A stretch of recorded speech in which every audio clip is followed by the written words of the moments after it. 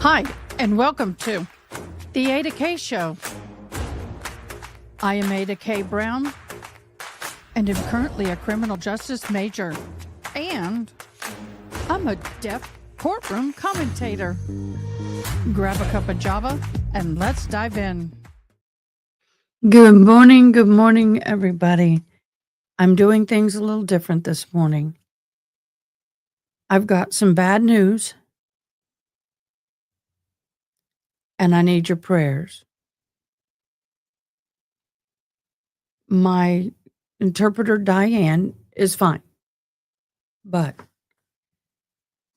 her sister is not, and I am very close to both of them. Her sister's name is Margie, and she had a massive heart attack last night. She passed on the table, and they revived her. It is so bad they had to put a artificial pump in her body to keep her alive. Right now, she is in critical as condition that can be.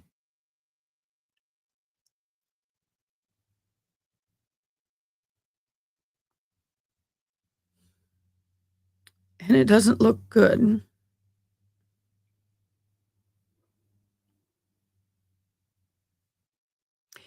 So prayers for Diane, because they have lived together for years. They are best friends. And this is a hard time for her. Hard for me. Hi, Evangeline. Hi, Tinkatude. Good morning, Yana. Ignore my comment, Yana, in Discord. I figured it out.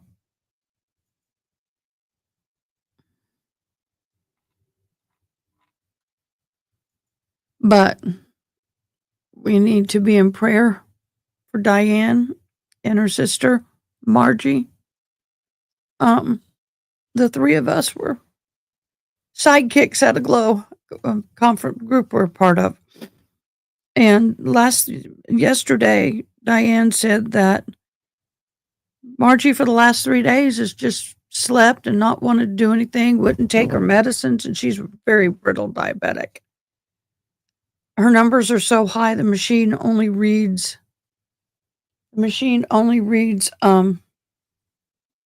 high. That means the numbers are over 600. Anybody knows anything about diabetics? Usually in 300, you're in a coma. So her numbers were over 600. The heart, if she survives, which I'm hopeful, but medically speaking, realistically, if she survives,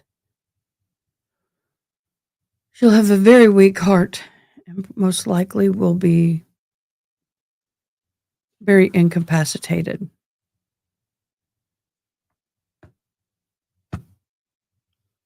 So with that, I will be sharing. We've got a lot of people who are normally here who are not here. And I will be sharing this throughout the day. I will be, depending on what happens in this trial today, I do have to be on the road by 1:30. I have to go to Austin. I'll either, depending on what happens here, take you with, or we will be on standby and I'll pop in when there is a verdict. That will be a decision I make later. Unfortunately, this happened about 1 a.m. last night, and not because of this, but other reasons. I have not had much sleep. So this is just going to be, we'll see where today goes. Okay. We are waiting right now for I didn't do the I liked. I got the thing set up, but I didn't actually do it. Because Diane and I have been on the phone just before I popped on. We will not have a bingo because we don't do bingos for jury closing arguments and all that. So everybody share, like, and subscribe. I apologize. This news has hit me hard. Actually, I just found out this news like 10 minutes before going live.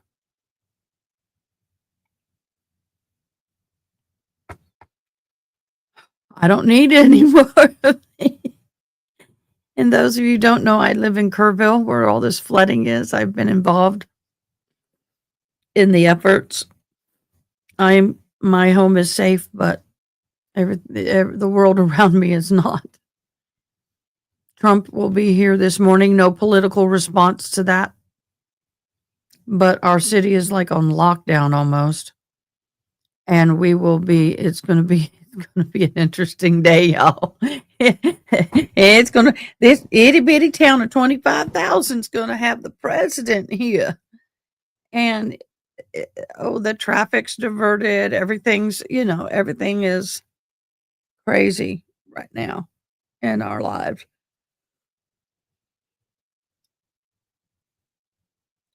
What's my 3? I have 1 and 2, the flood and her. What's the 3, Tinkitude?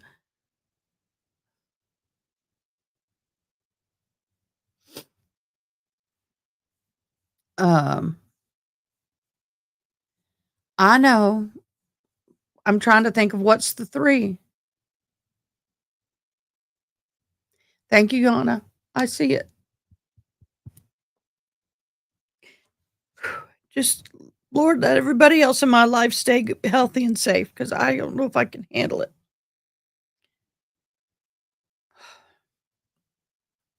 Diane is like a sister to me. Not like Tracy was. Tracy was my sister and all that, but I'm very close to Diane and them and Margie. Very close to them. And they're in South Carolina, and I can't be there for Diane physically.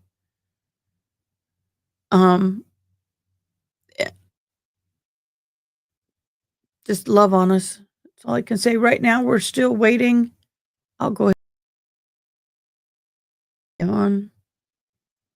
We're waiting. Excuse me. For the trial,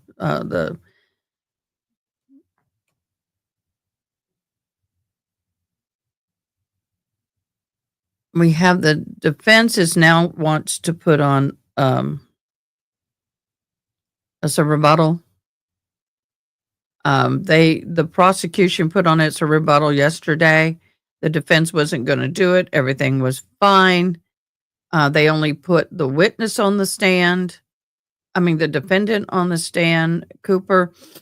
And then all of a sudden now they want a rebuttal, which to me is like, why do you want a rebuttal? I don't understand after that. I'm surprised the judge is allowing it. They've had their chance. They told them, no, we don't have a rebuttal. The defense was rested. I know. One sunny day, that is one beautiful wooden carved clock at the top of a doorway entering or exiting the courtroom. It's a part of the whole door frame. It's very ornate. It's gorgeous. Oh, I made my coffee. I haven't drank any. It's just one of these mornings. Not how you want to wake up in the morning, y'all. It is not how someone wants to wake up in the morning. I'm glad she's alive, so for now.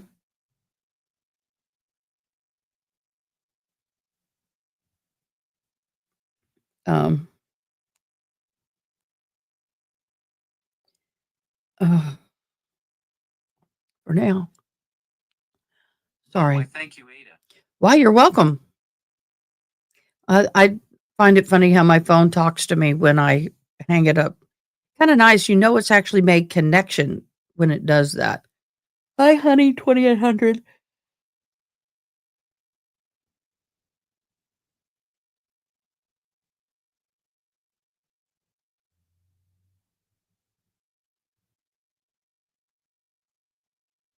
Who sent me that message?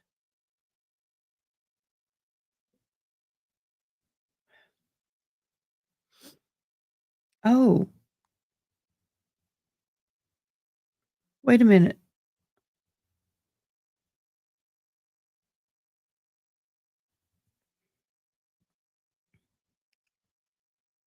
Um, any day this week, but not today.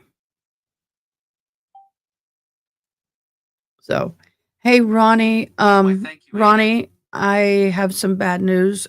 I'm very quiet this morning because, first of all, Diane is okay, but her sister Margie, who I'm close with too, had a massive heart attack this morning. And it's so bad that it blew a hole in her heart. She literally has a electronic pump in her body pumping for her heart. This is the gravest that it could be in this situation. Diane is at the course in ICU with her. The next 2 days are going to be very touch and go. Her survival rate is not very well, but we're believing in God and a miracle. And if she does survive, she'll have an extremely weak heart. I asked if they could do a heart transplant. That is something that they don't know yet. She also is a brittle diabetic, and I say brittle. I don't know if that's the word that they've used for her, but her numbers have hit over 600 before, and they were definitely over 600 this morning.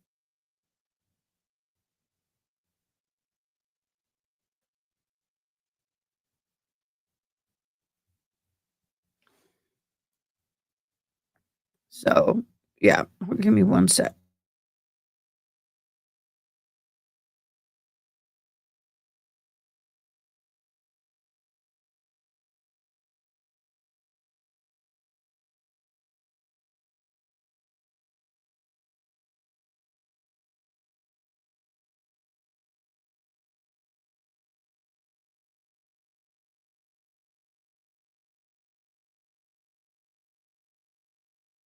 Sorry, that was the Texas Workforce Commission checking in on me about my home and everything. So,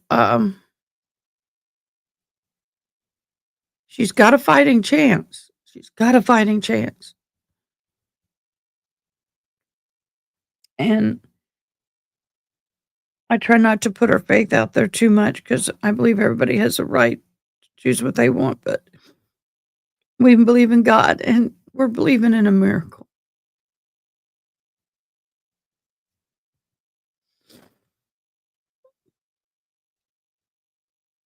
Sorry, guys, this has been a hard week. Yesterday, my son has not been out in this, he's just gone from home to the business. And I drove him around to show him the disaster and a lot of cleanup has happened as far as the roads and things like that. We're coming up on a week. Well, we are at a week. We're at a week since this disaster happened in Kerrville.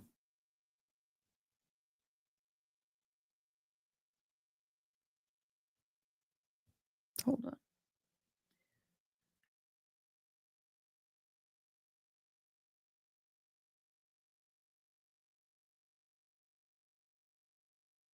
So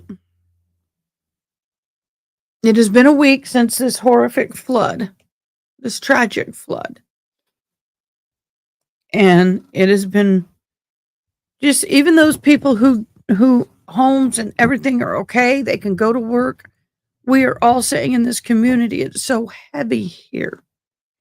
Last night, I was over by the river and there's a place, there's another dam where the water plant is, and there's a dam. That's this one of 3 dams. We got the Ingram Dam, that dam, and then we've got the one on Louis Hayes Park. And if you go down the slope, they built a beautiful playground for the kids. And they just replaced all the playground equipment, made a brand new one. 90% of the equipment's there. It's damaged, but it's there. But then you have the dam that's up here. And along the banks of the river where the dam is, over the years, the water has washed, when we've had floods, little caves into the side of the river. Some is deep that they go underneath the road work there, the road itself. And homeless people have been known to stay in those caves. Some of them are only like 3 or 4 feet high, but they're about 10 by 8 or something like that, where they can shimmy in there, put their sleeping bag, pull their stuff up in there, and go to sleep. And we know they do this.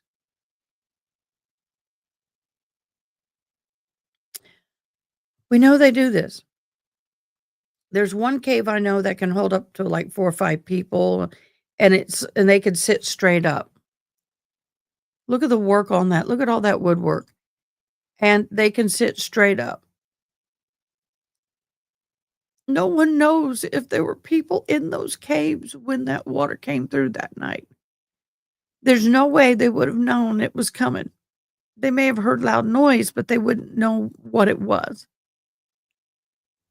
How many we've got people that are homeless that we see around town. And we don't have a ton of homeless. We're very small on that. So we know who our homeless are sometimes. We know some of us. I mean, not everybody, but. And there's a couple of them that used to always be at IHOP or always be at certain places. And we haven't seen them since the flood. Those people are not in the count of 161 people. Those people are not in the count at all. We still have 4 girls missing, and well, up to this morning. I don't know what the numbers are this morning, but last night, 4 of the girls and 1 counselor still missing from Camp Mystic, and 160. They did identify one, I know, of the 161.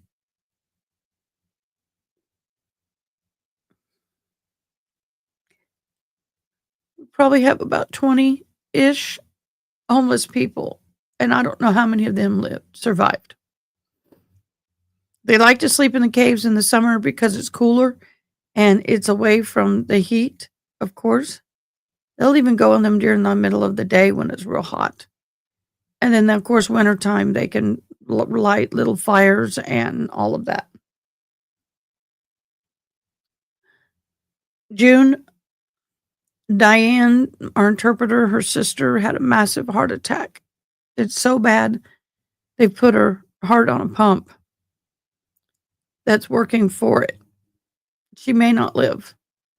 We're believing that God will provide a miracle, but I'm emotional because I'm close to both of them.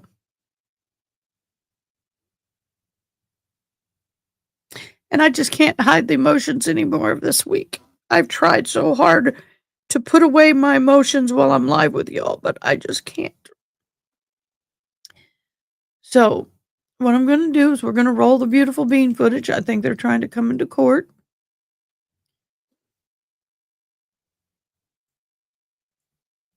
That clock is gorgeous, y'all.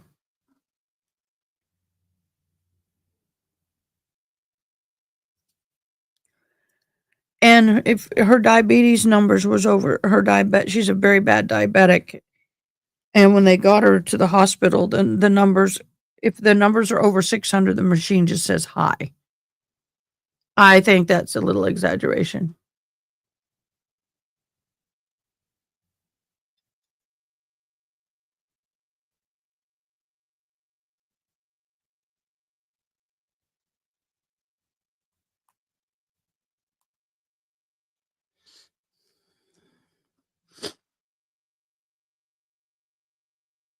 Anyway, I'm sorry it's such a downer, but this is life. And on my channel, I share life.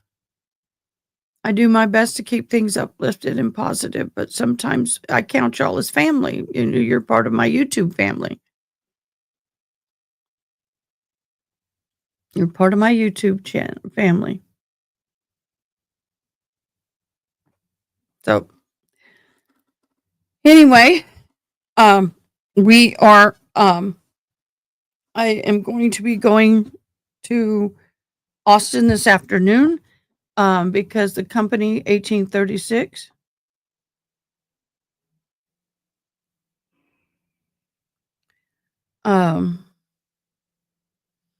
is the one that's donated the money, and I'm going to go and be with them.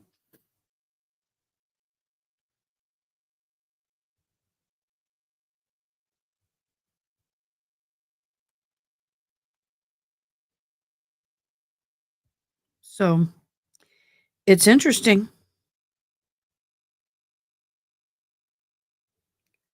It's an interesting. Thank you, Ada. I forgot it startled me. On the thing with the 1836, that company is so sweet and so kind. So I'm going to be going over there. I'm going to be with them late this afternoon. Visit with them about what's going on and their donation. But I've been meaning to go visit them anyway in person for quite a while. And so I'm going to go do that. I need to get away. I need a mental health afternoon. And even more so now, my prayers. Thank you, Sean. You know what, guys? I know y'all have blessed us mightily with your donations towards the relief fund, but she's going to need some help too.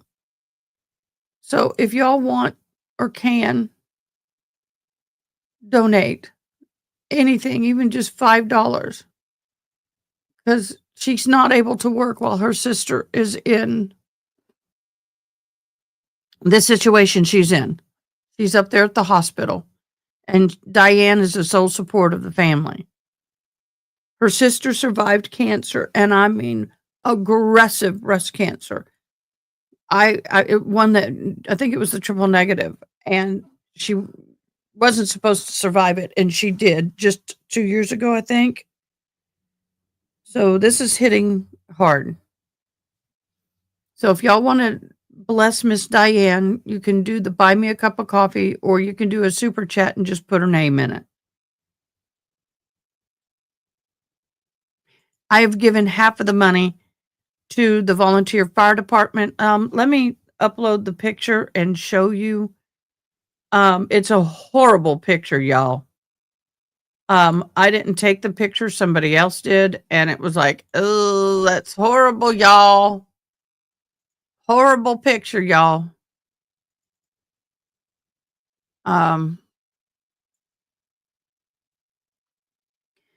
So half of the money we have donated to the volunteer fire department. The other half of the money I will be giving, let me share whole screen, hold on.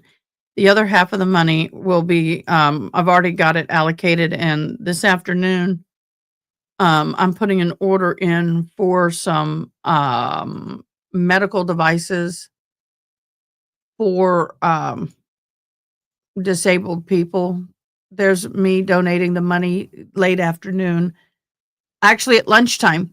At lunchtime is when I ran to do this. So here it is, me handing them the money. That was $500 that we handed to them. We'll just blow it up like that. This is the department that lost everything. Now, what you see in the background are table and chairs that were brought to them by a church to use. They have some coolers that they themselves brought. The shelf here, all of this that you see in here was given to them, but they still don't have their own equipment. What you don't see is they have tables set up. It's a distribution center for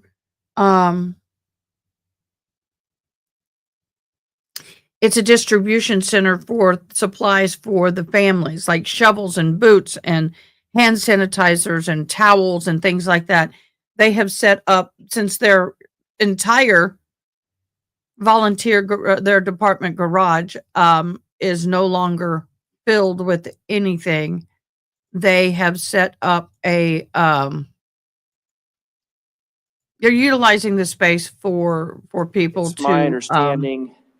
come and pick up supplies. So it is turned into a cleaning supply drop off and pickup for the community. Okay, let's go into day 7. That at this point, the defense has an additional witness to call. Is that correct, Ms. Watt? Yes, Your Honor. All right, you may call your witness. All right. Okay, here's where I'm a little bugged out by this. The case rested, the defense rested, then the state came in and did their case in chief. Now they want to go, let's back up, Your Honor. We want to bring somebody else now. We're in that stage right now. Defense calls Chris Lyon. Hi, everybody. Welcome thank you for joining. I was hoping they bring Good morning, in Mr. Lyons. Hunter. Come up and have a seat to my far left, if you would. Guys, I'm not going to be putting up all the stuff today. I just don't have the ability. Sorry. This is where we are. And turn on that microphone if you can there at the bottom and adjust it however you'd like. There you go, sir. I'm going to go ahead and swear you in. If you please raise your right hand. Mr. Lyons, do you swear or affirm, sir, that the testimony you'll be giving in these proceedings will be the truth? I do. And for the record, sir, can you please provide us with both your first and last names and spell them? Christopher, Kristofer, Lyon, Lyon. Ms. Watt, whenever you're ready. Thank you. Mr. Lyon, how are you employed? I work as a investigator for the Public Defender's Office, and I'm also a digital forensics examiner for a consulting firm. Can you tell me about your training and experience that gives you the ability to do the digital forensic analysis? Sure. I started out with kind of the proprietary training, like with the companies that make software. No, sorry.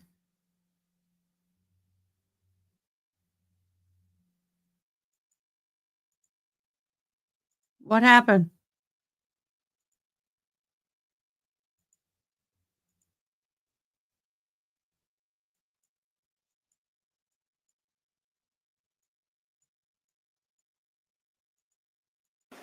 Guarantees, but I will try.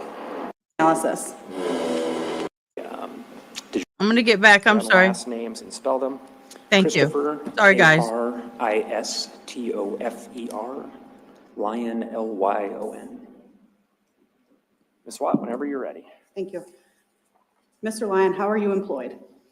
I work as a investigator for the Public Defender's Office, and I'm also a digital forensics examiner for a consulting firm. Can you tell me about your training and experience that gives you the ability to do the digital forensic analysis? Sure. I started out with kind of the proprietary training, like with the companies that make software for digital forensics.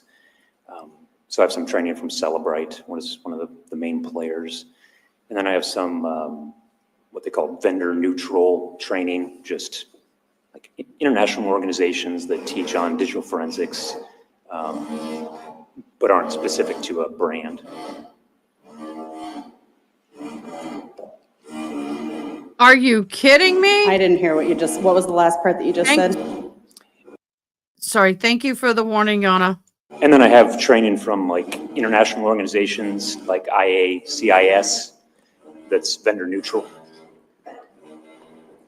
And how long have you been doing this forensic analysis? Hold on a second. Can you folks hear? All right.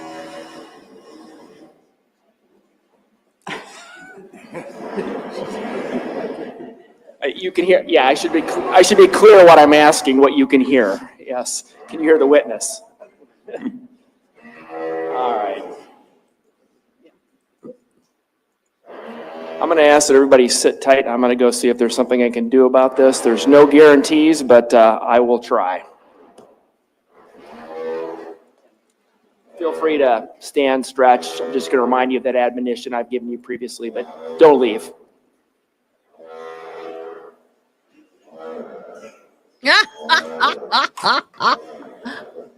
Oh, wow. Well, guess we're just waiting for the judge to come back. Oh my gosh, y'all. Thank you for the warning on that. Yana, that was a good catch. Thank you, because I would have jumped out of my skin had I not known that was coming. Good morning, everybody. Thank you for joining. Years. What law enforcement agency did you work for? I worked for two.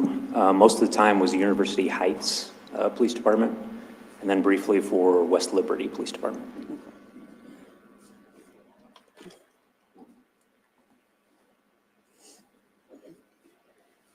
Did you review phone data in this case?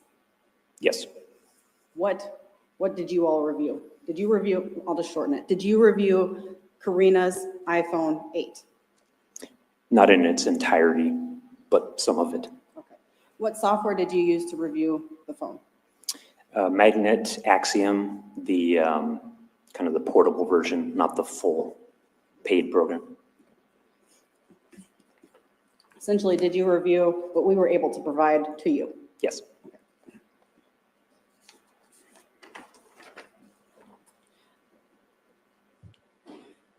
Do you have a guess as to how many phones or information from phones you have reviewed in your career? I don't keep a tally, probably 100 more now. Okay. Have you ever, in reviewing phones, have you had seen or noticed any signs of data loss? Yes. Tell us what data loss is. So I guess it depends in what context we're talking. Mobile devices, we like to think we can download them and just get everything exactly as they are, everything on the phone. But to download devices, they're essentially hacks. Someone at some point kind of had to figure out a flaw in the phone to be able to hack into iPhones and download the data. So these companies use exploits or these kind of hacks to gain access to a phone. Apple doesn't tell these providers, these vendors, how to access all the data on the phone. So we kind of have to figure it out, and it's not a perfect science. Okay. Is it the same case with Snapchat then?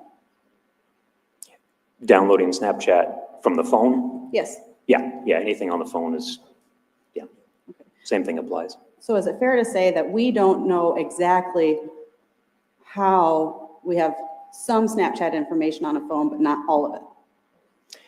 Right, there could be a lot of different reasons. Data in general could be missing. It might have been on the phone, but the software like Celebrate wasn't able to pull everything precisely as it was on the phone. Databases on phones, just the method for storing information clears things out when they're removed. It does things for space saving. It optimizes memory, so things kind of move around a lot. So, may I approach her? You may.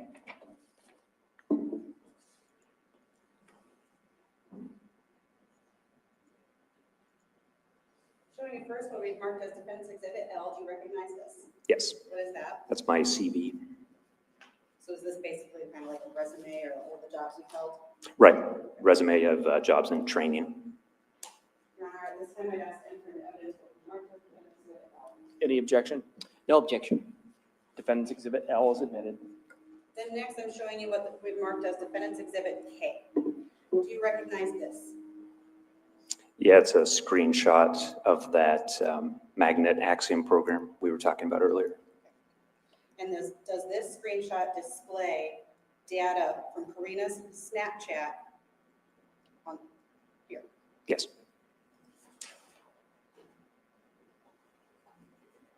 Your Honor, I would ask to enter into evidence what marked as Defendant's Exhibit K. Any objection to K? No. Defendant's Exhibit K is admitted. And permission to publish K, please. You may. Are we, which? This one. Okay.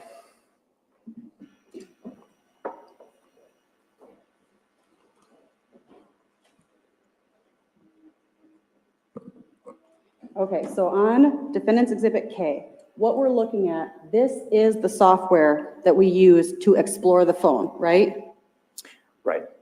And so this is a screen capture from what would be shown if we look at the Snapchat messages that were remaining housed on Karina's phone. Yes. Okay. Because it says here that there are 2,409 messages, right? Right. And we've got some highlighted.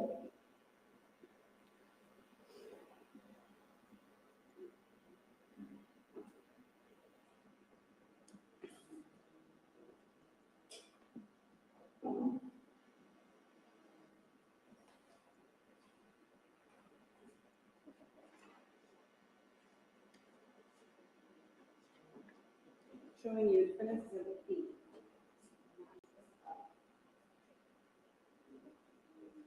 So starting here in the middle, do what we see on the screen, the content of those messages, does it match these?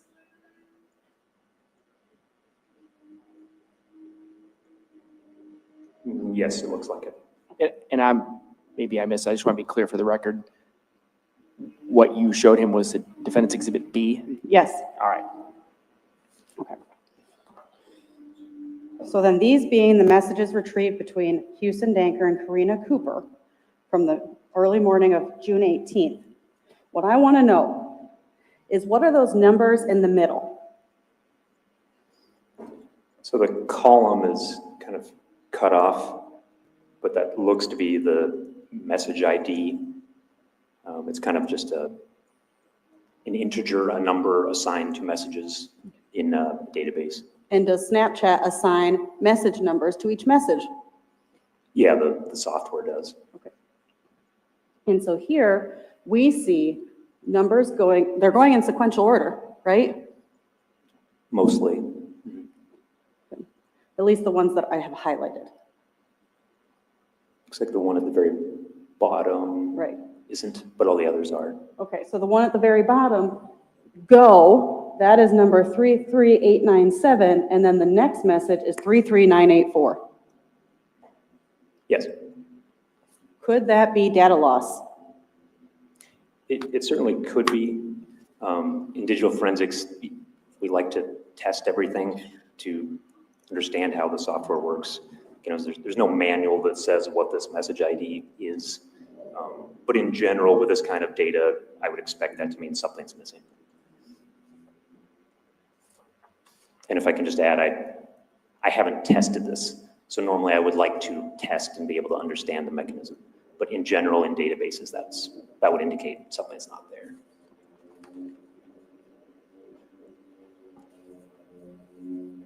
I do not have any other questions, thank you. Mr. Kodiaga, any questions? Yes, and if you can just keep that up, Your Honor. Okay. Thank you. You just said you've not tested this, correct? Correct. So what you're testifying to this jury is something that you have not tested, you have no idea what it means, correct? I wouldn't say I have no idea. I can understand the general principle of how it works in databases, but I haven't tested it for Snapchat. You don't understand the mechanism, do you? I understand the general principle of how databases work, taken training on that. But again, I don't know, I don't work for Snapchat, I haven't tested this precise mechanism. Do you know that when sufficient time passes at Snapchat, the numbers keep adding up? So if a minute passes, the numbers will add up if there's no message at that point. That could be true. I don't know it to be true. Okay. And and as you said, you talked about data loss earlier on. Does data loss happen sometimes because someone deletes incriminating evidence? Of course. I have no further questions for this witness. Anything further, Ms. Watt? No, thank you. All right, thank you, Mr. Lyon. You may step down. What was the purpose in that witness?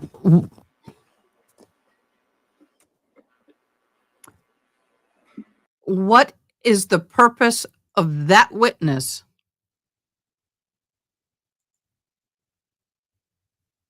Why? That didn't help you. Ms. Watt, any further rebuttal from the defendant? No, Your Honor. Any further witnesses for the state? No, Your Honor, the state rests. All right. So now we're back to where I told you I thought we were at some point yesterday. What we're going to do at this point, ladies and gentlemen, is we're going to go straight to me reading you the jury instructions, or at least most of the jury instructions. Aaron, if you want to pass out, we're going to provide you each with your own individual copy of the jury instructions so you can follow through. While he's doing that, I'm going to pop something up. Don't get mad. Oh, wait a minute. I got to wait. Never mind. We made a record on jury instructions before we finished all the evidence. I don't believe anything has changed, but I just want to confirm that neither party needs any additional record related to jury instructions. Mr. Kodiaga, any additional record from the state? No, Your Honor. Any additional record from the defendant, Ms. Swat? No, Your Honor. All right. So, ladies and gentlemen, the other thing you'll notice is that once I start reading these jury instructions, Colleen here is going to stop typing. That's not because they're not important. It's because we already have a record of what's being said. It's here in print. So I'm going to read these. She doesn't need to type essentially what I'm reading. So That is the first time I have ever seen a judge do that. That's a first for me that I've ever seen a judge do that. Also, I need to announce something for tonight. We are having a movie night, the movie The Guardian. It is an amazing movie, y'all. I watched it, maybe not the best of times for me to watch it, but I watched it last night and I thought, you know what? We need a movie night. So this was suggested by one of our lovely mods, and we will be doing this tonight at 8 o'clock Central Standard Time. I didn't put that on there, my bad. I think I got it everywhere I needed to, Yana, in Discord. If not, please move it around as that needed. explains that. Just wanted to let you know so you didn't think there was any significance to that. So Yeah. with that, ladies and gentlemen, I'm going to start with the jury instructions. I got my Members of lollipop the for jury. this. Put on my glasses. The trial information in this case accuses the defendant of the crime of murder in the first degree in violation of Iowa Code Sections 707.1 and 707.2, Parent 1. Included within the charge of murder in the first degree are the lesser and included offenses of murder in the second degree and involuntary manslaughter. To these charges, the defendant has entered a plea of not guilty. Upon the issues thus made, you're instructed as follows. Instruction number 1.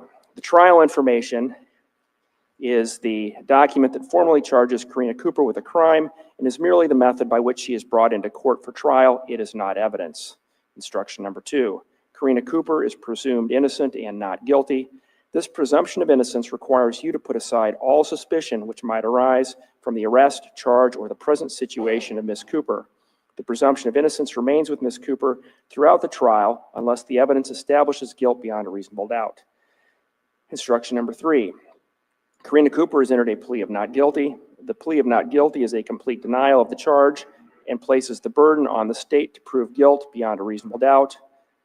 And just an update on the noise, I was informed they need approximately 10-15 minutes and then they're done. I'm going to keep going with this while we're doing that. All right. The plea of not guilty is a complete denial of the charge and places the burden on the state to prove guilt beyond a reasonable doubt. Whenever I instruct you, the state must prove something. It must be by evidence beyond a reasonable doubt. If the state does not prove Karina Cooper guilty beyond a reasonable doubt, your verdict must be not guilty. Instruction number 4. The burden is on the state to prove Karina Cooper guilty beyond a reasonable doubt. A reasonable doubt is one that fairly and naturally arises from the evidence or lack of evidence produced by the state. A reasonable doubt is a doubt based upon reason and common sense, and not the mere possibility of innocence. Proof beyond a reasonable doubt does not mean proof beyond all doubt. If, after a full and fair consideration of all the evidence, you are firmly convinced of defendant's guilt, then you have no reasonable doubt and you should find defendant guilty. But if after a full and fair consideration of all the evidence Okay, Your Honor, you can stop there. She's guilty. or lack of evidence produced by the state, you are not firmly convinced of defendant's guilt, then you have a reasonable doubt and you should find defendant not guilty. Instruction number 5. If there is a reasonable doubt as to the degree of the crime, Karina Cooper shall only be convicted of the degree for which there is no reasonable doubt. Instruction number 6. You shall base your verdict only upon the evidence and these instructions. Evidence is testimony in person or by deposition. 2, exhibits received by the court. You may examine the exhibits closely, but be careful not to alter or destroy them. 3, stipulations, which are agreements between the attorneys. Facts may be proved by direct evidence, circumstantial evidence, or a combination of both. Sometimes during a trial, references are made to pretrial statements and reports, witnesses' depositions, or other miscellaneous items. Only those things formally offered and received by the court are available to you during your deliberations. Documents or items read from or referred to, which were not offered and received into evidence, are not available to you.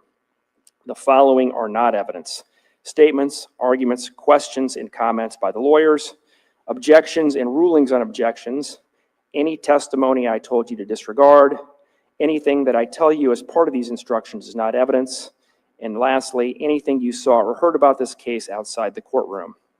Instruction number 7. In considering the evidence, make deductions and reach conclusions according to reason and common sense.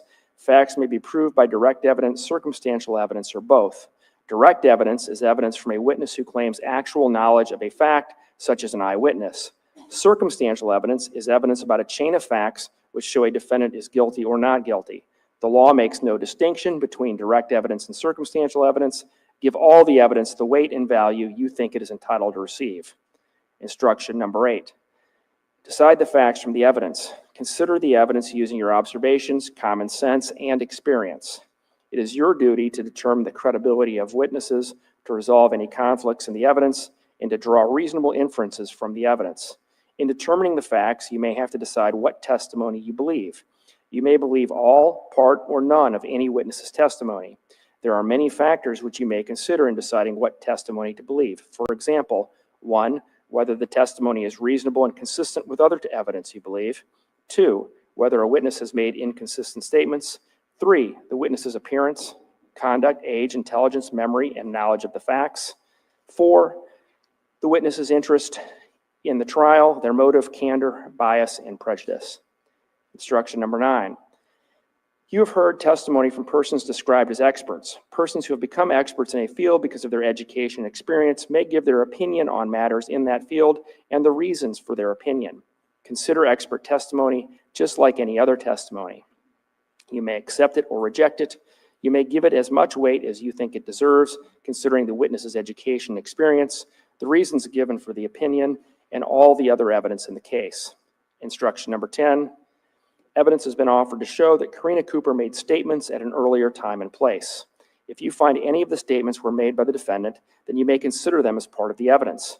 Statements and questions by law enforcement during interviews of Karina Cooper are not evidence and may only be considered by you as context for Ms. Cooper's answers. You may also use the statements to help you decide if you believe Karina Cooper. You may disregard all or any part of her testimony if you find the statements were made and were inconsistent with her testimony given at trial, but you are not required to do so. Do not disregard Karina Cooper's testimony if other evidence supports it or if you believe it for any other reason. Instruction number 11. To commit a crime, a person must intend to do an act which is against the law. While it is not necessary that the person knows the act is against the law, it is necessary that the person was aware he was doing the act and he did it voluntarily, not by mistake or accident. You may, but are not required to conclude a person intends the natural results of his acts. Instruction number 12. The state must prove all of the following elements of the crime of murder in the first degree. 1, on or about June 18th, 2021, Karina Cooper shot Ryan Cooper or aided and abetted Houston Danker in shooting Ryan Cooper. 2, Ryan Cooper died as a result of being shot. 3, Karina Cooper individually or Houston Danker aided and abetted by Karina Cooper acted with malice aforethought. 4, Karina Cooper individually or Houston Danker aided and abetted by Karina Cooper acted willfully, deliberately, premeditatedly, and with the specific intent to kill Ryan Cooper. If the state has proved all these elements, Karina Cooper is guilty of murder in the first degree. But if you find the state has failed to prove one or more of the elements, then you shall find Karina Cooper not guilty of murder in the first degree and proceed to determine whether Karina Cooper is guilty of murder in the second degree as defined in instruction number 13. Instruction number 13. The state must prove all of the following elements of the crime of murder in the second degree. 1, on or about June 18th, 2021, Karina Cooper shot Ryan Cooper or aided and abetted Houston Danker in shooting Ryan Cooper.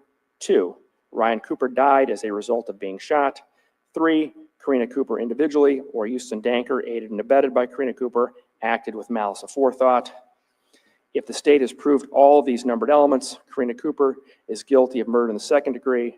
But if you find the state has failed to prove one or more of the elements, then you shall find Karina Cooper not guilty of murder in the second degree and proceed to determine whether Karina Cooper is guilty of involuntary manslaughter as defined in instruction number 15.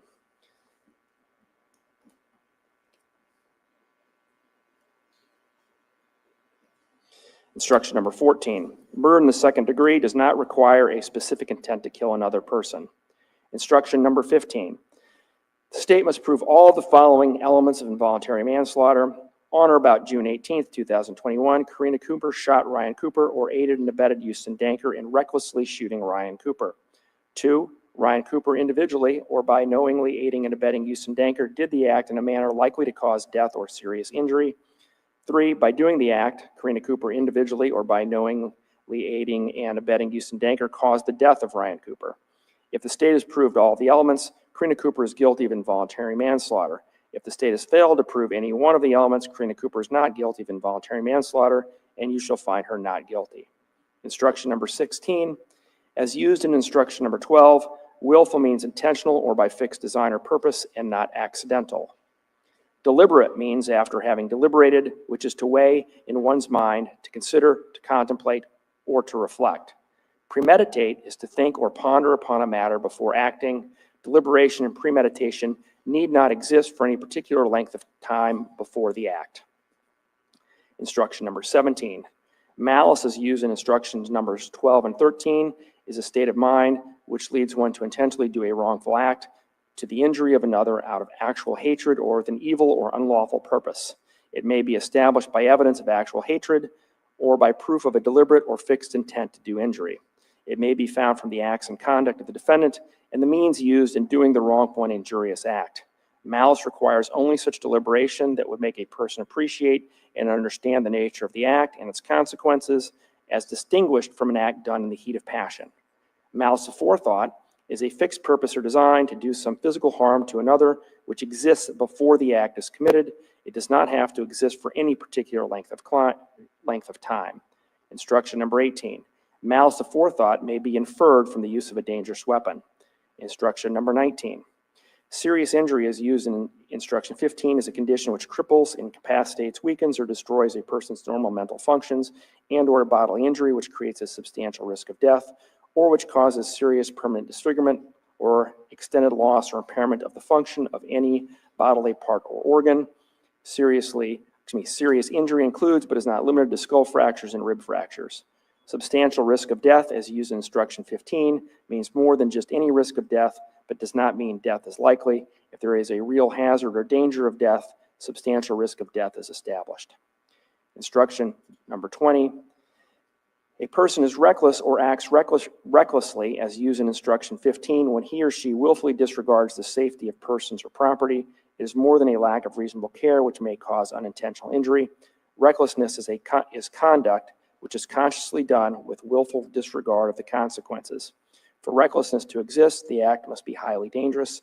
In addition, the danger must be so obvious that the actor knows or should reasonably foresee that harm will more likely than not result from the act.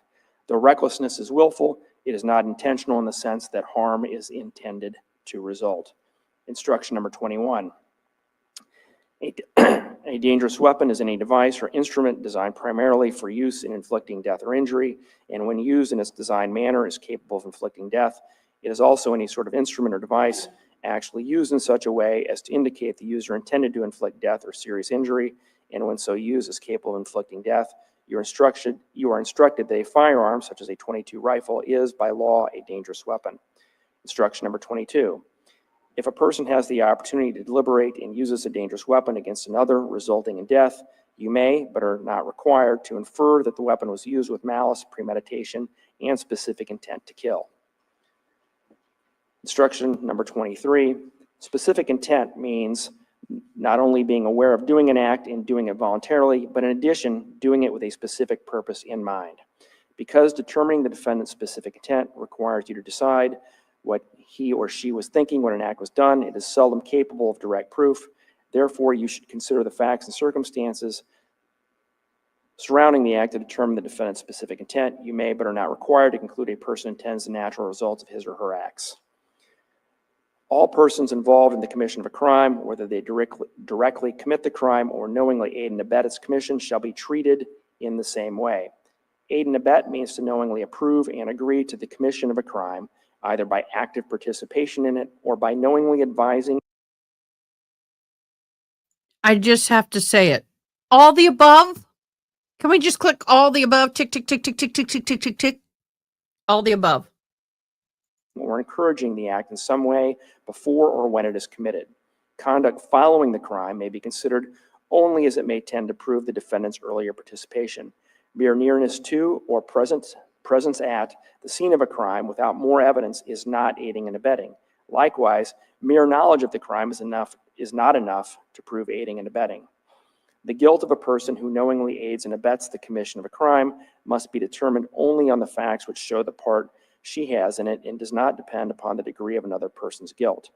If you find the state has proved the defendant directly committed the crime or knowingly aided and abetted other persons in commission of the crime, then the defendant is guilty of the crime charged. Murder in the first degree, as contained in instruction number 12, requires a specific intent. Therefore, before you can find that Karina Cooper aided and abetted the commission of the crime of murder in the first degree, the state must prove that either Karina Cooper had such specific intent or aided and abetted with the knowledge the others who directly committed the crime had such specific intent. If Karina Cooper did not have the specific intent or knowledge the others had such specific intent, she is not guilty. Instruction number 25, for the defendant to have knowledge of something means she has conscious awareness of it. Instruction number 26, you must determine whether Karina Cooper is guilty or not guilty from the evidence and the law in these instructions. You must consider all of the instructions together. No one instruction includes all of the applicable law. You must consider the evidence. Do not be influenced by any personal, as you consider the evidence, do not be influenced by any personal sympathy, bias, prejudices, or emotions. It is common to have hidden or implicit thoughts that help us form our opinions. You are making very important decisions in this case. You must evaluate the evidence carefully. You must avoid decisions based on things such as generalizations, gut feelings, prejudices, fears, sympathies, stereotypes, or inward or outward biases. The law demands that you return a just verdict based solely on the evidence, your reason and common sense, and these instructions. As jurors, your sole duty is to find the truth and do justice. I'm going to stop there, and I will finish with the rest of the jury instructions once we finish with closing arguments. And I guess, counsel, do we need a few minutes, or are we ready to go? Either way is fine. If we could just take 5 minutes. Okay. Well, we'll take 10. So we'll take approximately a 10-minute break, or as long. Okay, guys. Yana asked for it. I delivered the poll, and instantly 6 of you went guilty. I've never had a poll hit that fast in my life. We've got a lot of you watching today, so please vote in the poll. Let's see what happens on that end. Oh my gosh, that was so funny. If the heifer guilty. Yeah. I don't always share my what's the word I'm looking for?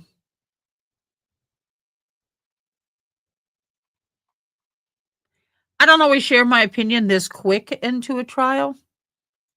But this time, y'all, she guilty as hell. I really don't like to call people heifers. And somebody I was dating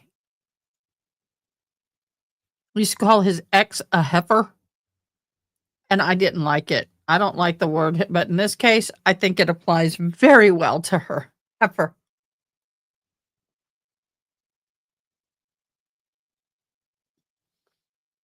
So, yeah. Mm-hmm.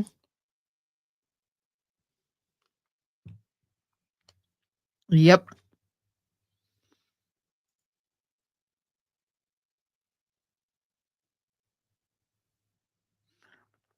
I did. Hey, that was a Yana.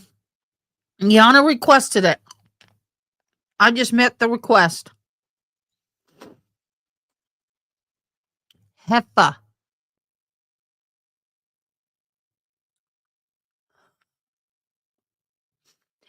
I told Heidi and Hamish to cover their ears.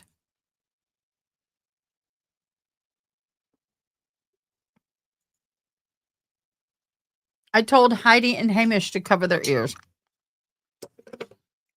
My lollipop lost its stick. My comfort pop. Okay, there's a bunch of you who are hopping on that haven't been on. Very emotional morning. I woke up to a 911 call from Diane, our interpreter.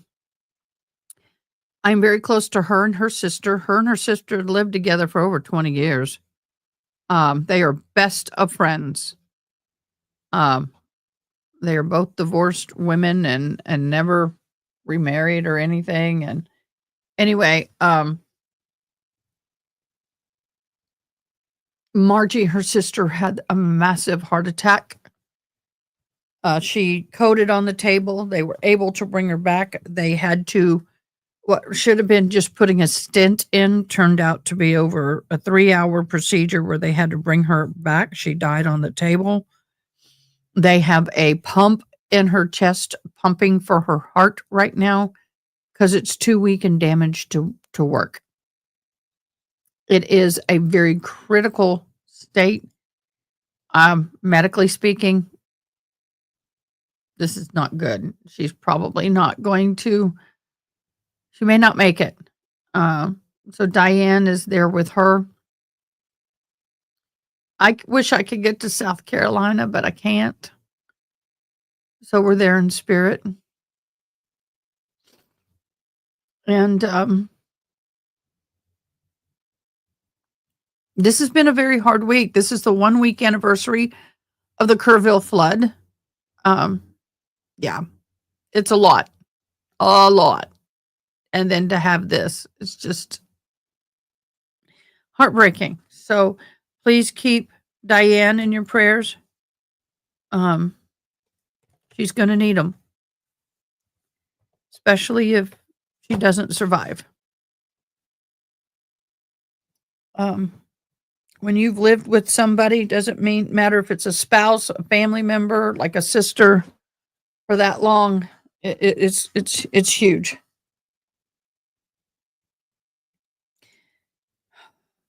Thank you, but I just need to keep y'all updated and request that y'all keep them in your prayers. Well, you're caught up to court. We're in a short break while they get their stuff together for closing arguments. Yeah, and I wonder. I have to be out of here at 1:30. I have a 2.5-hour drive to Austin to do today. I hope to be back in time at 8:00. We are having a movie night. Guys, I hope y'all can join me. I would love for you guys to join me. I mean, I've done them before, but I'd love to have a lot of you join me. We're going to be watching The Guardian at 8 p.m. Central Standard Time here on Discord. It's a really good movie. June turned me on to the movie. It's all of June's fault. Yawn. Are you yawning? Why, Chadwick, are you yawning? Yawning because we're waiting for court?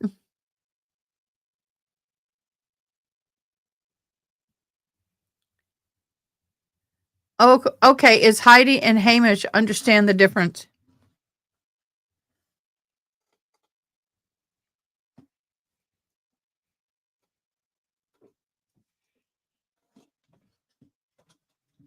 I never wear shorts. I'm in shorts.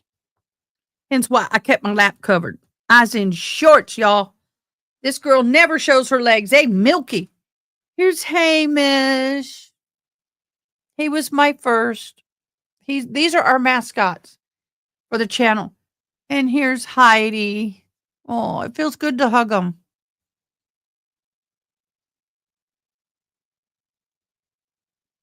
Thank you so much. Heidi and Hamish. Aren't they cute? Now I need to find a little beanie baby Highlander or something like that to make a baby. We'll have to figure out another H name. They need a baby. You know, they ready for a family. We need to add a family to Heidi and Hamish.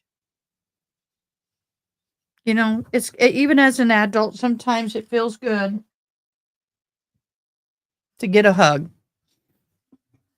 of a stuffed animal.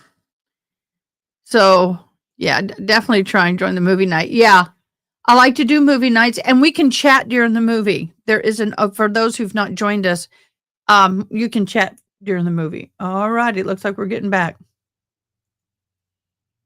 Getting back. Getting back.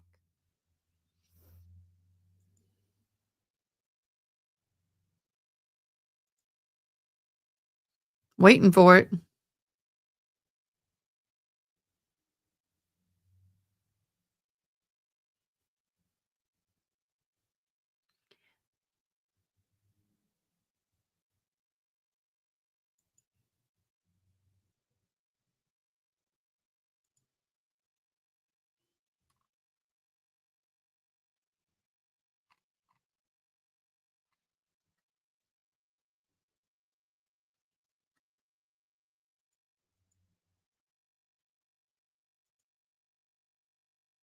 I know, honey. Find one for me.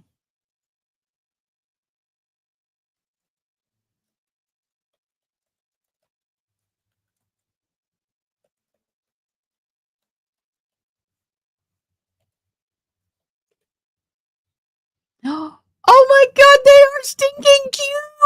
Look at these. Oh, look at this one. Oh my God, don't tell me they nurse. Oh my God, it's a pregnant cow that gives birth. Are you kidding me? Are you kidding me? They pop out of her belly. Oh my God. I'm adding that one to cart. Not that I'll get it. Oh my gosh. OMG. That is so stinking. Oh.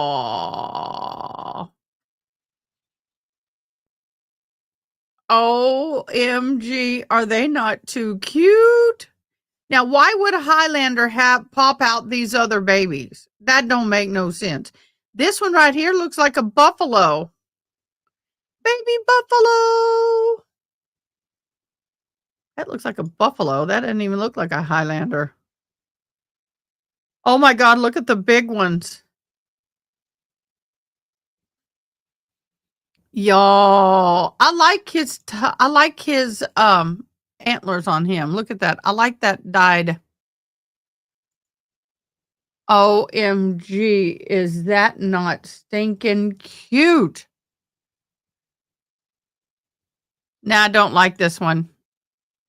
No, don't like that one.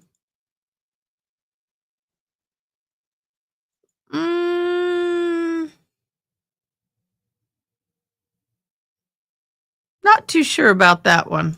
What are the eyes like on ours? No, I don't. I like the button eyes. Oh, they are so adorable. I don't like the horns on that one. Nope, not my cup of tea. I guess y'all are seeing this page with, let me make sure. Yep, y'all are seeing it. Oh, and now that's a lot of 12 Highlanders. That's a lot of them. Realistic? That's not realistic. Oh, look at the baby rocker. Now, if I have a grandchild, I'm buying this. I am down for this. I'm buying that if I get a grandchild.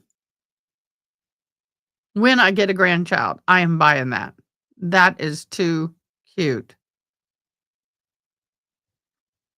I still can't believe the babies. That is hysterical.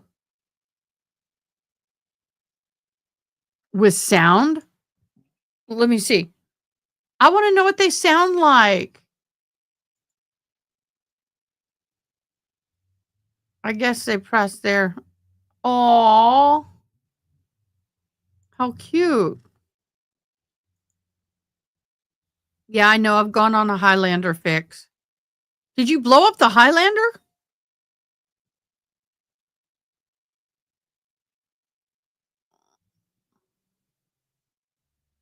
That thing weighs 3 pounds. It's a weighted Highlander.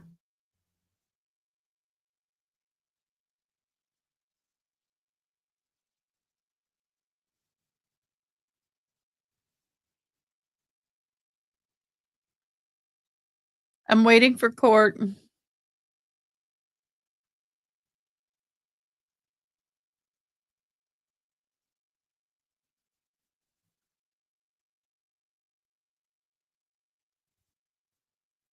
Back to court. All right. We've just had a short mid-morning break. We have our jurors, counsel, and parties present. Ladies and gentlemen, at this time, as I indicated, counsel for each side are going to have the opportunity to make closing arguments.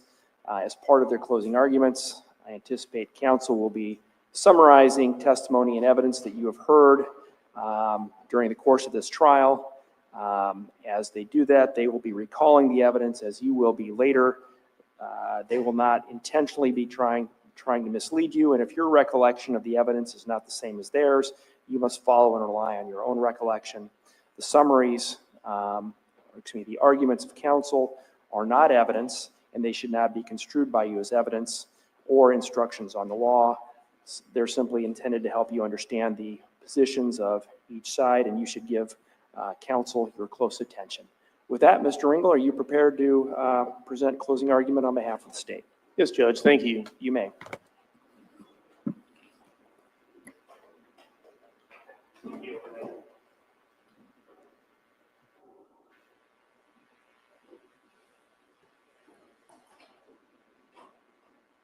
Ladies and gentlemen, this is exactly Great. He's not mic'd. And that hum is so loud. I'm going to try and gain it, but y'all tell me if the hum gets too loud on your end. But the more I gain it, the more it that hum will distort what he says. So let's see what I can do, but I don't know really. I don't know. Let's see what I can do. Houston Baker murdered Ryan Cooper, shooting in the face of her children right next door. Same house.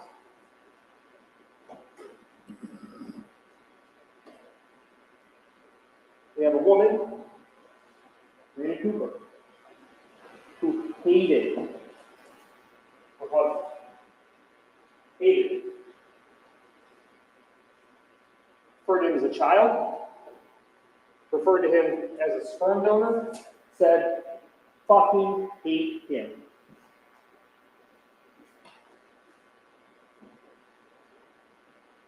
Her friends, who she described as family, who were emotional on the stand. What did they say? We heard her threaten Ryan many times.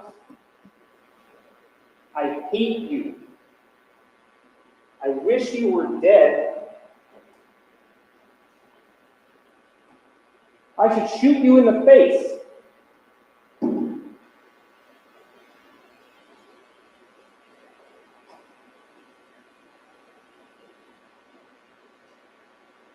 Ryan Cooper was shot twice in the face.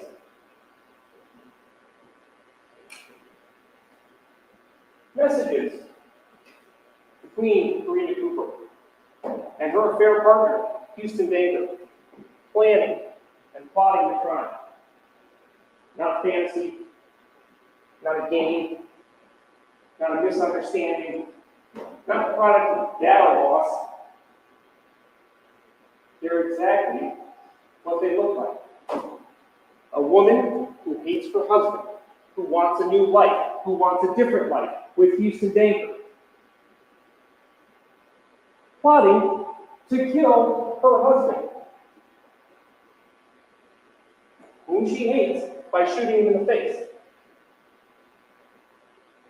And that's exactly what happened. Oh, by the way, she had no money. Brian made the financial decisions. She was unhappy with the fact that there were a lot of things she couldn't do. You saw the bank accounts. Some of them starting in the negative. Hundreds, combined thousands of dollars in overdraft fees. Not only does she get to be with her affair partner, Houston Danker,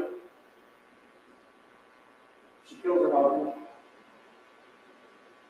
She also gets more than $600,000 from her, roughly $550,000 in insurance money. Another roughly, what did Michelle Wilson tell you, $100,000 from selling Ryan's stuff. Motive? It's exactly what it looks like. The messages mean exactly what you think they mean. She's guilty, and obviously guilty, of first-degree murder. The text messages or snaps in this case, they may be the smoking gun. They may be the most obvious evidence in this case. It's not the only evidence in this case, not by far. There's layer upon layer upon layer of evidence that indicates she's guilty of murdering her husband. We're going to go through that evidence. We're going to talk about it. We're going to go through the jury instructions. And we'll guide you during your deliberations to make sure that you understand how the law applies to the facts. They look complicated. They've been read to you. There's a lot of words in there. There's a lot of legal jargon. It's not complicated. It's actually pretty straightforward. This case is an easy one. Try to close. She's guilty beyond reasonable doubt.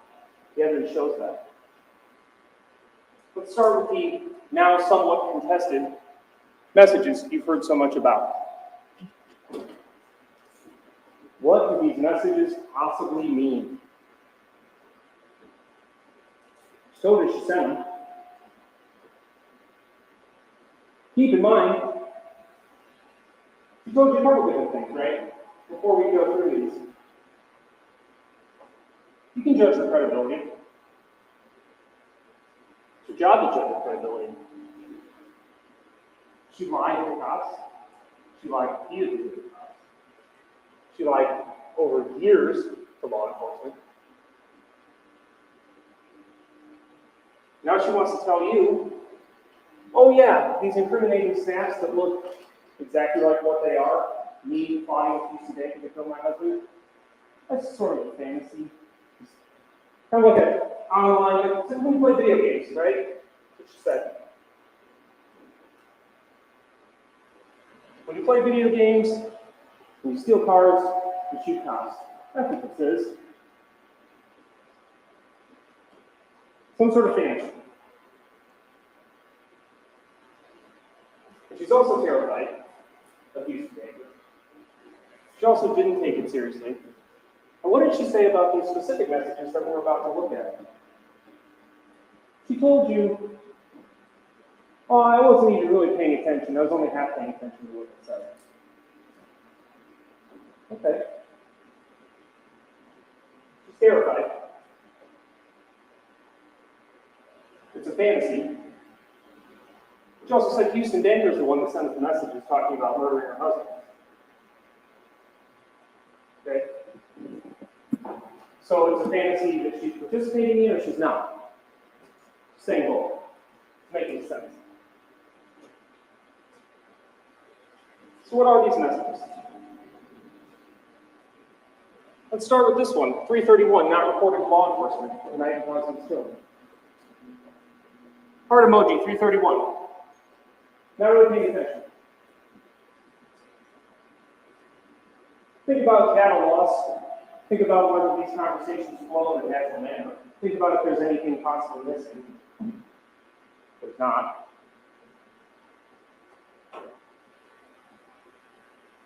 Okay, here we are. Heart emoji, 2 seconds later from Houston. Seriously, more than fucking life. You can look at the defense exhibit. Those are in sequential order based on the message IDs. We'll get to the fact that the message IDs don't really relate to sequential order. Their expert couldn't tell you that. You don't need all that to make a determination of whether this is in sequential order in this sense. Heart emoji, 2 seconds later, seriously more than fucking life. Karina says, forever. Not really pay attention to what hack read them. Doesn't really know what to say, I don't know. Oh, everything. Okay. Remember, she told law enforcement none of this, that she was asleep. More than anything. Okay, babe, phone's going down. Send me something after I leave your house to then wait for me to open it. Deal? She's not paying attention. So she said, deal. 8 seconds later. Seems like she's paying attention. She's directly responding to what he said. There's no mystery here. She can try to talk around it as much as she wants. Consult. Ridiculous. Deal. Aiding and abetting. Deal. 3 seconds later. Kiss emoji, not paying attention though. Didn't really read what's going on. Houston, remember those casings. Fucking remember those. No ifs, ands, or buts. She seems to be tracking the conversation pretty well.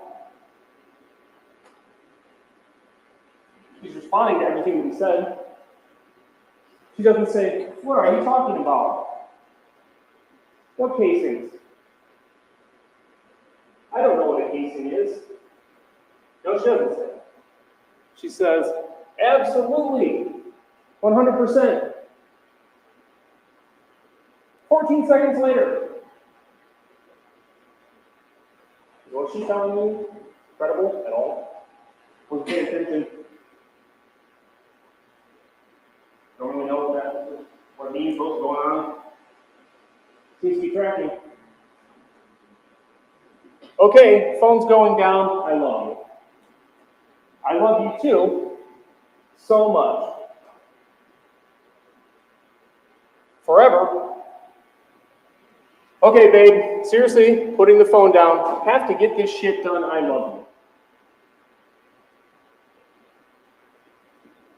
She doesn't say, what are you talking about? What does this mean? Because the plan to murder Ryan is already in place. All of the necessary conditions for this murder to happen are in place. Planned by Karina and Houston for months. This is the night it's going to go down. This is the night it's going to happen. She confirms, because she controls the scene, that everything that needs to be in place for this murder to happen is in place. You saw the searches. You know they did a ton of internet research. They thought they were going to commit the perfect crime.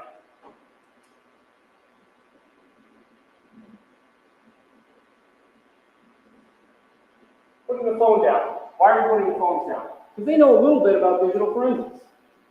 They know a little bit about location data. This is supposed to be some sort of convoluted alibi.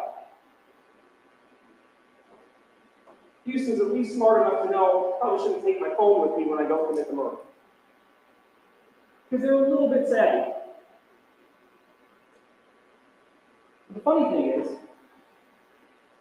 when you commit a murder, there's a lot of things you don't know. Investigators know them. Detectives know them. Forensic scientists know them.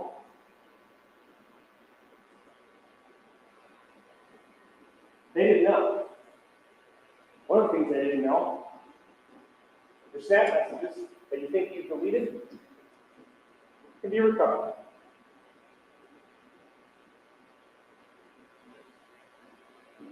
All the conditions are in place.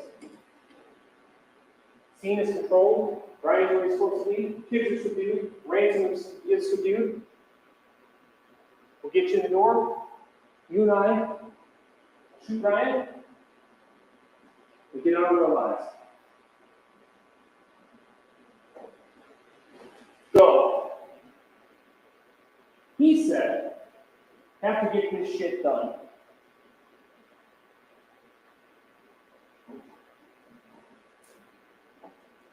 He said, what are you talking about? Consistent with their plan, she said, go. That is Ryan's death warrant. Signed by Karina. Then, yeah, just look up. Again, convoluted attempts at phone and data manipulation to throw off investigators. The same way that Karina, for years, sought to throw off the investigators. She can't tell anybody what happened to Ryan. Won't tell anybody what happened to Ryan. And whenever she opened her mouth to talk about it, If he would get on the microphone and not run around, they would not have to gain the microphone so loud that it gives feedback. Just stand still behind the freaking microphone. provable lies over and over again. She's guilty of murder in the first degree. How do we get there? What are the elements of murder in the first degree? On or about June 18th, 2021, Karina Cooper shot Ryan Cooper, or aided and abetted Houston Danker in shooting Ryan Cooper. State has to and has proven that beyond reasonable doubt.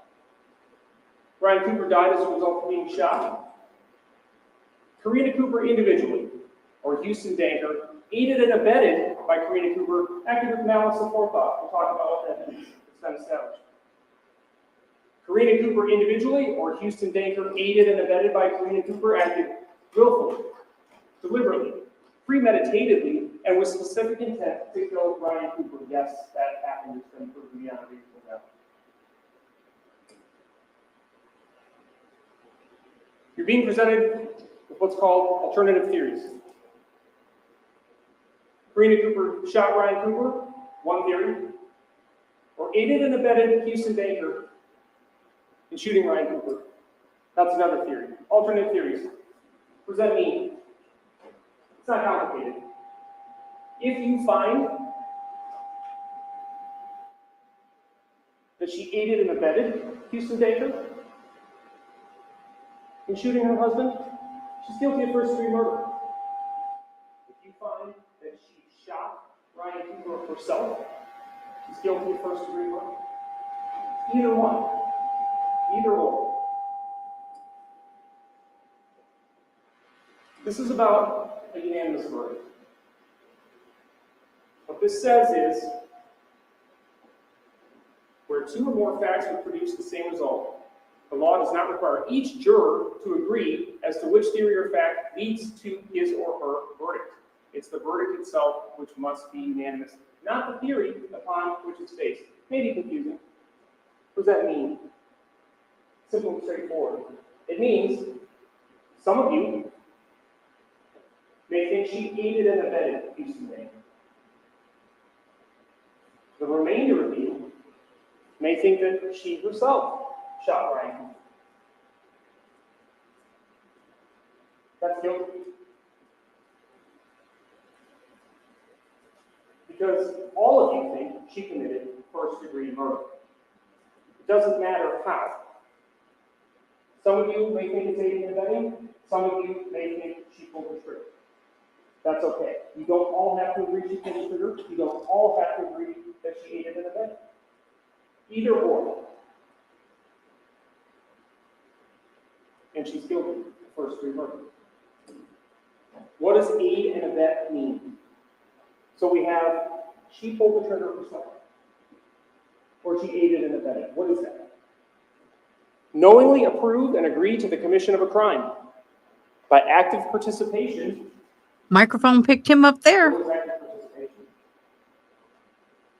Or by knowingly advising or encouraging the act in some way before or when it's committed.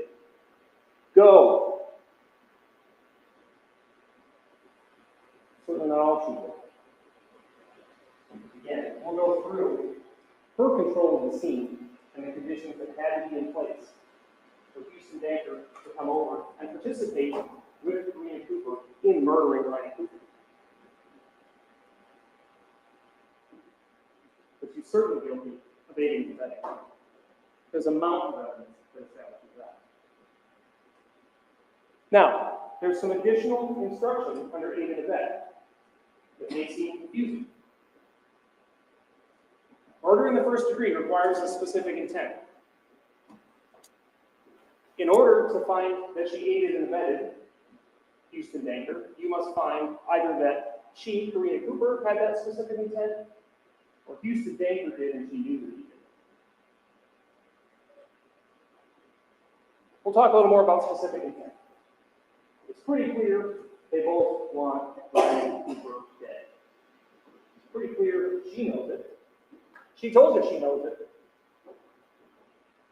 In her version of events, she's been hearing from Houston all the time about shell casings and how he wants to kill Ryan.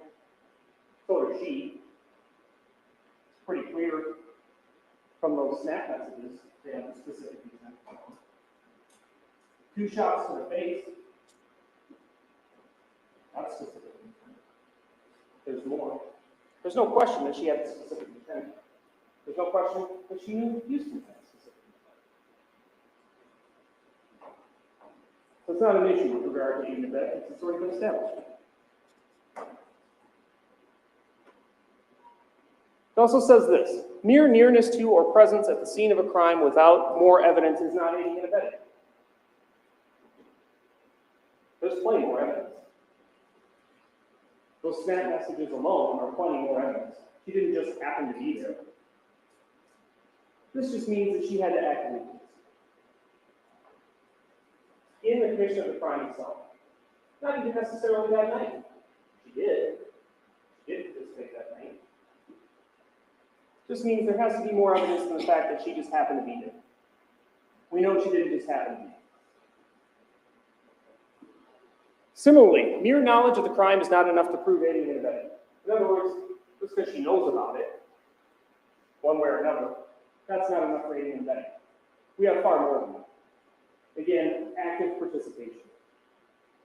Already established beyond a reasonable doubt. So, we go through the elements one at a time, talk about some of the evidence that establishes guilt beyond a reasonable doubt for each of those elements. Here are the elements again. Let's start with number 2. This one's easy.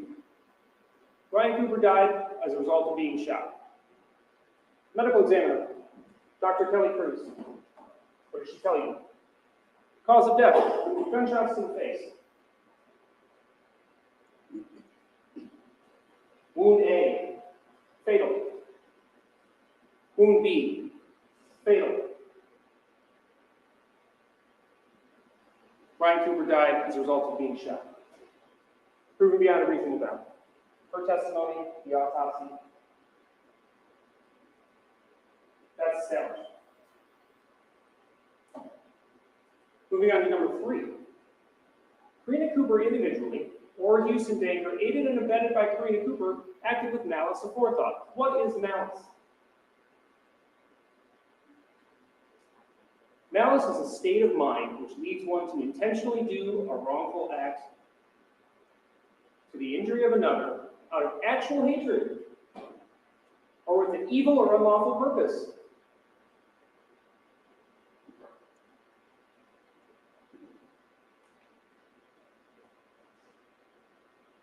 This is distinguished from an act done in the heat of passion.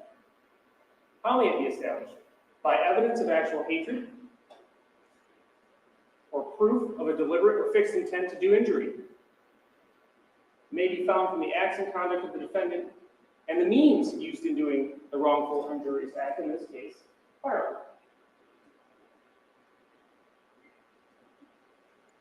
So were these acts born of actual hatred? Yeah. Malice also requires such deliberation that make a person appreciate and understand the nature of the act and its consequences. Again, as distinguished from act under the unpacks. Malice aforethought does not have to exist for any particular length of time. Malice and malice aforethought may be inferred from the use of a dangerous weapon. Everything that we just read, everything that it said, you can infer by the fact that a dangerous weapon was used. And you received an instruction. A .22 rifle, by law, is a dangerous weapon. That's the weapon that killed Karina Cooper. So malice and malice aforethought are already established by the fact they shot him in the face with a .22 rifle. You don't have to think about anything else with regard to malice and malice aforethought. It's already established. When you shoot someone in the face with a .22 rifle, malice aforethought can be inferred. There's more evidence of malice in this case.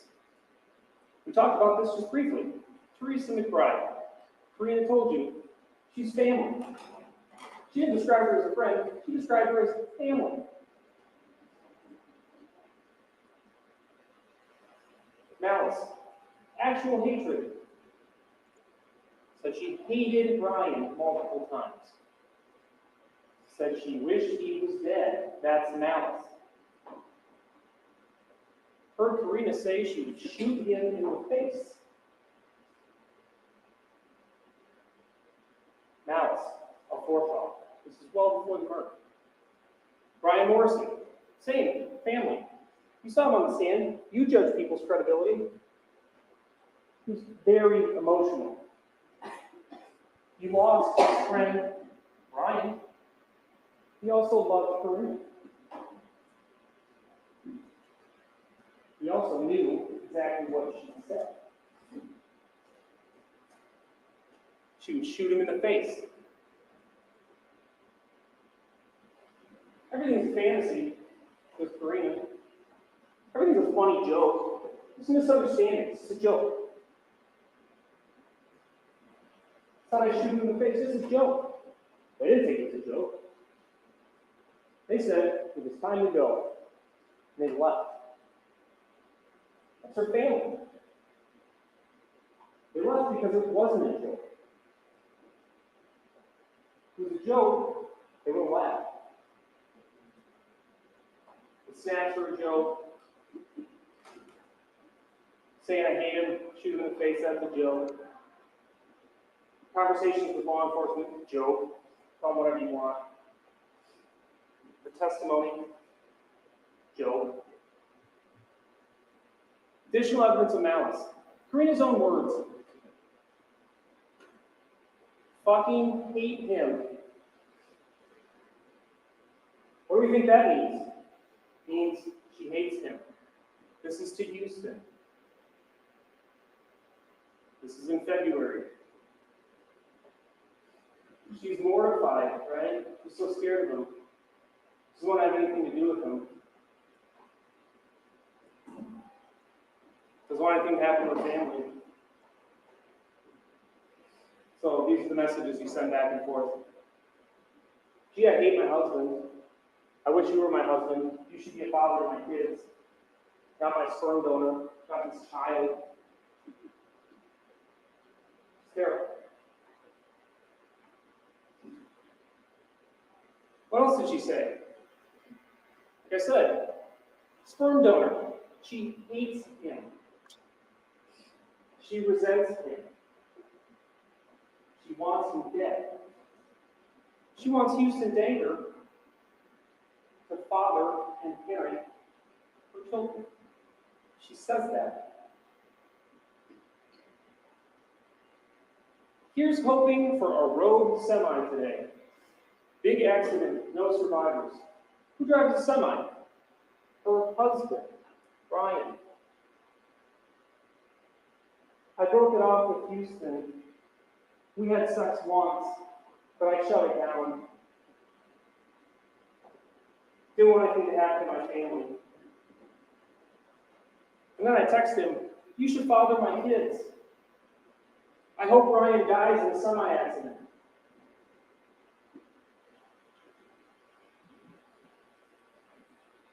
Malice aforethought. You can infer it from the use of the weapon. There's plenty of other things. Number 4, Karina Cooper individually or Houston Danker, aided and abetted by Karina Cooper, acted willfully, deliberately, premeditatedly, and with the specific intent to kill Ryan Cooper. Again, that seems like a lot. Again, it's actually pretty straightforward. Willfully, fixed design or purpose. Pretty clear what their design or purpose was. Certainly pretty clear what your design or purpose is when you shoot someone in the face twice. Deliberate. Having deliberated, which is to weigh in one's mind to consider, to contemplate, or to reflect. She's talking about hoping he's dead months before they kill him. That deliberation doesn't have to exist for any period of time. It could be while you're citing your husband who's sitting in a recliner with a rifle. It could be when you're loading the ammunition. It could be when you're pulling the trigger. It could be in between the first and second shot. Here we have months. Not even close. Premeditate, to think or ponder upon a matter before acting. Same. What is specific intent?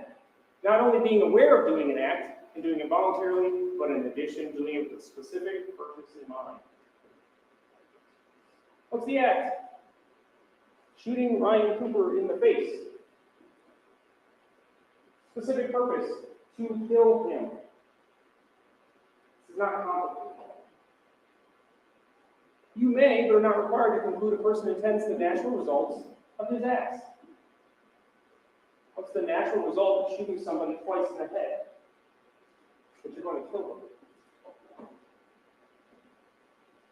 Again, if a person has the opportunity to deliberate, which we just established, they both did, and uses a dangerous weapon, that's a 22, against another resulting in death, you may, you're not required to, infer that the weapon was used with all of these: malice, premeditation, and specific intent to kill. The use of the 22 rifle alone establishes all of these things. There's plenty of evidence, and you've heard it repeatedly over the last week, for all of these: premeditation, specific intent, malice. As long as you find there was time to deliberate and deliberation occurred, you don't even need to weigh any of that evidence for this element. Just look at the fact that the 22 rifle was used. As I said before, 22 rifle is by law a dangerous weapon. Specific intent to kill. It's already established by the use of the weapon, but let's talk about other evidence of specific intent to kill. She and Houston shot her. We know she was up, she was around that house for an extended period of time. We'll go through the timeline, not the timeline she provided, but the timeline established by physical forensics.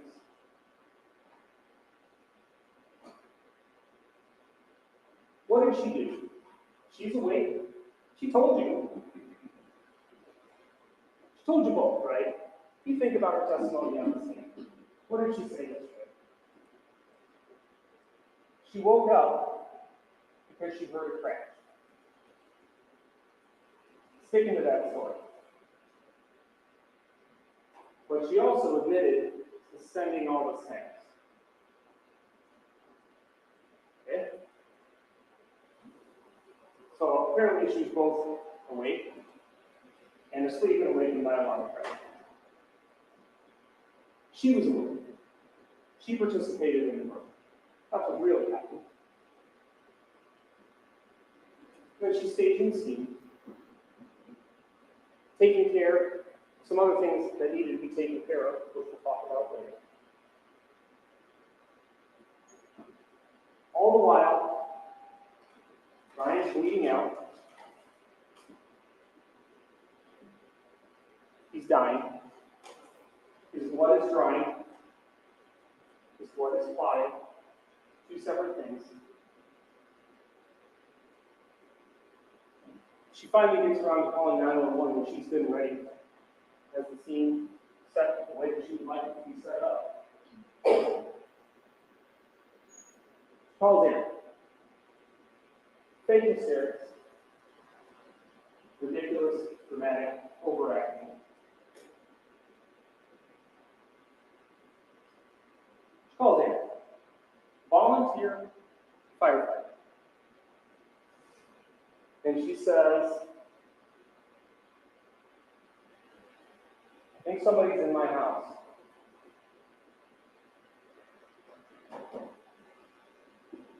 Not a word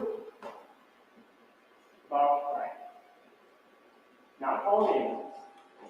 Not call 911. Not get help. Not you come over here. He needs some aid.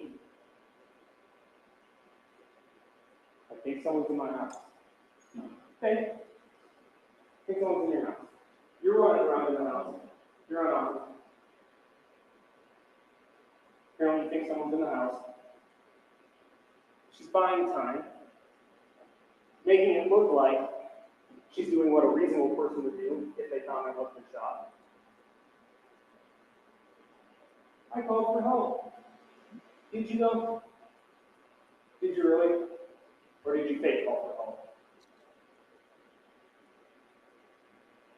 Someone's in my house. What's going on? Screaming. Can we get any details? Screaming. Okay. Never mentioned anything about Ryan when calling Aaron. Something to think about. For news story, Houston Danger did it. Now I'm so scared I didn't tell anybody. What does this have to do with Houston Danger? How does this help Houston Danger? If Houston Danger murdered her husband or shot her husband, she didn't want to tell that Houston Danger did it because she's afraid she'll get in trouble. How does that prevent her from calling 911 immediately and telling them what happened? You can say, I don't know who did it, but you can also say, we need some help right away. How does providing misleading information about the timeline come forward with the first story that Houston Danger did? Are these all cover stories that help her because she participated in the murder? Exactly. If you're concerned that Houston Danger did it, you had nothing to do with it. You don't want him to be upset with you. You would just help as much as you can and say, I don't know anything about who did it. She did it. She told a series of lies that helped her because she's participating in the murder. Never asked Aaron to call 911 or an ambulance. Never told Aaron that Ryan needed aid. She never attempted to render any aid herself. Like any normal, reasonable person, she did nothing. Until eventually she sat on it.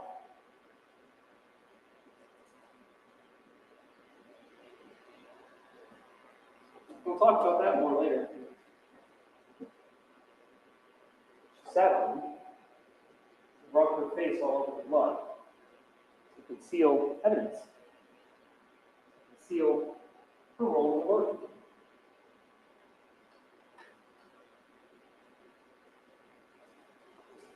Two shots to the face. Specific intent to kill.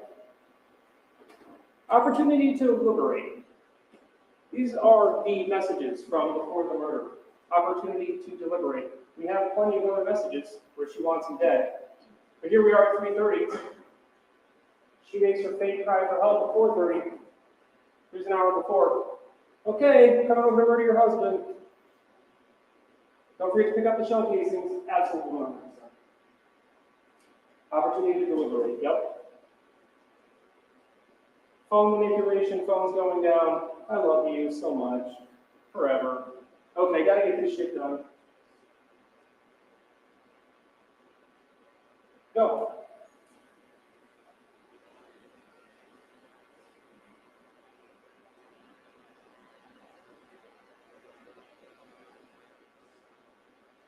This has been proven beyond a reasonable doubt. There's more evidence that supports it. You've heard it, probably in your notes. I'm not going to go through all of it.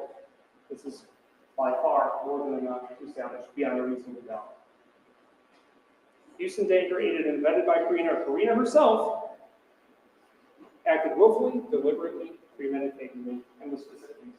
And again, remember, you find deliberation, the use of the .22 rifle is enough for you to find reasonable doubt. It's been established beyond a reasonable doubt. For element number 4. 3 of the 4 elements are already met. The final element. On or about June 18th, 2021. That's not in question. All the first responders, everybody talked about the area who know this occurred on June 18th, 2021. Karina agrees. Karina Cooper shot Ryan Cooper, or aided and abetted Houston Danker in shooting Ryan Cooper. Did she? She did.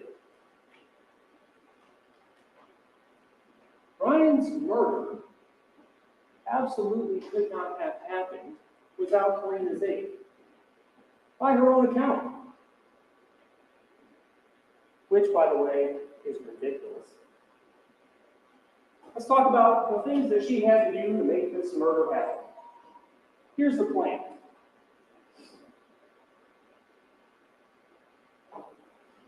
Karina decides with Houston, ultimately, that they're going to shoot Ryan in his house while he's asleep.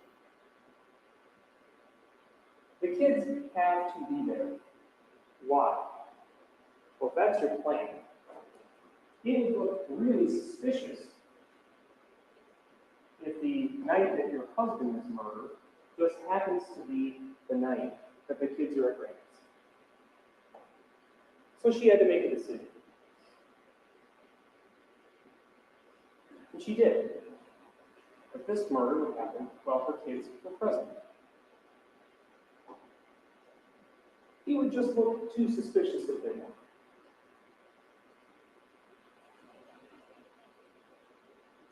She tells you, I would never orchestrate a murder with my kids there. Watch Officer Thing's body camera. She's just gotten through concealing evidence by rubbing her face all over Ryan's dead body.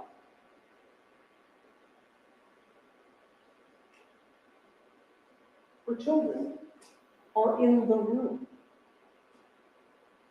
She's pretending to be upset. Different people respond differently in trauma. We know. Look at everyone else at this, including the children.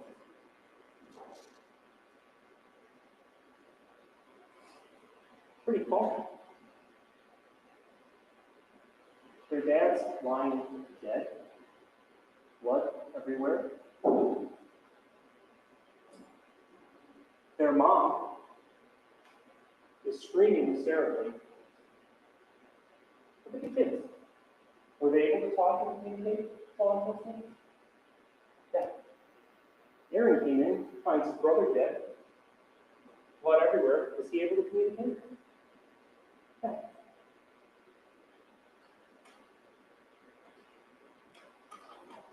Karina cares about her kids. She told you that. She would never orchestrate a murder with the kids there. Well, she had to. Be pretty suspicious otherwise. She's so caught up in trying to convince law enforcement that she's devastated by the death of her husband that she knows nothing about, that her children are standing right there in the room. And she walks right past them out of the room. Doesn't look at them, doesn't comfort them, doesn't care. Because she's got a job to do at this point. She just murdered her husband. And she has to convince everyone. She's devastated. She can't even breathe. She can't talk. It's phony. She did orchestrate a murder with her kids there. She had to. It's too suspicious of her. So, what did she have to do? What was part of her job in this case? How's she going to get this murder done? Problem number one. Hey, sleeps next to Ryan, who we want to shoot in the face. Got to get him on there. You heard Kate's testimony.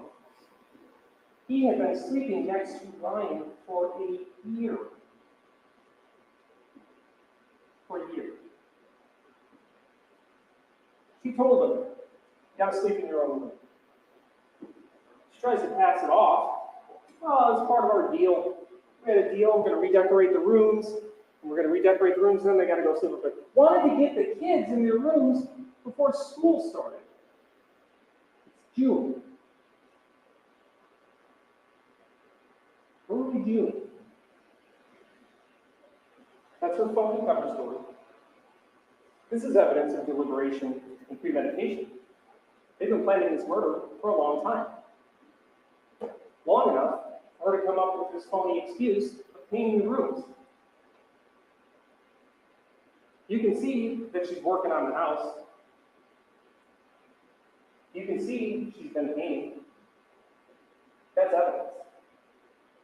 That's evidence of premeditation. She's hoping that her husband will be dead months before this. Problem number one.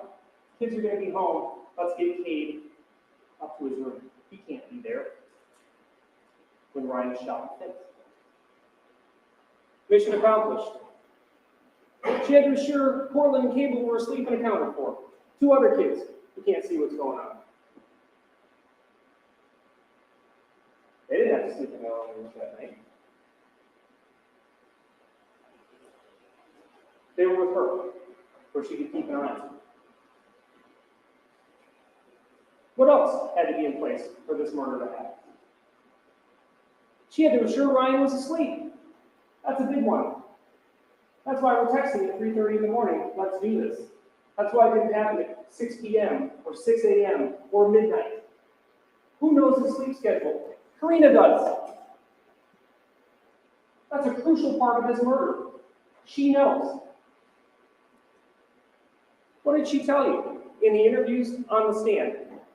He's like his dad. He's up roaming in the night.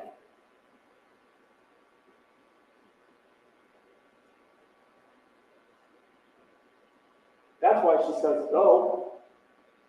Everything is in place. Ryan is sleeping tonight. She knows his sleep schedule. It's not a normal one. Falls asleep around 8. Sleeps for a little while. Gets up. Watches TV. Eventually falls back to sleep. He's up roaming in the night. Kate's in his room. Kids are with her in the bedroom. She's confirmed Ryan's asleep. Go. He's asleep for the night.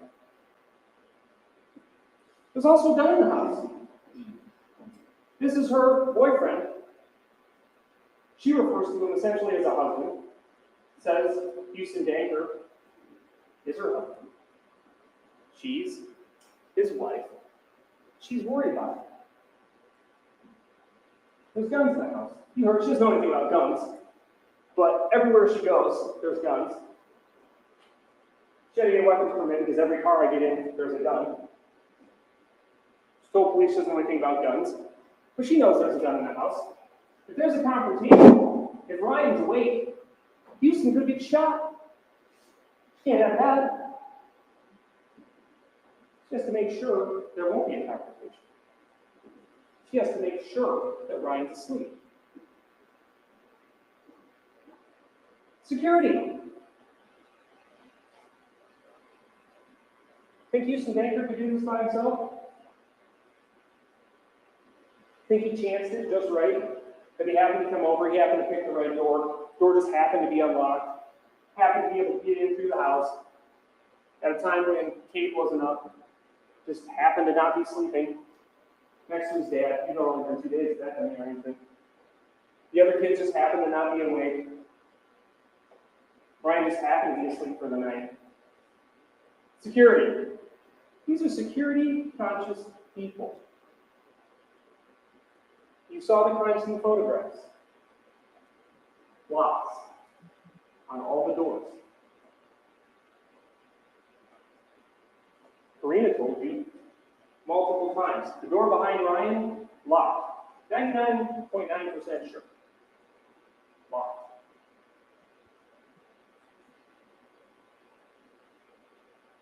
Kitchen door just happened to be open. She had to make sure he could get in. And then he could get in to a situation that was controlled. Ransom. 130-pound Rottweiler. What she stated to Ryan Herman. Very protective. Barks at everything. Would be raising hell if he heard him. She has to subdue Ransom. You saw Feynman's body camera. When that dog is around Karina, he's subdued.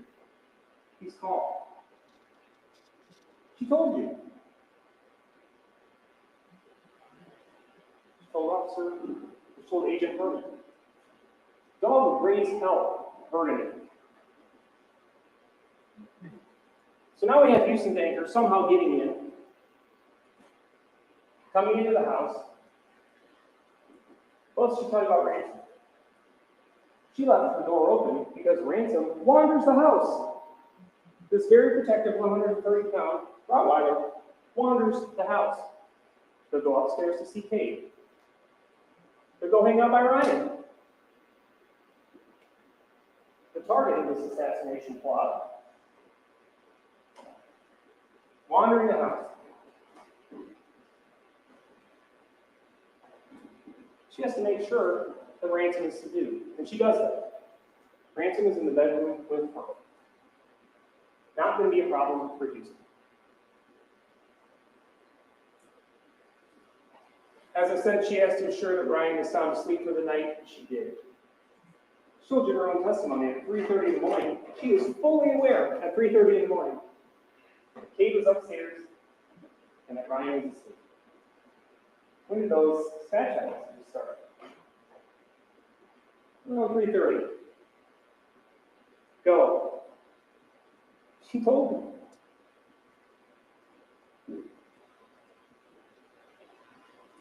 Tells him go and sets the plan in motion. What else did she do? She helped him escape. Because he can't be seen by the children, so she has to immediately subdue him. You know who can be at the scene? She can. Those kids are going to wake up. They're going to hear something. That's a concern. If they see mom, that's okay. Can't see Houston. Kate already knows who Houston is. She broke it off. She'll never want to be with him, you know, sort of an online thing. But Kate's saying, he comes over and hangs out here with my mom. The dad's not around. Okay. So she has to help him escape. How does she do that? As soon as the shooting happens, we'll talk about this more. Houston's right out that door behind Ryan. He didn't come in it. Definitely went out. Karina runs to make sure that no kids are coming into the room, whether at the base of the stairs, which was the Kate's room, or in that same room that has the doorway to the bedroom, where courtroom in Campbell. It's pretty obvious how she bought time. We'll talk about that more. But if they didn't hear anything, but they didn't get up, she has even more time to work the scene before she fake calls for help. But the bottom line is, when she's planning this crime in Houston, they know he has to get out of there immediately, and she has to make sure the kids don't see it. Easy. She's done all those things. Made sure Houston could get it. Made sure ransom wasn't a problem. Made sure the kids weren't a problem. Made sure Pete was in his own room. Made sure Houston could escape. Let's think about this. How do we know they're working together? Houston Danker did not come armed for a confrontation. You heard the testimony. He owns an AR-15. That's an assault rifle. Large caliber. If Houston Danker did this alone, let's think this through. He's going to come over to this house that we just talked about, has multiple security threats. We have dogs. We have kids. We have locks. We don't know if Ryan's awake or asleep. He's going over there to murder somebody. By himself. And from his arsenal of weapons, which includes a double-barrel shotgun and an AR-15, he chooses a squirrel rifle, a small caliber 22. Does that make any sense at all? Yeah, it does. If you know there won't be a confrontation. Because Karina's told you there won't be a confrontation. Because she knew at 3:30 that Ryan was asleep. She knew all the conditions were in place. She knew he wasn't going to have any problem. She knew Ryan wasn't going to be confined. She knew Ryan wouldn't have his gun. She knew all we're going to need is that 22. The 22, as you heard the testimony of some of her friends, a 22 is a weapon that she likes to shoot. It shoots so much more easily. Doesn't have as much kickback as her weapon, as she knows nothing about. He knew there would be a confrontation because he's working in concert with Karina. You don't choose a 22 to go to someone's house and murder them unless you know there won't be a confrontation. When it was clear there wasn't going to be a confrontation, she said, go. And he came over with his 22. So, let's talk about the floor plan. We know Karina wishes she had a larger bathroom. She told us that yesterday, so yeah, the bathroom's a little out of proportion.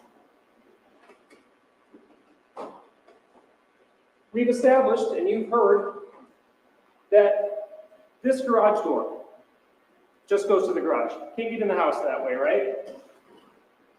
This is the door behind Ryan. You're rolling up on the house. You're Houston Danker. You got your 22. You're ready for this confrontation that's going to occur. What are your options? Kitchen door, where everyone goes in. Door behind Ryan Cooper. Let's start with the door behind Ryan Cooper. Got your 22.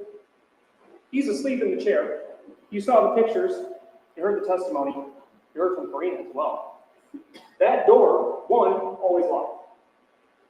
So what happens if you first try the door? You got your gun, you try the door, it doesn't open. Well, you probably just alerted the person that you're going to murder. It's probably not going to go in the door for that reason. Let's say it happens to be open. If her testimony that it was locked. You got your rifle, you come in, the door is going to hit the back of the chair. We already heard that. So you'd have to come in, possibly hit the back of the chair, possibly alerting the person that you're going to murder. Another reason not to use that entrance. Then you would have to gingerly step around them with your rifle, come around and shoot them in the face, hopefully not waking them up as you shuffle by. Again, ignoring all the other objective realities that we know about dogs, kids, everything else. Okay, that makes no sense. Doesn't make any sense at all. If you wanted to kill Ryan by himself, you could have just shot him through the window with his AR-15. Done. But he didn't want to kill Ryan by himself. He wanted to kill Ryan with Karina Cooper. That's what they did. So, that leaves one option. The mudroom. That's the door you had to come in. So in there at the door, behind Ryan, through the mudroom and through the kitchen. So what does that mean? She calls it the sewing room. It's labeled here as a hallway. He's going to have to, with his .22 rifle, walk past the stairs that lead to Kate's bedroom. Seems risky. The bedroom door that's open, that has Karina, 130-pound Rottweiler, ransom, 2 young children. So he would have had to walk past this hallway, past these doors. We know, Karina says, I heard a crash, I got up, I thought it was in the bathroom, so I went to the kitchen. She also says she was awake sending snaps. So, in one of her versions of events, Houston must have come in the house with his .22, happened to pick the right door, came to the kitchen, walked right past Ransom, walked right past Karina, who was both awake and asleep, walked right past the kids, didn't wake up Kate, Ryan just happened to be asleep, got himself in there, and shot him in the face. That makes no sense. It's ridiculous. It's insulting. It's not. She controlled the scene. She controlled all those threats. That's why they chose the .22. She likes to shoot the .22. None of that happened. He came in that door all right, with Karina's help. He walked down that hallway because Karina knew the kids were asleep and Kate was asleep in the Ryan was asleep. Ransom had been subdued.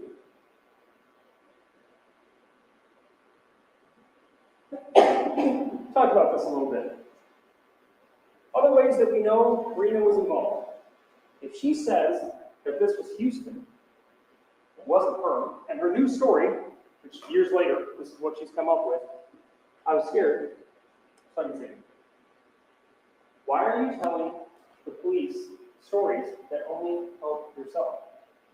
Why are you telling the police stories that have to do with your guilt? She's not guilty of anything. Why is she trying to throw him off the trail as it relates to her? There's one answer.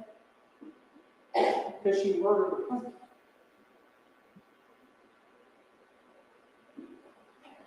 She told Deputy Foster she's never shot a gun before. What does that have to do with Houston Bank? It has to do with her. She doesn't want them to think that she knows how to shoot a gun. She doesn't want them to think that maybe she did it, because she did. Never shot a gun before. Thank you, Ada. She told Deputy Foster she's never even heard a gunshot. Maybe on TV. She has a weapons permit. She has preferences for the types of weapons that she likes to shoot. The concealed carry class was held unbanked property. You heard that she fired a weapon. Why is she telling me this? Because she's trying to throw them off from the trail that leads directly back to her. This has nothing to do with her story that I didn't tell her anything because I was scared of this today. You would just say, I don't know what happened. She's worried about getting caught. You'll notice, if you watch Fang and Foster's body cams again, she can't provide any information. Anytime they ask for information, she just starts wailing and screaming. Ask Foster and Fang and both, plenty of experience. At scenes involving trauma, severe injury. Ever seen anything like that? I've not. Why do you say that? Never seen someone who couldn't provide any information for long. And the problem is, whenever she talked,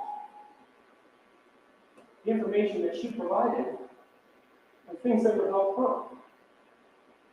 Somehow she was able to say those things. How much did she say about Ryan, what happened to Ryan? Almost nothing. There was a stream of words and phrases related to guns.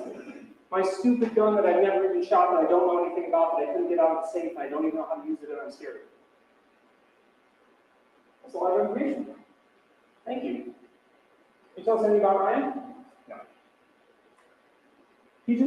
Karina, Deputy Foster over here. Karina. We're trying to figure out what happened. Screaming. Karina, we're trying to figure out what happened. I want my kids. Did it sound like a gunshot? That one I can answer. Never even heard a gunshot before. Maybe on TV. The only stuff she wants to talk about is stuff she thinks is going to help her. She's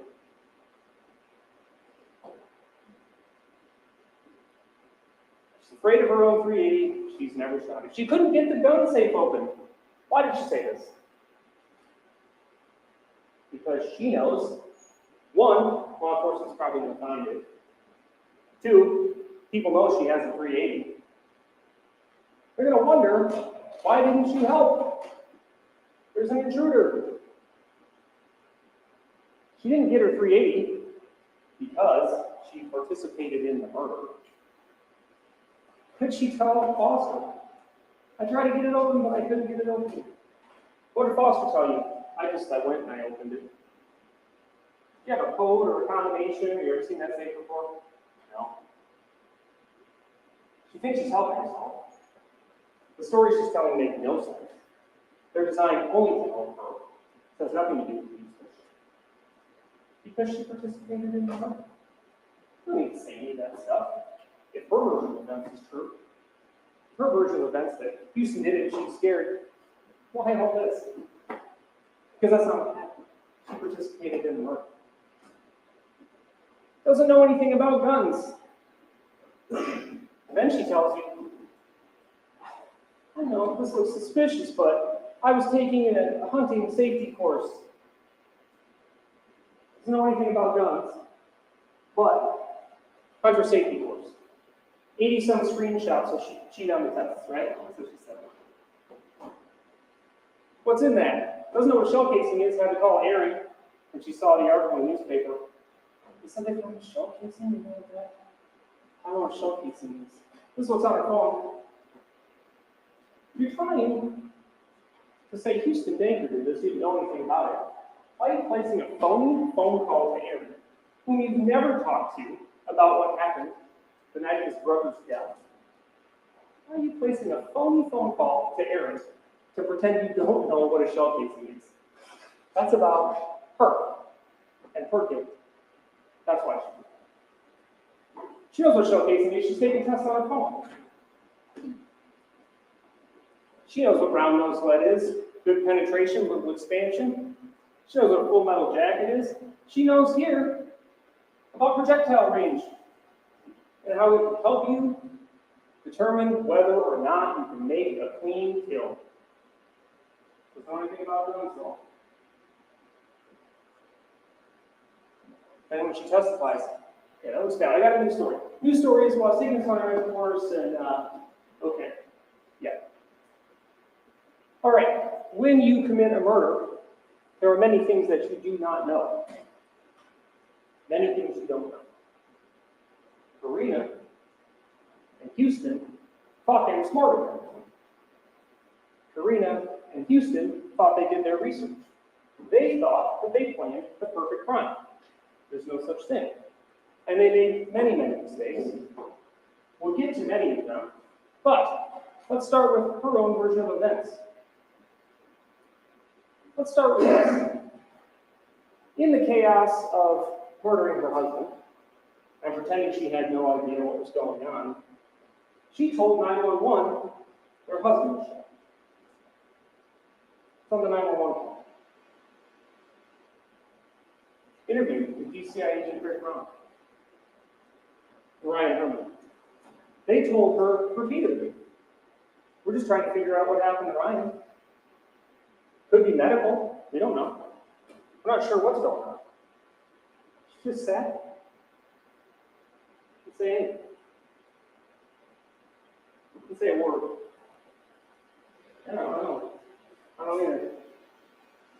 She forgot that she told 911 her husband was shot. She tells them the same thing in the second interview, and she talks about how she was trying to figure out where the blood was coming from or what happened. So it's not just that Rick Ron and Ryan Herman said, we're trying to figure out what's going on, and she said nothing. She also affirmatively said, I was just trying to figure out where the blood was coming from. No idea. She forgot that she told 911 that her husband had been shot. Okay. She told Deputy Foster on the body cam, the dog was barking. Well, fast forward a few hours later, we're talking to Ryan Herman. Ransom never barked. She can't figure it out because no, I didn't bark. During the second interview, they talked more about Ransom. And she said, yeah, he just sort of made a noise, just sort of like let the air out of his lungs. And so Ryan said, let the air? Yeah, just like just soft. The dog was barking, she screamed while she was on the ground in fake hysterics, unable to tell officers anything about what happened to Ryan. This doesn't have anything to do with Houston Danger. Let's do with Karina Cooper. Her timeline. It's not really worth going through, frankly. It's ridiculous. She gave you two timelines at the same time yesterday. It's clearly phony. We have the Snapchat conversations at 3:31. Never reported that to police, right?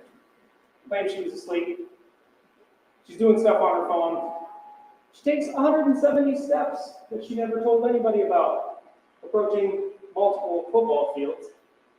Then she called Aaron Cooper eventually when she got around to it, and then we see when the deputies arrive. Her version of events, initially, it seems like we have two versions of events at this point. One of them was, well, yeah, no, I was asleep. I got up, I heard a sound, went to the kitchen.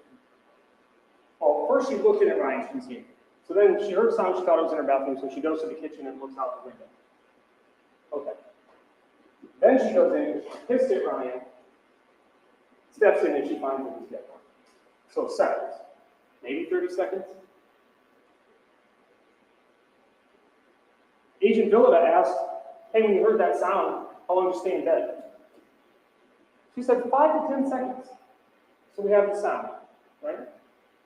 She gets up, does the things we just discussed, roughly 30 seconds. She tells you, Ryan's. If I'm on that jury, he just lost me. Literally, if I'm on the jury, he has lost me. Blood, it's like chunks, body. Okay. We heard from Ken Martin. That happened in 30 seconds? No, no way. There's things you don't know when you commit a murder. She doesn't know how blood works. She doesn't understand blood evidence. Her steps. Didn't occur to her when she's carrying her phone around, it's going to be recording those steps. Those steps started at 4:23. 7 minutes before the call failed. Things you don't know. Her house is tiny. 45 feet by 45 feet, roughly. Very small space. You got furniture in there as well. She testified that she went back and forth between the kitchen and the living room a couple times to get Kate and get him in the room, lock herself in there. That doesn't account for steps starting at 423 of almost 400 feet. She didn't know investigators were going to find any of this stuff. So she thinks, when she sits down and talks to Agent Herman, And her story, I hold up. She just keeps going and going. Many, many steps, starting at 423. Because she stayed in the scene. Talked about the blood clots and the dried blood. Biggest mistake, probably, data forensics. The snaps were recovered, the other information for phone. Even without all that stuff, her story about Houston Danker coming over 22 and making his way through the house in the snowstorm. She aided and abetted Houston in doing this. Or she did it herself. The evidence establishes that beyond a reasonable doubt. You will see that you have some lesser included offenses in the packet. The judge talked about them. Second-degree murder and others. This is not a second-degree murder. If you find her guilty of first-degree murder, which has been proven beyond a reasonable doubt, you do not need to consider the lesser included offenses. You are done. That is only if you believe she did not commit first-degree murder. The evidence establishes beyond a reasonable doubt that she did. Motive. We just went through the elements. All of them have been established. You might have noticed motive is not on there. The state does not have to establish motive. Does not need to be proven beyond a reasonable doubt. You can consider it. We already talked about the fact that she had a financial motive. Here's her account for the month that her husband was killed. $186. Here's her business account, minus $297. Here's the insurance check she got, $514,000. There was another one that she saw for $24,000. Sold roughly another $100,000 worth of stuff. That's a motive. Here's a motive. She's in love with Houston Danker. She wants to have his kids. Start a new life with him. You might hear from the defense, hey, it doesn't make any sense that she would kill Ryan because Ryan is the primary breadwinner. Yeah, that was supposed to be Houston Danker once Ryan was dead, with a nice head start of $600,000.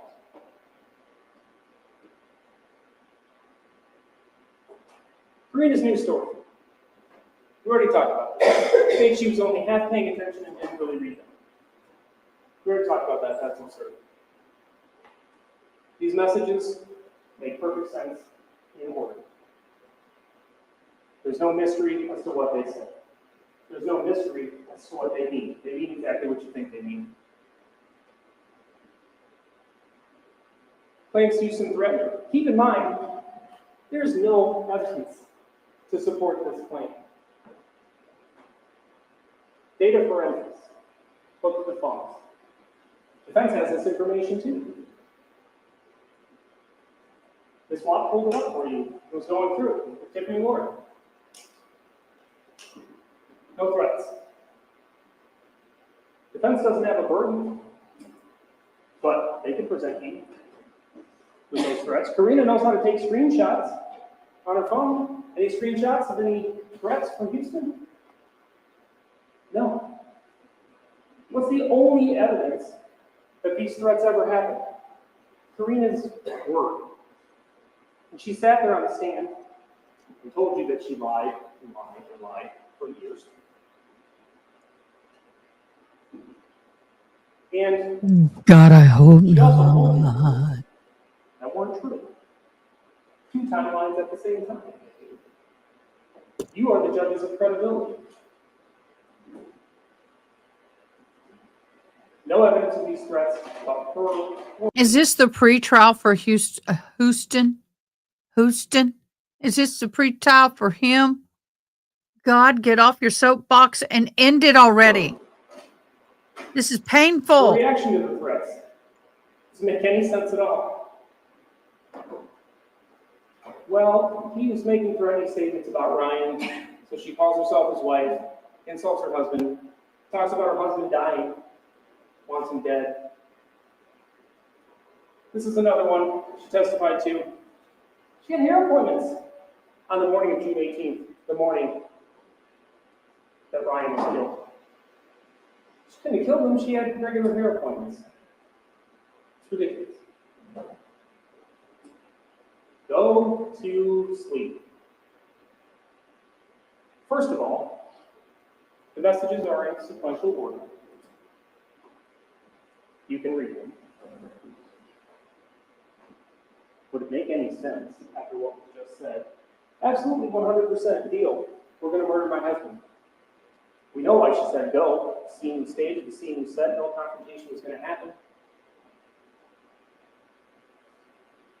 She now says, oh no, there were some follow-up messages.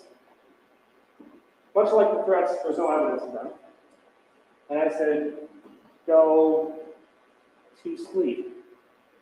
Makes no sense in the flow of the conversation. It doesn't matter what you think about the data forensics. Tiffany Ward told you it's not possible. Defense brought in an expert who says, well, I didn't test anything and I don't know how the mechanism works, but there's a column of numbers and they're not sequential. Mr. Kodiaga said, could that just be related to the time between when the messages are sent versus each message getting an individual number? Maybe, I don't really know. Tiffany Ward told you it's not possible. It's nothing to do with that column of numbers. That column of numbers does not indicate missing messages. That's not all that means. There's been no testimony that tells what that means. The expert that they brought in said, I don't know, I haven't tested anything, and I don't know how the mechanism works. Tiffany Ward is aware of that column of numbers because Ms. Vaughn asked her about it. It's not like this is a mystery to her. She said it's some proprietary information, I don't know exactly how it works, nonetheless. It's not possible, based on the information that she has, for there to be additional messages. Regardless, common sense and reason. Read the snaps. Look at what happened. Makes no sense. She didn't say go to sleep. She said go. What are the chances that somehow all the information that's exculpatory, the threats and the additional messages that show up, it was just, I didn't do it. It just somehow that wasn't there. That's what Karina wants you to believe. It's like she wants you to believe all the different stories she's told. Makes no sense. She's guilty of murder in the first degree. The state's proven it beyond a reasonable doubt. At the close of evidence, we're asking that you find her guilty. Thank you. All right, ladies and gentlemen, we're going to take approximately a 15-minute break now. Thank you. An hour and a half or so. Give everybody a chance to use the restrooms. So take a 15-minute break, and then we'll come back and resume closing arguments. Again, I would remind you of the admonition that I've given you previously. Thank you. Just to let you guys know, Trump is en route to Kelly Air Force Base, Kelly Field, Lackland Air Force Base before coming to Kerrville, where I live. And I have flight radar up and running. And as you can see, look at the hole in the flights. That whole area around this, you cannot see flights. You cannot see flights. Thank you for the no politics. I am just reporting news. We have a lot of small aircraft that have already landed here in Kerrville. It has been very, very, very, very busy for us, the airport. But now that Trump is within a certain distance, you can see a hole where there's no flight data, and that is not uncommon. For those of you who don't know, he is landing here. Let me drop that is where he will be landing. This helicopter is an Airbus helicopter, which I'm not wondering why they are in the no fly zone over Lackland unless it's a part of the president's entourage. But it did come from the San Antonio airport. So I don't know why it's flying over unless it's news media that's gotten consent. Because when the president flies into an airfield, everything stops. So I am I'm sharing this because out and about with Diane, no politics. Pineapples. I understand everybody has their feelings. This is about the flood. This is about my citizens in my community right now. Not mad at anybody, but it's a big historical event here. No one in their right mind a week ago would ever thought that the president of the United States, I don't care who is in office, I respect the office, would be coming to our little podunk town. And I'm not saying podunk to be bad, mean. I'm proud of it. I am very proud of it. But as you can see, sorry, wrong window. That helicopter keeps flying and circling the airfield where the president will be landing. This is Lackland Air Force Base, Kelly Field. We used to have 5 military bases in San Antonio. They have closed a certain number of them. I'm not going to say how many. They closed them, but yet they still use them for manufacturing and stuff. So, but if you follow this helicopter, it left from the San Antonio airport. So this is a Texas DPS helicopter. So they're coming in front of the president. This is the view from the helicopter. You can see the helicopter's flight path. Isn't this app cool, y'all? You can actually see the flight path of the helicopter, and then I can change it to that view, and you can see what the cockpit sees. So they're flying over. They're doing their flyovers right now, and it's just looping around. So that's the DPS, Texas Department of Public Safety, in preparations for. Let me click off of this. In preparations for the president. But now, if you've noticed, this up here is the San Antonio airport. All these flights are grounded. They're coming in and they're grounded. The president should be landing at the military base, but all flights must be grounded until he is landed. And if you see the yellow up top with all the squares, and then you see the one down here, this one right here, those are the only flights. If you notice San Antonio flights, usually there's a lot more flights. This is a Southwestern coming in. We've got some small, but this one here, I don't know what it is.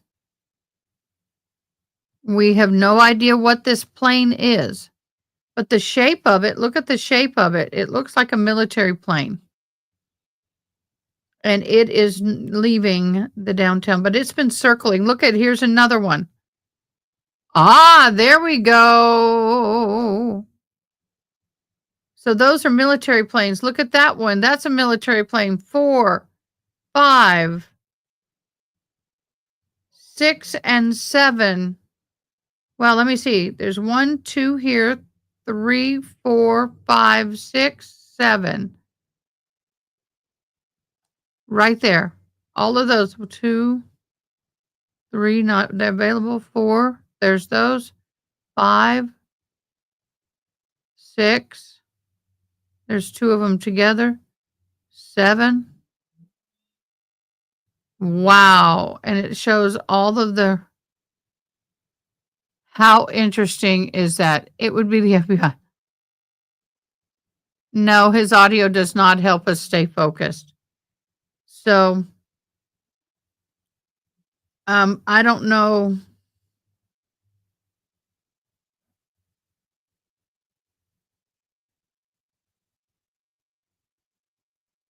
So, yep. So Trump is due to land about 11:30 any minute now. We still have the helicopter circling.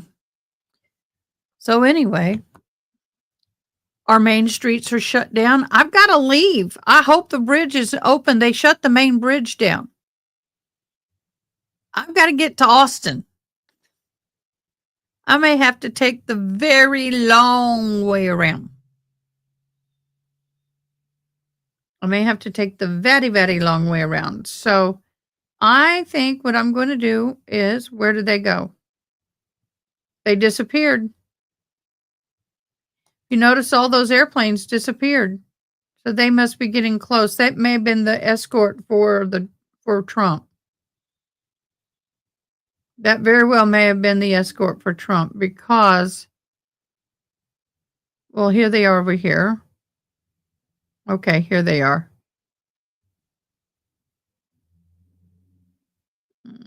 Okay, why were you over Yoakum? Oh, that was loud.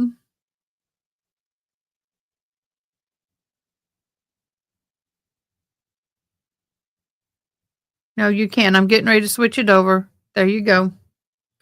We got it. I was just trying to make sure before I switched it over.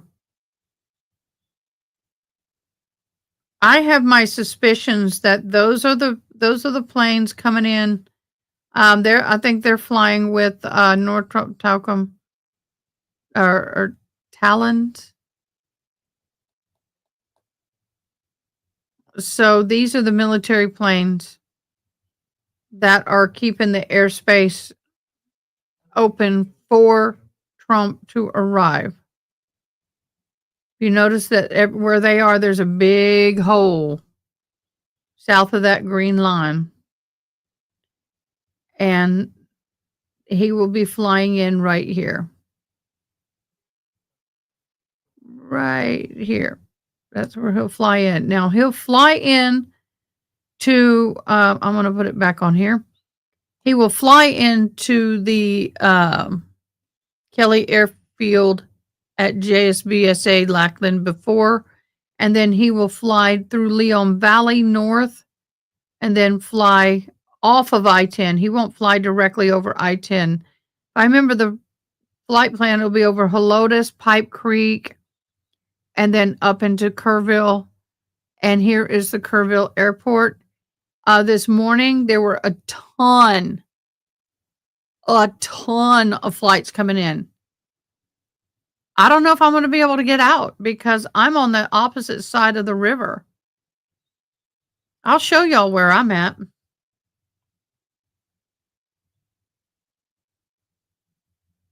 And let me show you where I'm at.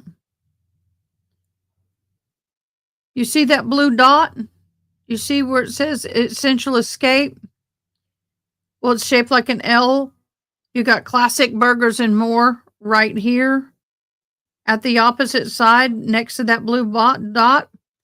That building, the last 1, 2, 3, 4, 5 cars, that whole part of the building is our shop.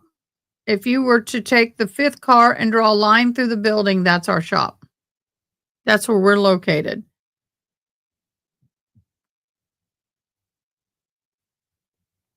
That's where we're located. And then, of course, there's the airport right here in blue. Right there.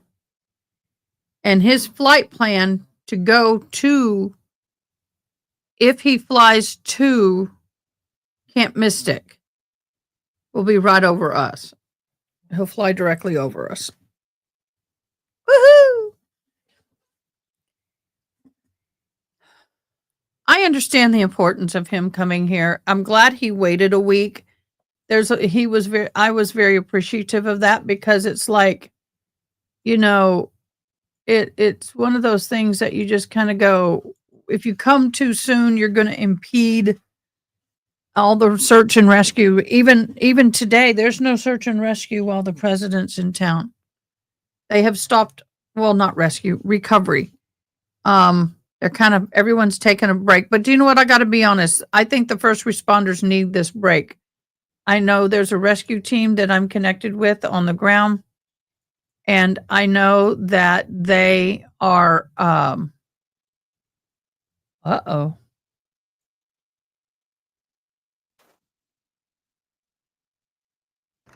They got to.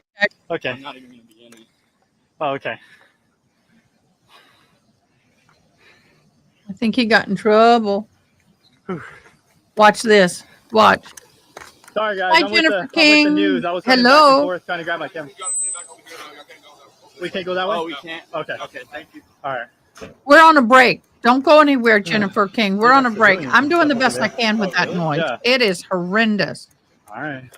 We're in a break, so I'm covering the fact that for those of you who don't know, I live in Kerrville. What's up, man? I live in Kerrville. My house is fine. My backyard isn't so much. It has been a very difficult time, and we are we're getting through it. But a week ago, if you said President was coming to our community, I would have laughed my butt off. Seriously, would have laughed my butt off.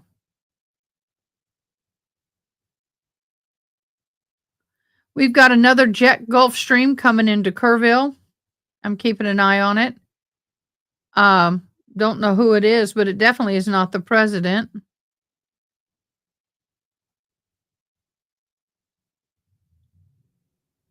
That's interesting. So anyway, we have a Gulf streamer coming into Kerrville, so I'm going to keep an eye on that. I like having all this fancy stuff. It's fun. But anyway, my home is safe, but a lot of my peeps are not. And I've been a part of the emergency efforts, and it's been a very difficult time. For those of you who are just joining, who know our interpreter, Diane, her sister suffered a massive heart attack. They do live together, have for quite a while. And Diane is, pray for Margie, Diane's sister. The heart attack was so bad that they went to put a stent in and lost her on the table. They were able to bring her back. They found a hole from the heart attack. It created a hole in her heart. And they had to put a heart pump in her.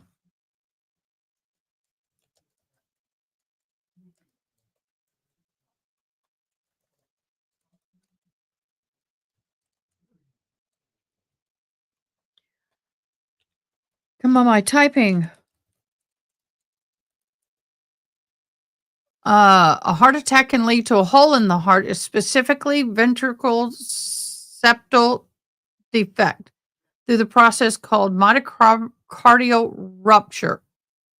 Oh, wow. This occurs when the heart muscle, weakened by lack of blood flow during the heart attack, ruptures. The ruptures most commonly happen in the wall between the heart's lower chambers. Ay, ay, ay. That's what happened to her.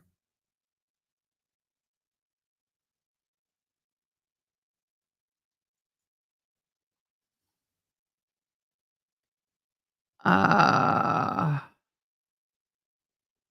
patient, if a patient gets to the medical center quickly, or the heart attack eventually repair the rupture. That's what they tried to do through open heart surgery, but she coded.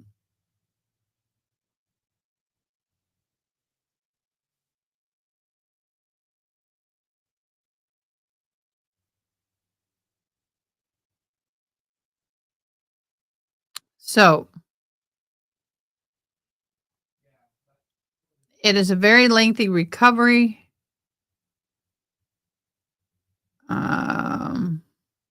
So we are praying for them. Yes, I'm very, very, Margie and Diane and I have been friends for quite a while.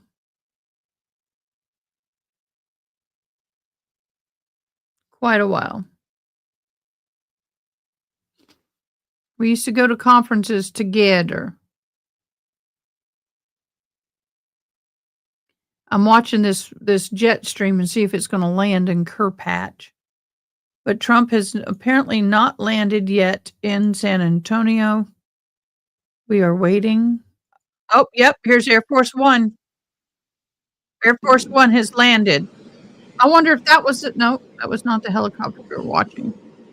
So Air Force One shows on the ground, but if you look on the map, can't see Air Force One. It does not show Air Force One at all. Let me get back over here. You do have the DPS helicopter that has been circling, but Air Force One is on the ground in Kerrville. I am also talking about this because I have people that I know from Facebook and other channels who watch me.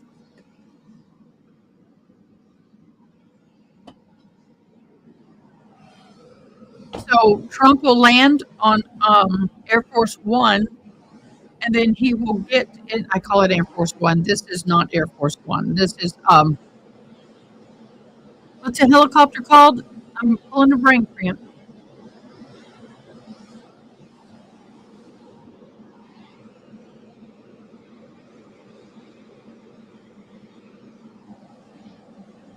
So anyway, that's landed.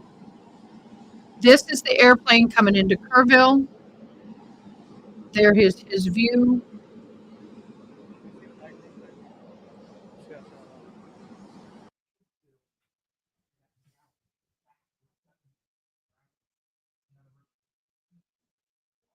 What can't you see, Yana?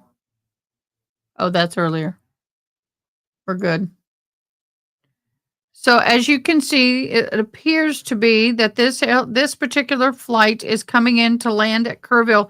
I don't know who's on it. It could be. I know that cruise Marine One. Thank you. I know that all the powers of the governor's here. All the political people are here. So I don't know who's coming into. Oh, they had to readjust. I don't know who's flying into Kerrville right now. We have a small airport. It can't handle big planes like Air Force One. Of course, Marine One will be landing on the site. I actually know exactly where they're going to be. There's only one place they can really be. But I've also was passed by there yesterday as they were preparing for Trump's arrival. By the way, some of this land that they're flying over was flooded to the west of this airport. It's kind of cool to watch a plane land at the airport, if that's what's happening here.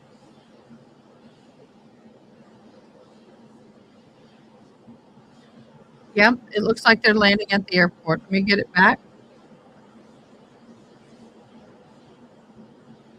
As you can see off to the left, I'm going to turn around and see if I can show y'all. There's the river. You can see that line of green up there. There's the river. There's part of the river where we what flooded.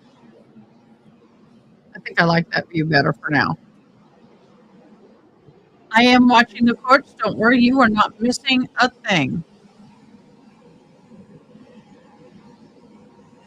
My ears itching like crazy.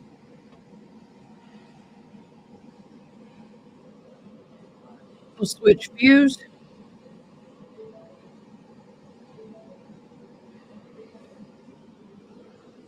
You can, I feel, is there a bell or something? I feel it.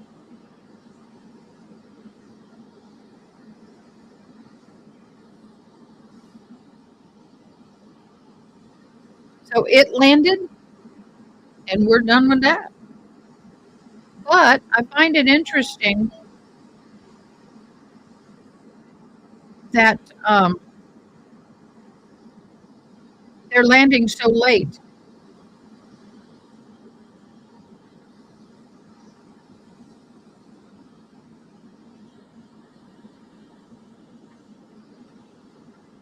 Sorry, I'm looking at the Matt, can you bring it here, please, baby?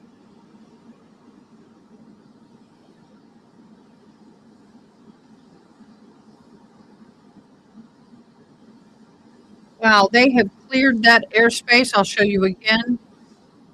They've opened it up. It's a surprise for you and me. Food? No. Art. So you can see that big hole in San Antonio. They've cleared the airspace for Trump to come in. With any more? Yeah, he's in San Antonio right now. Look at all these fighters right here. All these. Oh, So he's coming in. So he's coming in. Isn't that cool, Matt? I got that. Is he not okay? Yeah, depending on what's happening. If the president is, on the ground here, we'll just go straight to the shot. Supposedly he has landed.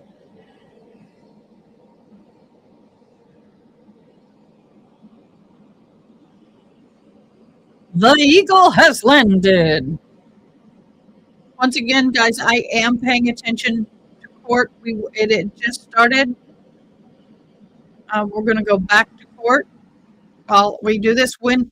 Guys, now I will be breaking in and out. This is big news for my community, and I have a community that's watching, so we will be coming in and out. I hope it surprises no one, since I've been doing it consistently, but I will talk less. And I would hope that nobody will judge the strength or weakness of the case just because I say fewer words. That's a good way to preface it. I want to go through some of the testimony that we heard and some of the things to take away from it in our view. Detective Fangman, I agree with the state that his video is important because it shows us some things. It shows us the layout of this home. And no, we're not obsessed about this demonstrative exhibit. It's just wrong.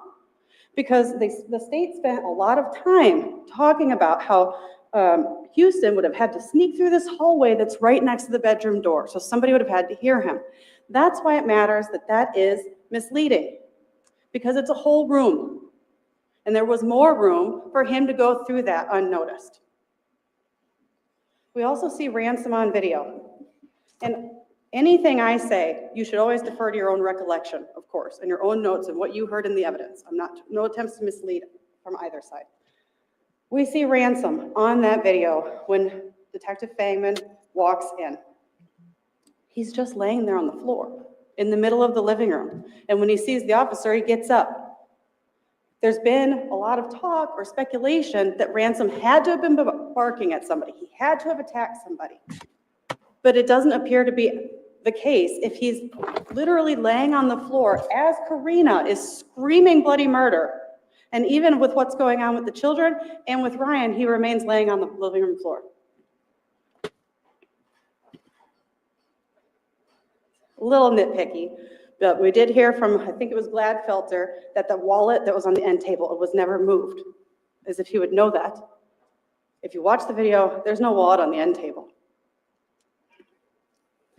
The video also shows the movements of the EMS personnel. And that's kind of important because we link it to Ken Martin's testimony, and we see on the video that EMS steps behind the chair to get to Ryan and goes around so they don't step in the blood. That's why we don't have their footprints. It's not because that entire pool is dry, it's because they don't step in it. The video is also important because it shows the state of Karina, and it is your job to decide the credibility and whether this is hysteria or whether this is true panic. We heard from Karina Cooper that Ransom was a normal dog, which is consistent with what we see on Fangman's video. We heard that his room had been newly remodeled. We didn't hear anything that made it appear like he was suspicious of being told to sleep in his room. He said he woke up to his mom screaming. This is interesting because everyone is saying how loud this had to have been. These gunshots had to be so loud, and there were 2 of them. But nobody testifies to having heard a gunshot.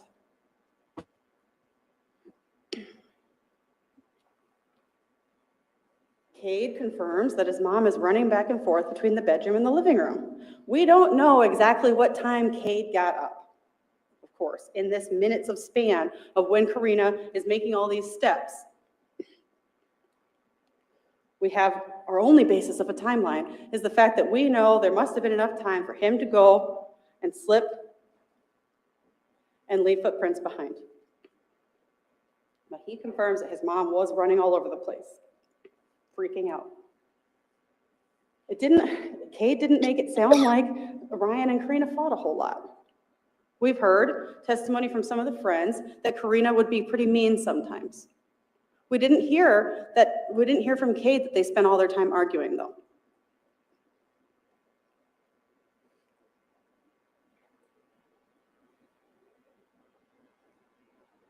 Also didn't hear any conflicting testimony from Cade about the sleeping habits of his dad, or whether he actually does or doesn't get up in the middle of the night.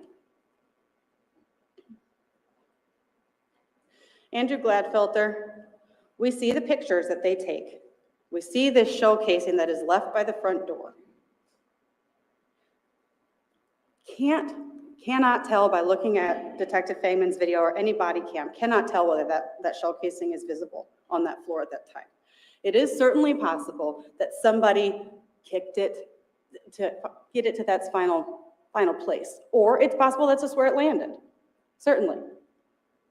But we also know from the pictures that there is a vent nearby. And we know from the pictures that these things are small.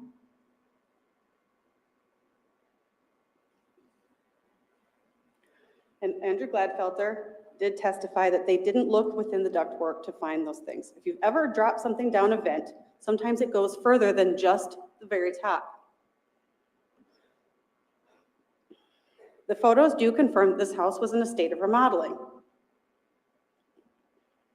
He tells us that at least this front door was locked. And a point on the locked doors, this is the country, right? This isn't Cedar Rapids. This is the country. This is rural country. A lot of people don't lock their doors at night. Aaron Cooper couldn't tell us whether Ryan and Karina normally lock their doors. The state wants to contend that this is such a secure place because of the existence of keypads. But nobody has confirmed, yes, they always lock their doors. They did appear to have keypads in places where all the toys were housed.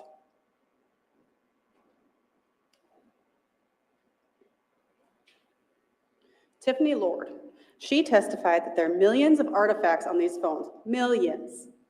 That's a lot. There are a lot of data points on phones. You saw a handful.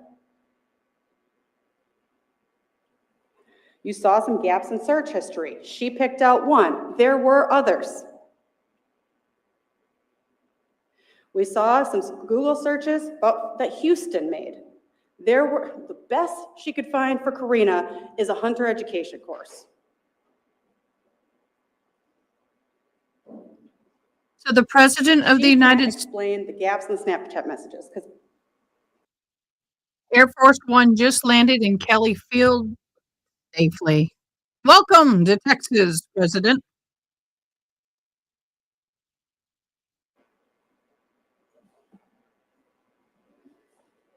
I mean, in Defendant's Exhibit A alone, we know it's just not possible. These are all the snaps between these two people. And when she was testifying, I put up on the screen the series of biome app intents that she did later testify about yesterday. There's a lot of messages happening, a lot. And she can't tell us why we get messages, let's say June 13th, why those are able to be retrieved, but then there's missing ones in the middle. She can't answer that. She can't say it's because these were deleted specifically. She can't say because whether it was Snapchat that did it on its own, and that's because Snapchat, that type of software is proprietary. And that's what Chris Lyon was kind of explaining. It's because Apple doesn't want you to be able to get into the person's phone. Facebook wants to pretend their stuff is encrypted. These applications don't want to help police get into phones. And so that's what he was saying when police, it's essentially a hack. This software is them kind of getting them through the back door and being able to expose some information, but they can't figure everything out. So that's why we don't know why we have messages June 13th and then nothing until June 17th, and then seemingly a gap in the conversation leading into June 18th.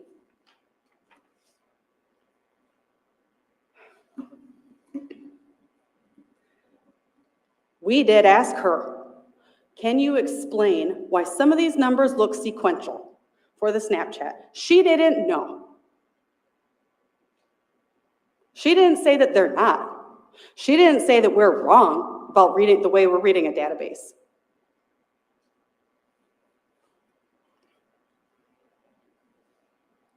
She also came back and testified yesterday that there's a biome app intent at 4:20 in the morning. but there's no message there. And you cannot answer how that's data loss. That is simply data loss. That's what it is.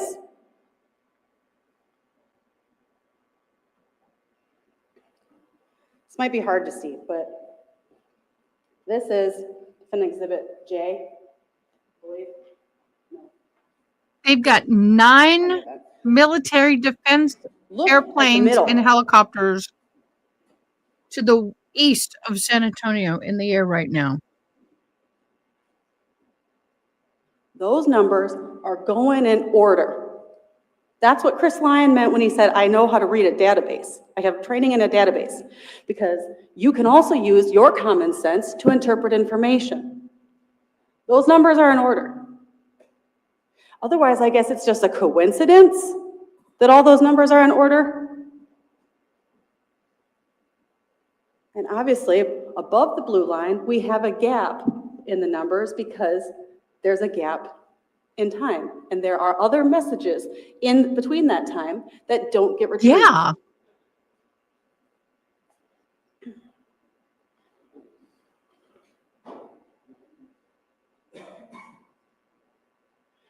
The state asked Chris Lyon, I think volunteered, that basically the phone, the data gets retrieved off the phone.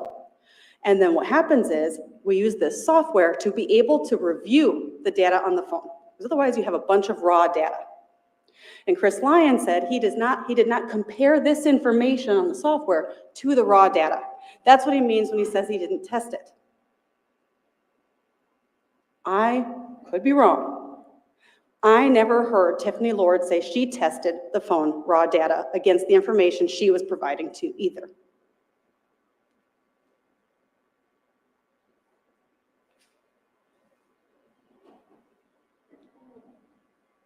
Coming up here and saying it's impossible and sounding confident doing it doesn't mean you're right.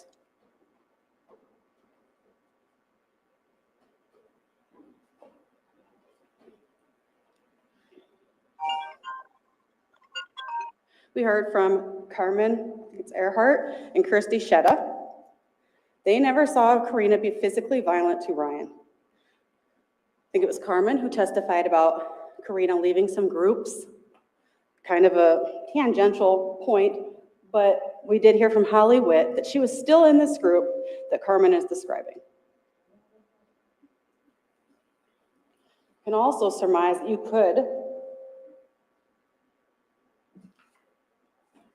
could confirm that that is true, because on defendant's exhibit with the Snapchat picture, you see somebody talking about being in Dallas. And who do we know is in Dallas?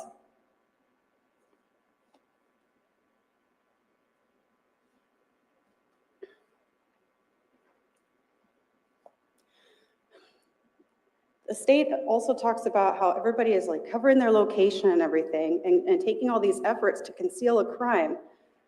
We have lots of data points for Karina's geolocation from Snapchat. We only have a couple for Houston. I submit to you that that's because her location is on.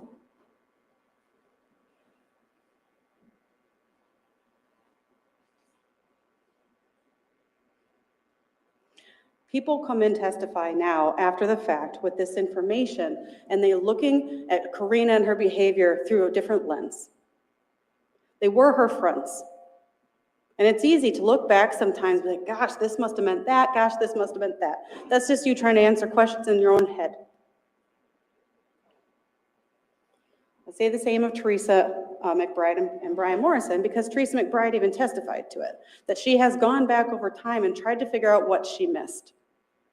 And that's why we have, them coming years later and telling the police one time in either 2018 or 2020, she said she would shoot him in the face.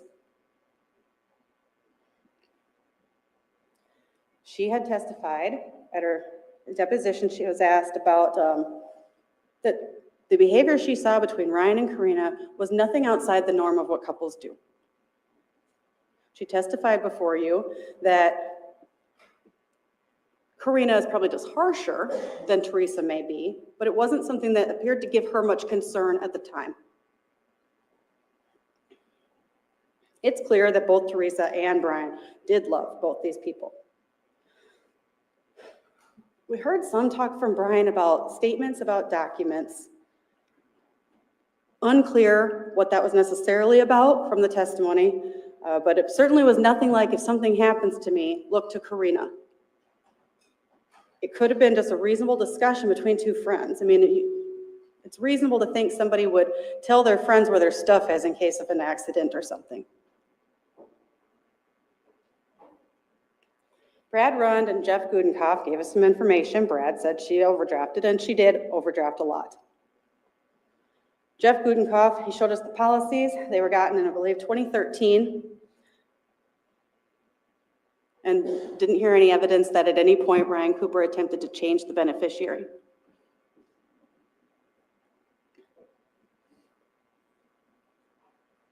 Ken Martin, he was on the stand for quite a while. He had a lot to say, and we learned a lot about blood spatter. And he agrees that Fangman's video is important because that's the closest we're going to get to the pristine scene, okay? What's also important in that is you can see, and I think there was a screenshot provided of it, you can see that Karina is on top of Ryan. The state has continuously argued that she's rubbing her face all over him. That's not apparent to be the case on any of these videos. That is suggestion by the state. Ken Martin described it more as she was on him, embracing him. What is noteworthy is that she has no blood on her legs or her feet. The way that Ken Martin testified would suggest that if she was nearby when Ryan gets shot, she's going to have spatter on her. If she's hanging around looking for shell casings, she's going to have spatter on her. That blood spatter went everywhere. And he said that the blood spatter in the pool could have formed very quickly. The state wants to say it was some time. It's unclear what timeline they want to have here, because making it sound like the murder must have happened at 4:23 because that's when she's up and around. But then what takes Houston 50 minutes to get there? In any event,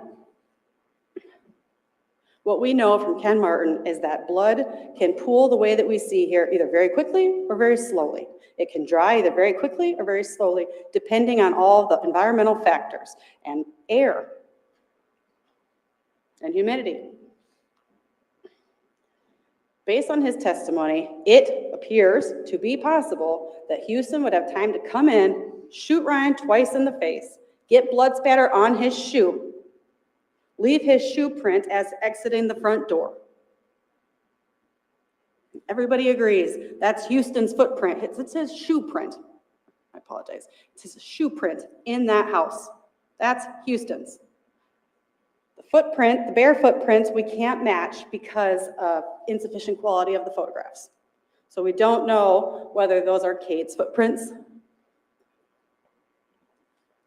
Ken Martin also testified, we understand that Ryan would have been in one position for what I'll call the first pool to form, and then he had to have been shifted.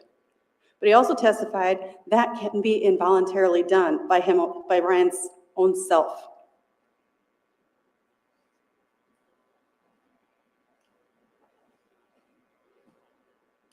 This is a picture of Karina that was taken by law enforcement, and you can see you have them in your evidence. There's no blood on her, aside from where she had contact with Ryan by being on his lap.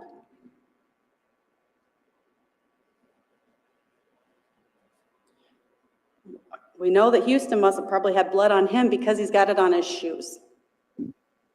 We're going to take a quick pause just so you know he's getting off the plane in a second, but I want you to see that we have that helicopter. Texas DPS is already headed towards Kerrville. We have another private helicopter heading towards Kerrville. But the airspace is totally clear. Look at that. I've never seen San Antonio airspace that clean. If you look on I-10, which is that highway that's going straight up, there's I-10. To the west of I-10. South side of San Antonio is clean. Look at that. Okay, I'm sorry, y'all. I can't see anything because I'm too far away. So anyway, get you back. And enough that there were also droplets on the steps. So there was enough blood on him that not only is he leaving a shoe print, he's leaving drops.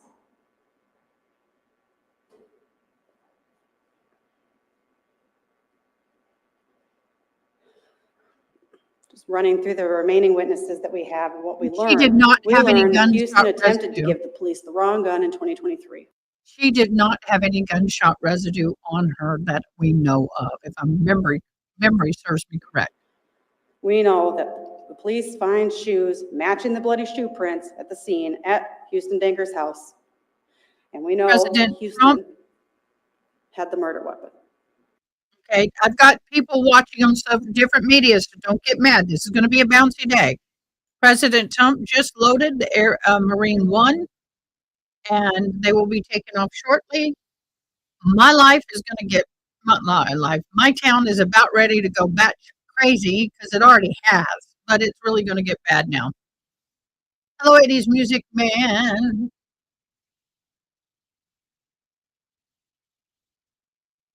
Okay, my question is will they take the tour first and then go to the meeting and conference, or will they take it after? I think they'll go first. And if I'm correct, they'll probably go to Camp Mystic, where they will meet some of the families either there, or they'll meet some of the families that lost loved ones at the actual location of where the president is going to be. I do know where he's going to be, and I do know where they're going to hold all the conferences and everything, but I don't feel comfortable sharing that information. It was very obvious where it was going to be. I mean, we ain't hiding it, but I'm not going to share it. Okay, back to this. So as in the opening, Houston Danker did this, and we know it.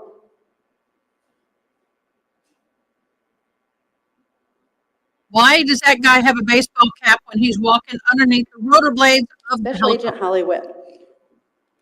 She does a lot of work with the cell phone tower data. We know that Houston is driving by Karina's house while Karina's not even there. We know that he's lingering around her house for a span of minutes. We have nothing to suggest that they saw each other. There's perhaps been some confusion about whether both of them have Snapchat activity happening while he's near her house. We submit to you that the slide showed that Karina had Snapchat activity, or at least geolocations updating at that time. But Houston did not. Houston's only data points were at his house, and I believe there were only a couple of them for his geolocation updating.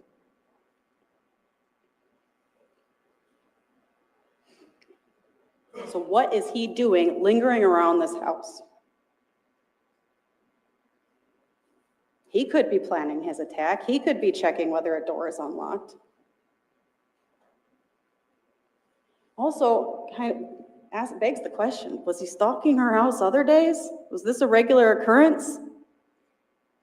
Okay, Tinkatude, let me answer that question. Remember, there was a time when some of y'all remember, we were watching, what trial was it they were talking about the gunshot residue? There was a trial. Which one was it? No, it wasn't Cimitilli. Anyway, gunshot residue is not very sticky. It'll stay on you, but it's easily sloughed off. So if you have gunshot residue mixed with blood, it will stick pretty good. But if I was to have gunshot residue and I clap my hands or just wipe like this, a lot of it's going to fall and will not stay as much on my hands. It's not as tacky as some people think. It's a light powder, so it's easily transferred. So if I have it on my shirt, I take my shirt off, and put it in a bag with a pair of shorts, it is going to transfer to the shorts, and inside of the bag, it is very, very, very easily transferable. So if her hands are covered in blood, there's a chance that the gunshot residue will be there because it's tacky, it's wet, and it will hold it on the hands. However, I don't know about this case, y'all. Holly Witt would be able to figure that out.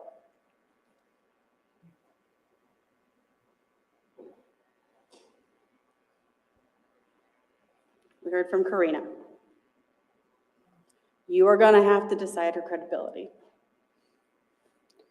She got up here and she sat and she told you what happened. She sat through the state rubbing her nose in what she had said. She did it. I don't know where the people are, but I do know where the Texas A&M dog veterinarian trailers she are attempted located. to do her very best to, if she said something wrong, make a correction and correct They can herself. probably go to the ER. Her testimony does make sense. They can go to the She ER does for give people. information to the police. Not all of the information, but she does give them information. Other than that, I don't know for human. She tried to get to the gun safe because somebody was possibly there. An officer was able to open it with his thumbprint. I don't know how that happened either, I guess, how his thumbprint is able to do it, but it's unclear how the state is taking the position that she's saying things that only help her, but also saying that she's only saying things that don't make sense.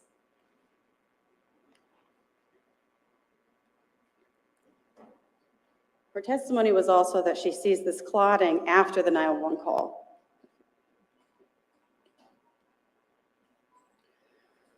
But she's older. She couldn't have been manipulated by Houston because she's older.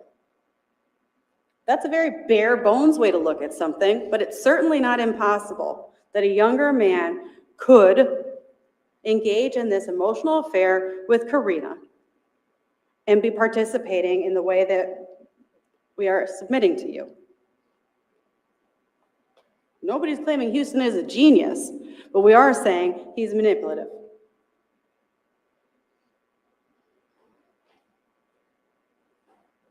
People Houston's age commit crimes all the time, even very serious ones, without the aid of an older person.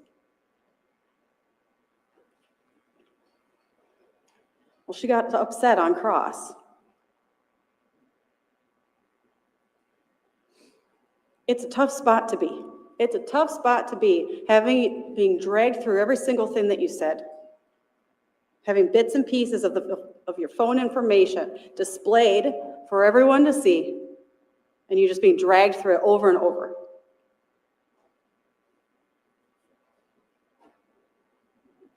But she lied for so long. She told us why.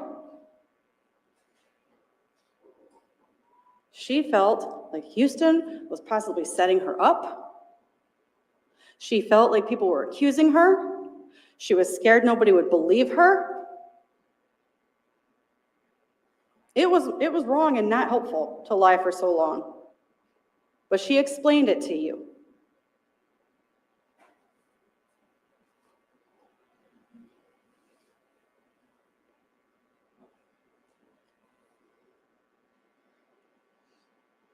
But the Snapchats. Again, it's incomplete information. It's obviously incomplete information. And that means data loss. Phone dumps are not gospel.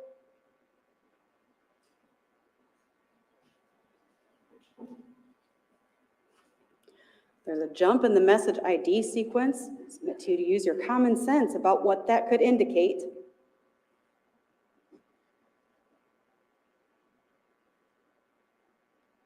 Tiffany Lord is so sure about how this biome works at 421, but again, there's no message and she doesn't have an explanation for that. It seems like Tiffany Lord is able to explain things when they're helpful for the state, but doesn't understand them when they could be helpful to the defense. Guys, she is always breathy. Always. By the way, I'm sorry I wasn't muted quick enough. We have Joe Schmo, and he called me. There is a K9 team he's connected with in Kerrville, who are doing the searching, and they needed IV fluids right away. And I was trying to help them get to an IV station. So I apologize for that. Be in prayer for that team. I think it's the dogs that need it. I'm not sure yet if it's human or dog, but they are exhausted. They've been there for days, and they need some prayers right now. All right, back to this. We don't have any Snapchat saying, please kill my husband. We don't have any Snapchat saying, please be quiet when you kill him. We don't have any Snapchats that the state seems to think she's busy making sure everybody is subdued. That she says, okay, he's asleep, everybody's asleep, time to come over. And then by the apparent timeline the state is establishing today, show up 50 minutes later, and we're still going to know that everybody's asleep.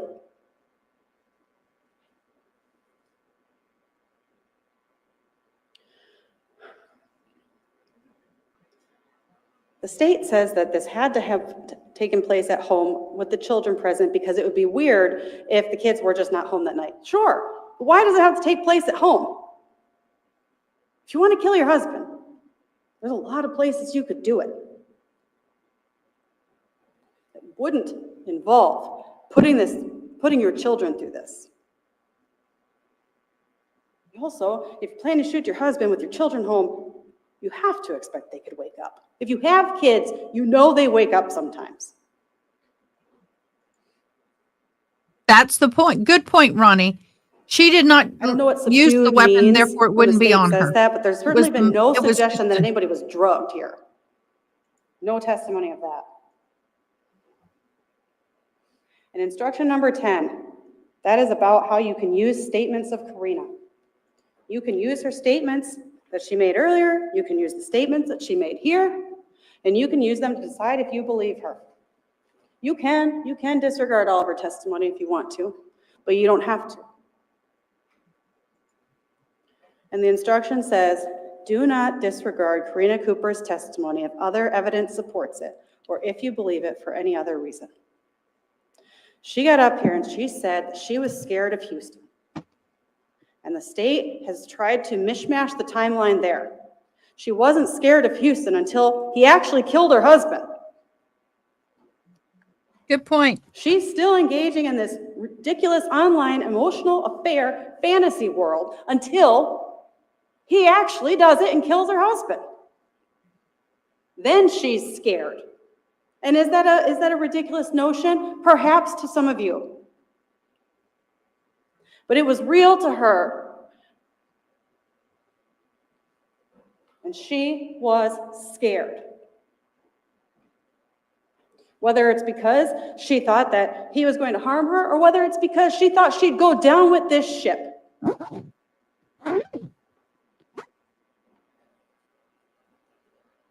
Do not disregard her testimony if you believe it for any reason.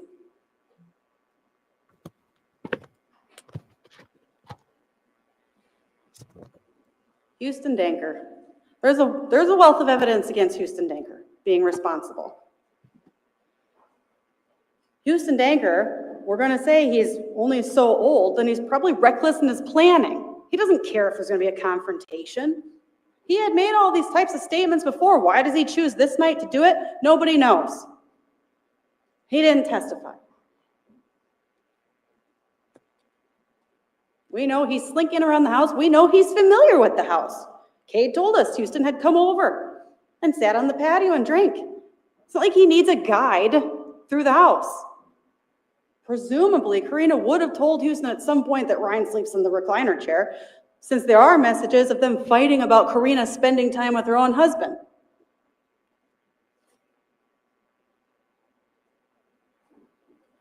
Karina told you that they had been arguing earlier in the night. That could explain why this guy is driving by and slinking around, and it's because he's nuts.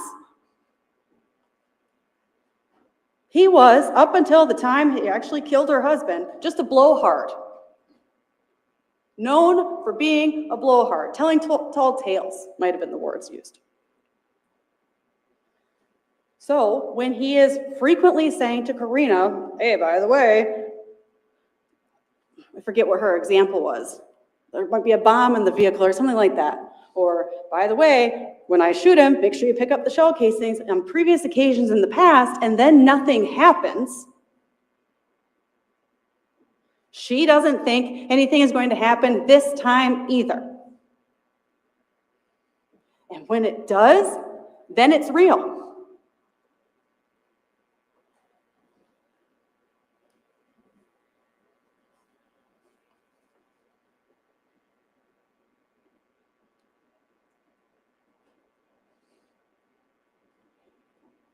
We talked about in jury selection, presuming somebody innocent, and that we're required to do so. We're required to look at things different in a courtroom than we might look at them every day or in our everyday lives. She is presumed innocent unless and until the state proves her guilty with evidence beyond a reasonable doubt. And it doesn't matter that she's sitting at this table with me. It doesn't matter that she was arrested. What matters is the evidence. Beyond a reasonable doubt, you have an instruction explaining that to you as well. Like we talked about in jury selection, it is not a gut feeling. It is not a snap judgment. It is not even, I'm pretty sure.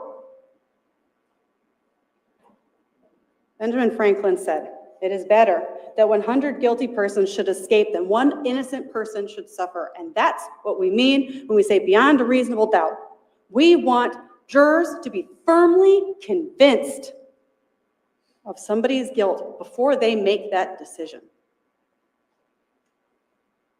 If there's any part of you that is feeling doubt, reasonable doubt, don't convict her, even if you're pretty sure, because that's not firmly convinced.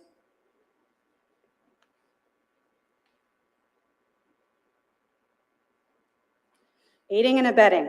State's case is just words. There's no proof that she lifted a finger to help Houston. The state makes assertions about the things that she probably or could have done to help Houston, but there is no affirmative evidence of that. We do not convict people of the most gravest of crimes based on thoughts or words. It doesn't matter if she sometimes had made statements about wanting a rogue semi-accident, which I would point out, Tiffany Lord conveniently leaves out of her or her PowerPoint the very next statement being, "I have dark and twisted minds sometimes, divorce me." Cherry picking evidence is misleading. And it's okay if you think you wanted to see all of it. You weren't given all of it.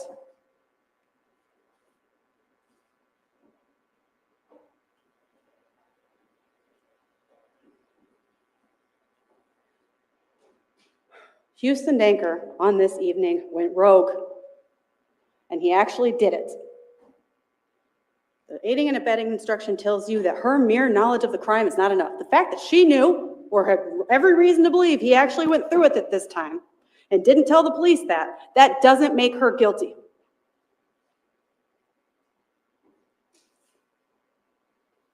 The bottom line here is that no one ran off into the mountains.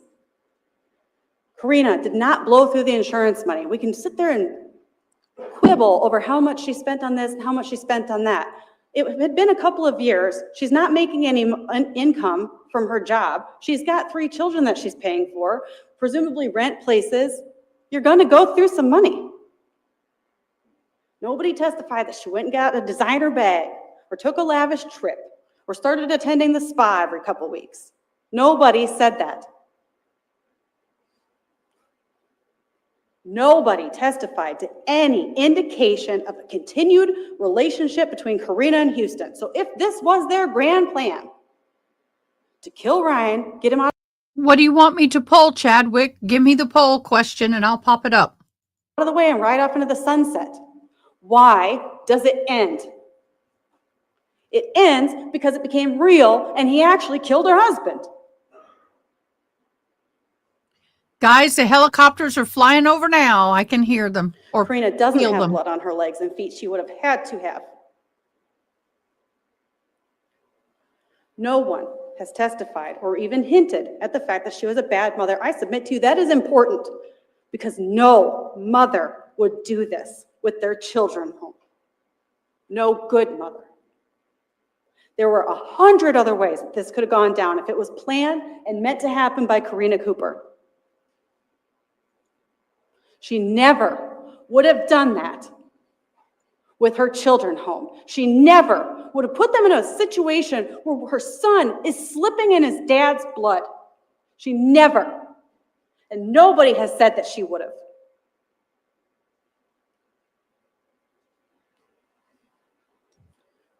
She did not have any specific intent to kill her husband. She did engage in reckless behavior and talking to Houston and not cutting it off and having all these conversations. It was reckless. But she didn't have any intent to kill him or for him to actually wind up dead. She wasn't even actually going to leave him. She's getting attention from some knucklehead on Snapchat, and she likes it. And she's living in a fantasy and a dream world until he does it.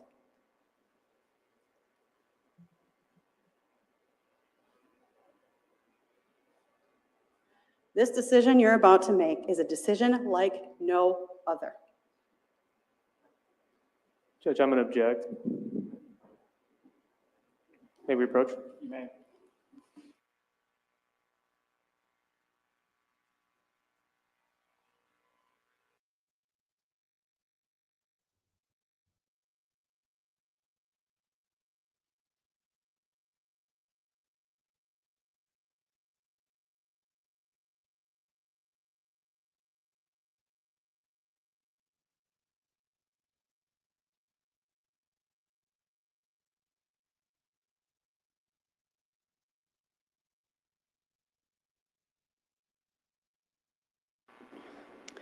This is a decision like no other that you will make.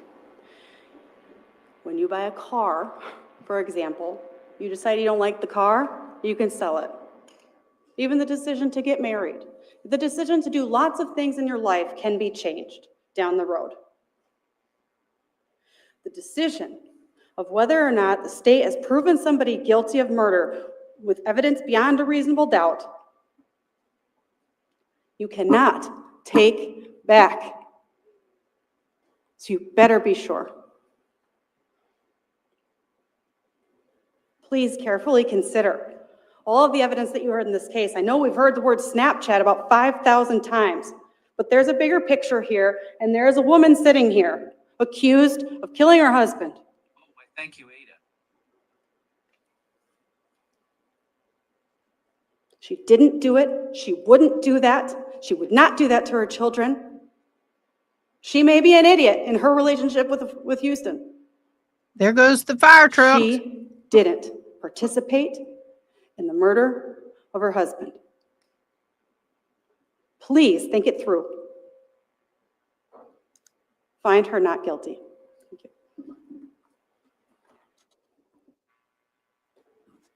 you. Mr. Ringel, rebuttal? Thank you, Judge.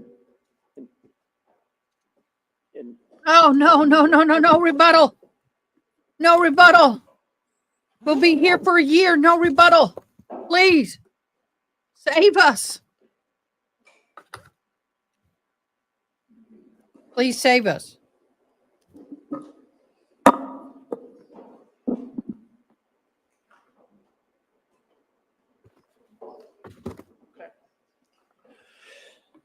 Yes, let's think it through. There's no evidence that their grand plan came to fruition. Nobody rode off into the sunset. That's supposed to be evidence that Karina didn't participate in the murder. She's quite the opposite. Why? Why didn't they ride off into the sunset together? Because people figured this out pretty quickly. They thought they were smarter than everyone. They thought people wouldn't figure it out. They even worked out stories. Here comes, wait, we're going to stop. Question. Here comes the convoy. So they've already landed.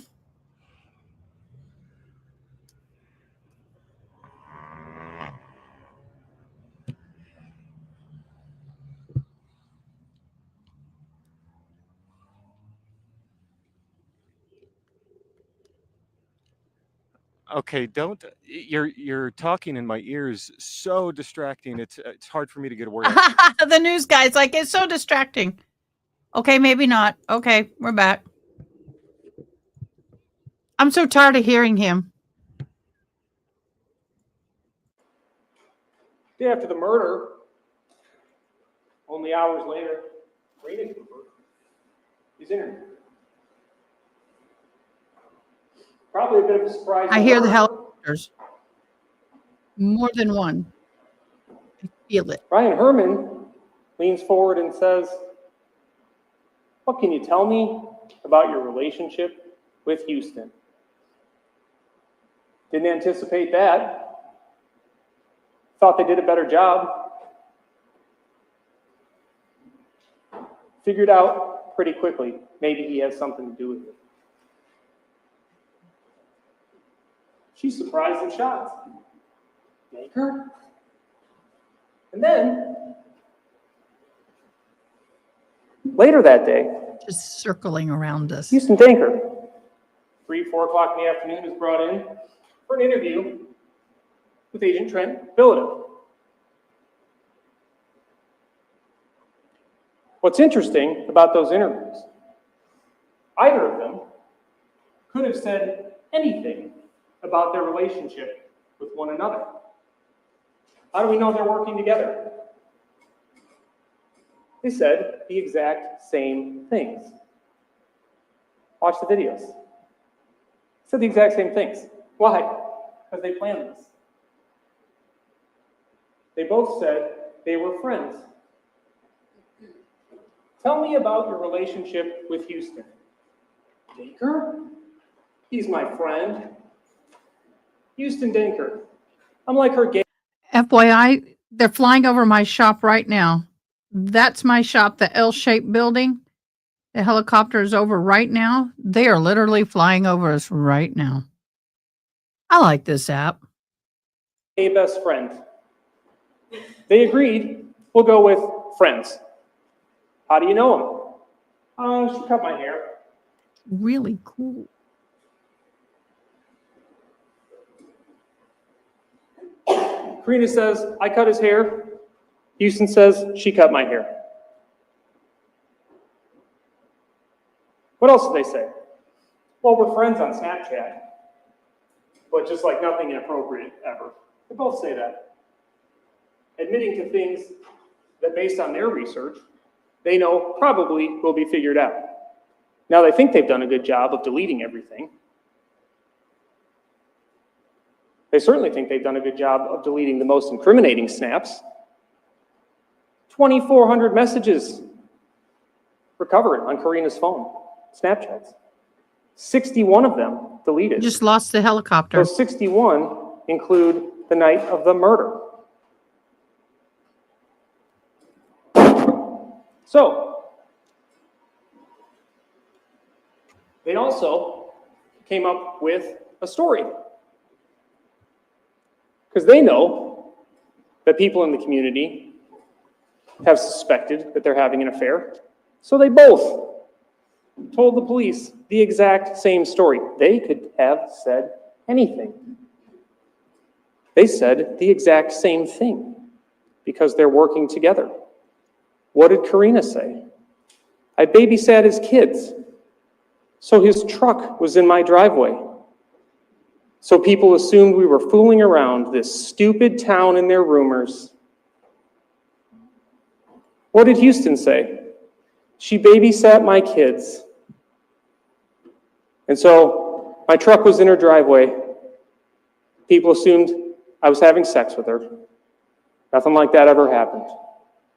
They told the exact same story. They told the exact same story because they're working together. They could have said anything. So they didn't run off to the mountains together because the police were onto them very quickly. And a lot of what they did was pretty stupid and pretty easily discovered. But they were at least smart enough to stop communicating via Snapchat or in other ways that they could be detected after the murder. Is it a surprise that they decided to cool it. Having committed a murder together, that they finally figured out, oh wow, these investigators know a lot of stuff, and they know it really quickly.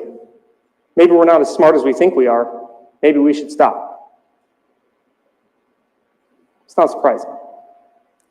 It's actually evidence. What they said and what they did, that they were working together, and the fact that they stopped communicating is further evidence of their guilt.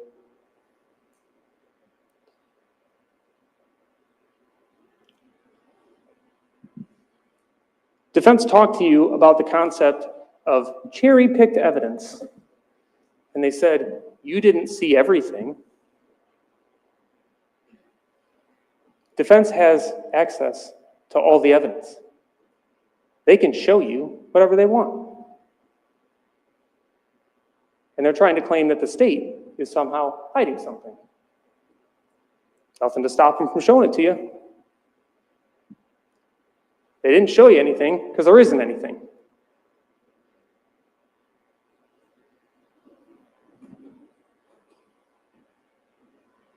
We heard a lot of information about Houston Danker and his threats and the fantasy world that Karina was living in, the fun fantasy, as any mother of three would have, happily married, where, you just talk online with your affair partner about murdering your husband. It's a fantasy world. It's just fun. Makes no sense. It's ridiculous.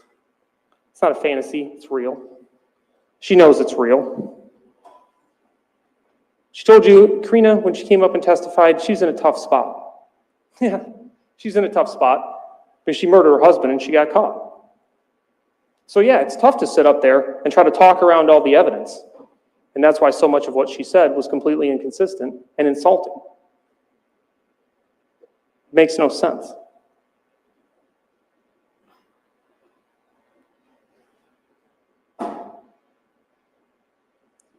Defense talked to you about the fact that, Karina was so scared, there's the threats, she's worried about being set up. They told you, don't disregard Karina's testimony if it's supported by other evidence.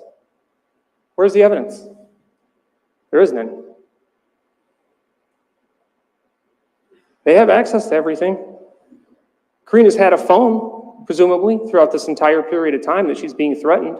She told you, he's threatening me, he's threatening my friends. She's afraid. I'm afraid that no one will believe me if I talked to the police about what happened. Okay, that's true.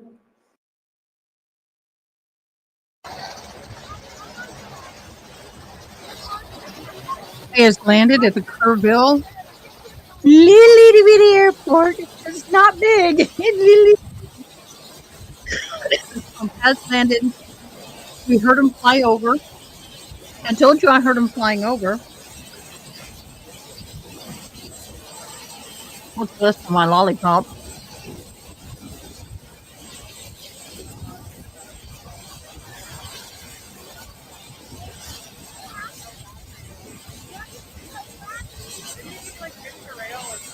So we'll come back to this when he gets out.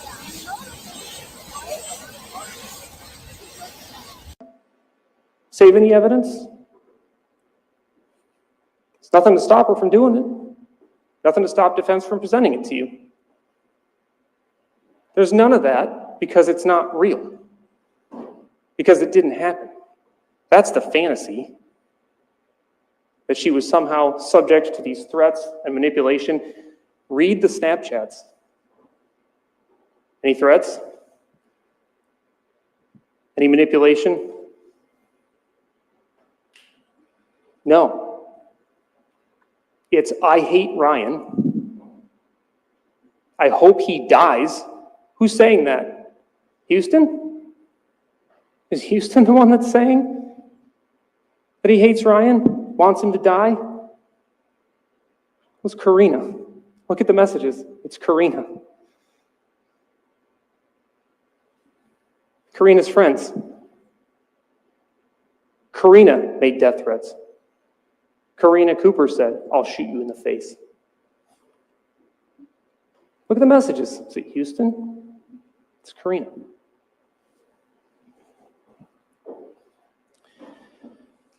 Talked again about ransom. I told you, and the evidence supports the fact, that when that dog is around Karina, he's completely subdued. Defense just told you.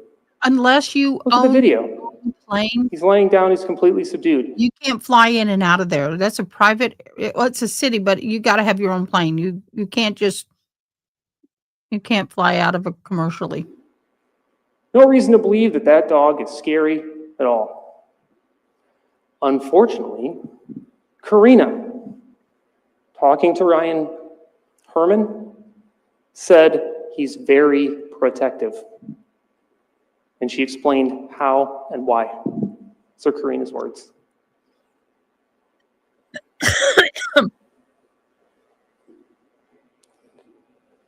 Defense is trying to convince you that Karina was not looking for shell casings. He said almost 2 Because hours. there was a vent nearby. Much like all the other coincidences that apparently occurred on the night of the murder, that just sort of look bad for Karina.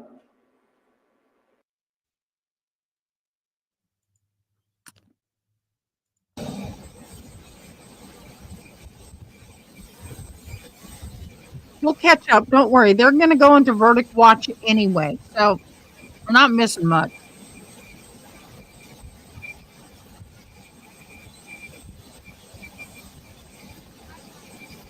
He's meeting with the governor. Our governor is in a wheelchair. He's been paralyzed for years.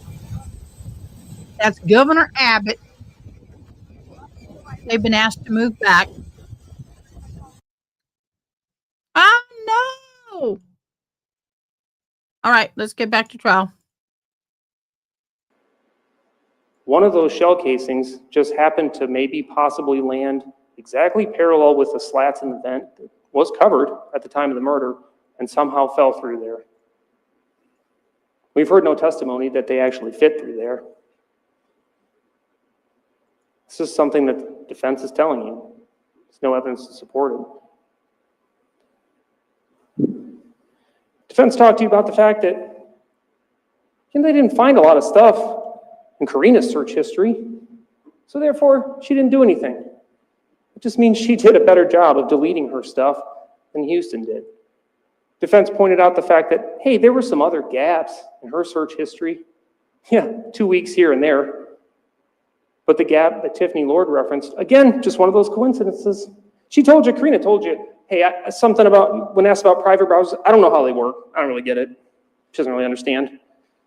But 5-month gap in her search history, 5 months. The 5 months that she was planning this murder. Right up to the murder. There's no other 5-month gap in evidence. It's another one of those coincidences. Of course, there's an easier explanation, which is the fact that she was planning a murder, the murder of her husband, with Houston Danker. That's what was really happening.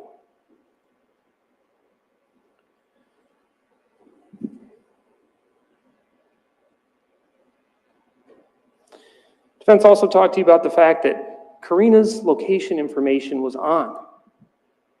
So, yeah, she's not trying to hide anything. They did the research. Again, they knew a little bit. What difference does it make to her when her part of the murder is to be at the scene if her location data is on? In fact, wouldn't that provide a convenient alibi? I'm home. I'm just home. I wasn't doing anything. Of course. Who cares? Karina knows that doesn't matter. Why does it matter if her location data is on? It doesn't. It's just going to show she's at her house, which she was, participating in the murder.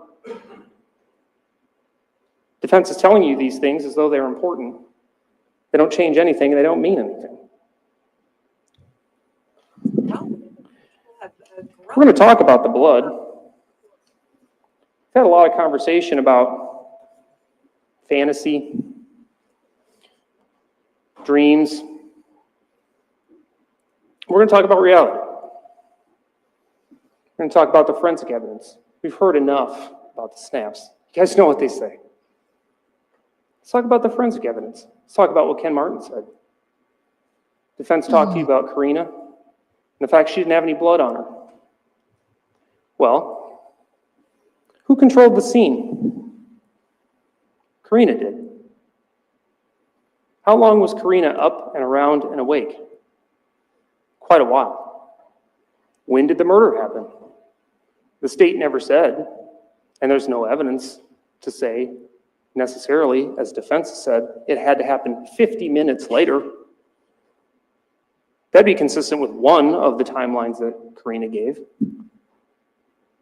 We saw Houston Danker's test drives, how long he could get back and forth between his house and the Cooper residence, so that they could figure out how much time they needed to delay things, so he could get home and open his fake snap message that she sent, because they think that'll trigger location data helpful to them. Send me something so I can open it when I get home. Deal? Deal. That's what they're doing. He's checking out how long it takes to get home. They're trying to manipulate location data. Karina controls the scene. They said Karina had no blood on her.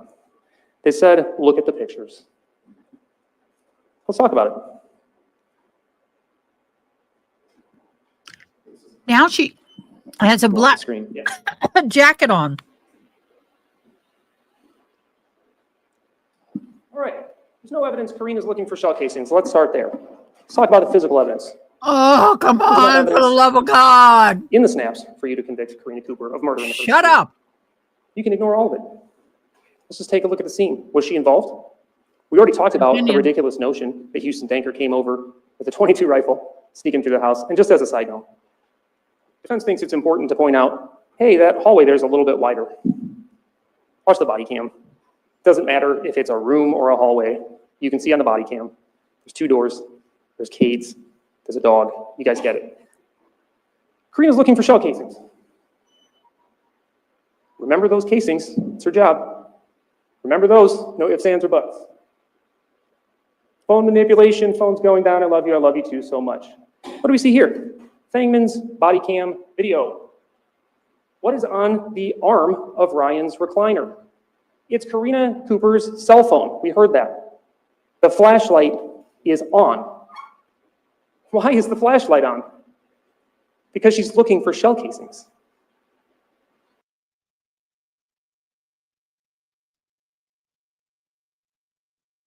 Like they're going to get their opportunity to see or maybe get a glimpse of what's to come here. All right, so at this point, we'll send it back to Jonathan and Mandy as we appear to be near the arrival here.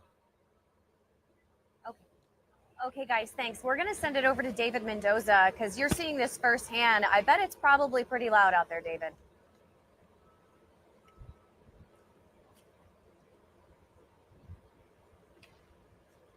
Guys, hey, yeah, that was Donald Trump that just passed by. I got a. She found one. She didn't find the other. There's things you learn when you kill somebody she didn't know before. One of the things that you learn, that scientists know, that detectives know, that investigators know, it's not like TV. You don't shoot somebody and they just lay gently back in their chair. It is chaotic. It is messy. And as smart as they thought they were, that didn't occur to them. They shoot Ryan. The plan is for Houston to get out of there as fast as possible out that door, which is exactly what happened. Karina's job is to find shell casings. Problem. It's chaotic as hell. She uses her cell phone flashlight to search around. She finds one, she doesn't find the other. It's on the other side of the blood pool. It's by the base of the door. She didn't see it. So there's a lot going on. That's why her flashlight's on. That's what she's doing. She's looking for shell casings. That's her job. Remember those shell casings. Remember those. Karina was present in Ryan's shop. Are we retrying the entire How do we know case?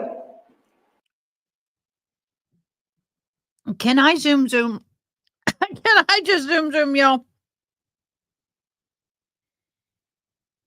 Yeah. Karina testified that she shook Ryan's foot. Heard her say that? She said it when she talked to Agent Herman. She said it on the stand yesterday. Ken Martin, blood swipe pattern. Ryan's right foot. Why does she have blood on her hand before she climbs on top of him? I ran out and I saw him. She says eventually she climbs on top of him and then she got blood on her. There's already blood on his foot, a swipe pattern. How'd that happen? Because she already had blood on her hands. Further evidence that Karina was present when Ryan was shot. You remember the blood pools? We're going to talk about what Ken Martin said. There's 2 of them. Why? The body was in 2 different positions. Blood They're pool coming. I hear number 1, I hear the sirens. which They're is the one that coming. Cade slipped in. They're passing us. This is the pool that formed first. It is a drip pattern with satellite stains. What does that mean? It means after Ryan was shot in the face twice by Karina Cooper and Houston Danker, his body fell to the left. We've already passed, Matt. His arms were at his sides. Blood is streaming out of his face. That blood is dripping into a pool, causing splashing, which Ken Martin calls satellite stains. You see those satellite stains all around that blood pool. Blood pool number 1. Ryan's face dripping down into the blood pool for a fixed period of time, because eventually he stops bleeding into that pool when his body returns to an upright position, sitting in the recliner. There are no splashes or satellite stains associated with blood pool number 2, which you see at the base of the recliner. There were flow patterns that came straight down from Ryan Cooper into that pool that you can see right next to the recliner. 2 separate blood pools. That serves as a timing mechanism. That tells us a lot. That tells us that Karina Cooper was present when Ryan Cooper was shot. You already know this. You know this from the other evidence that's been presented. Let's start with Cade's footprints. We'll just get that eliminated right away. These are the slip patterns from Cade slipping in the blood.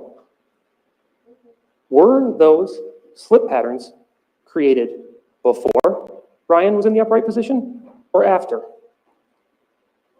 After. How do we know? Because Ryan is no longer feeding that blood pool with splashes from his face. That's why the floor is visible. That's why it's not filled in. If he was still bleeding into that blood pool, you would not see the floor. It would be filled in. Or you would see satellite stains in that slip. Those little splashes with the tails. There aren't any. So when Cade slipped in the blood, Ryan was sitting upright. Your Honor, I'm going to object.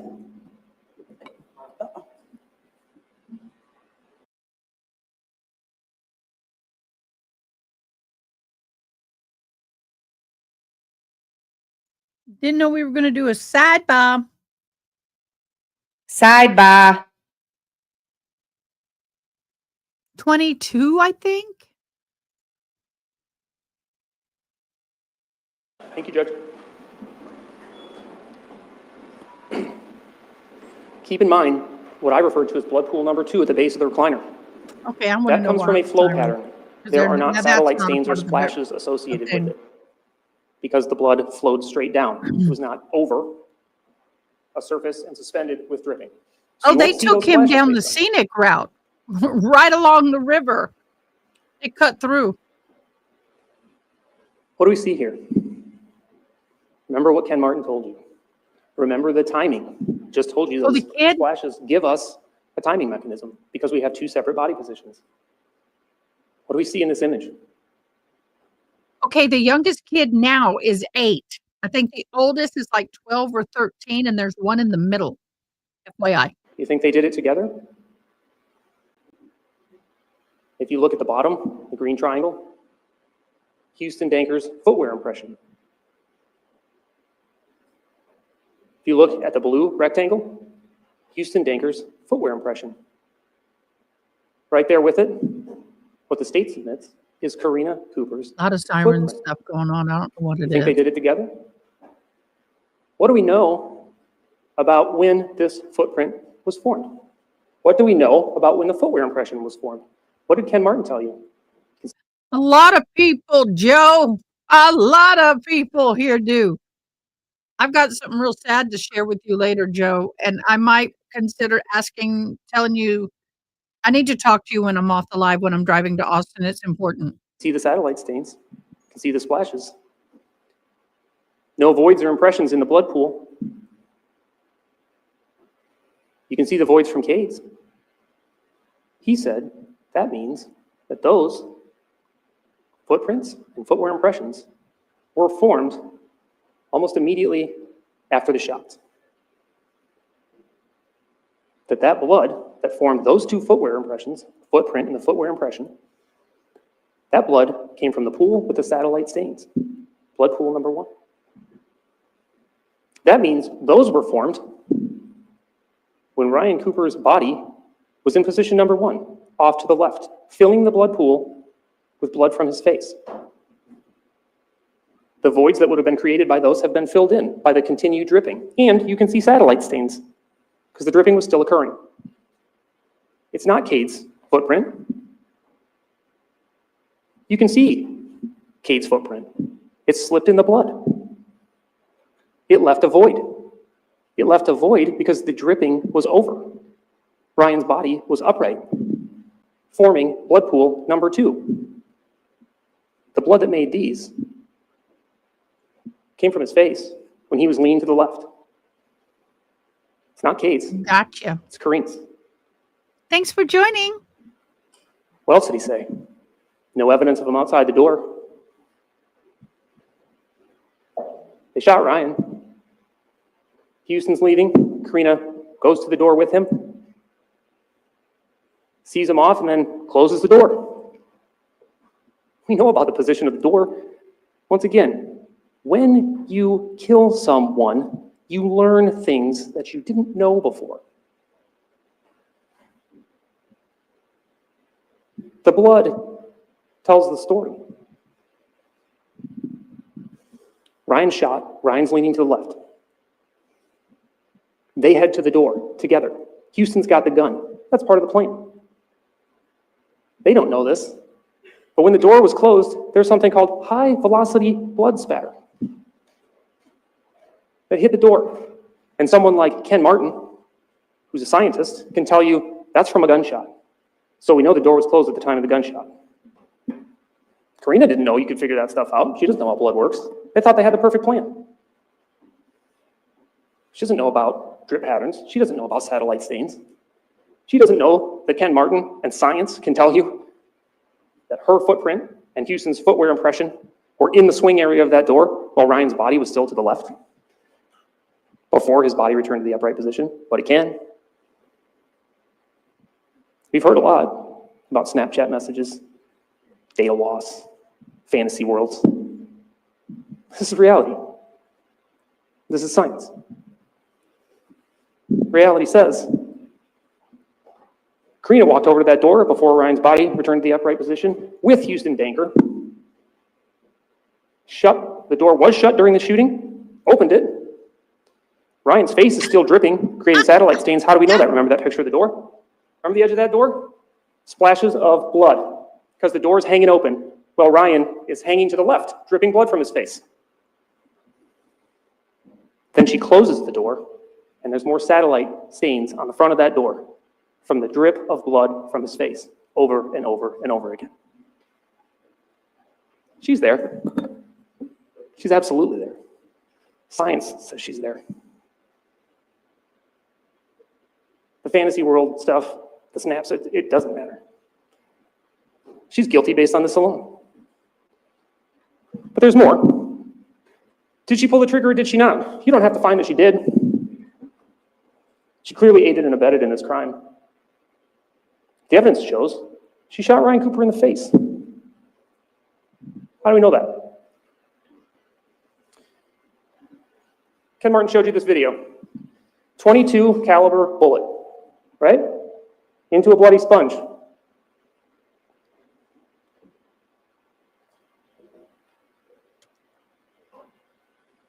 That's called backspatter. See all the blood coming back towards the shooter? It's things you learn when you kill somebody you didn't know before.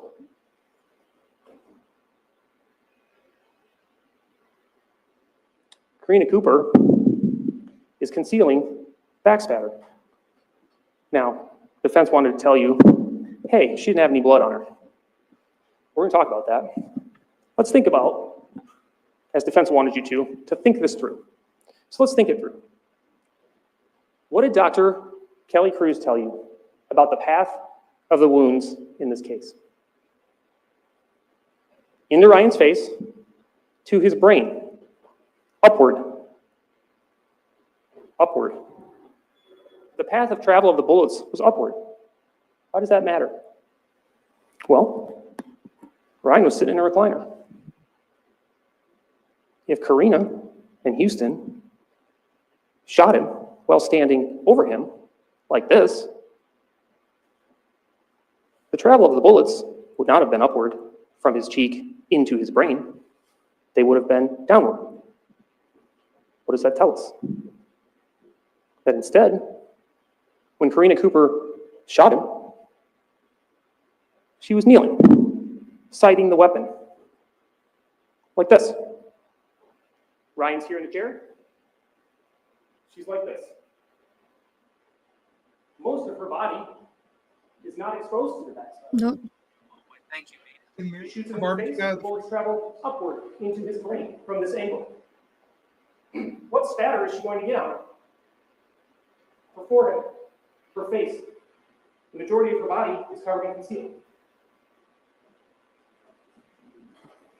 What did Ken Martin tell you? Shot number 2. More backspatter than number 1. Because after shot number 1, a pool of blood forms.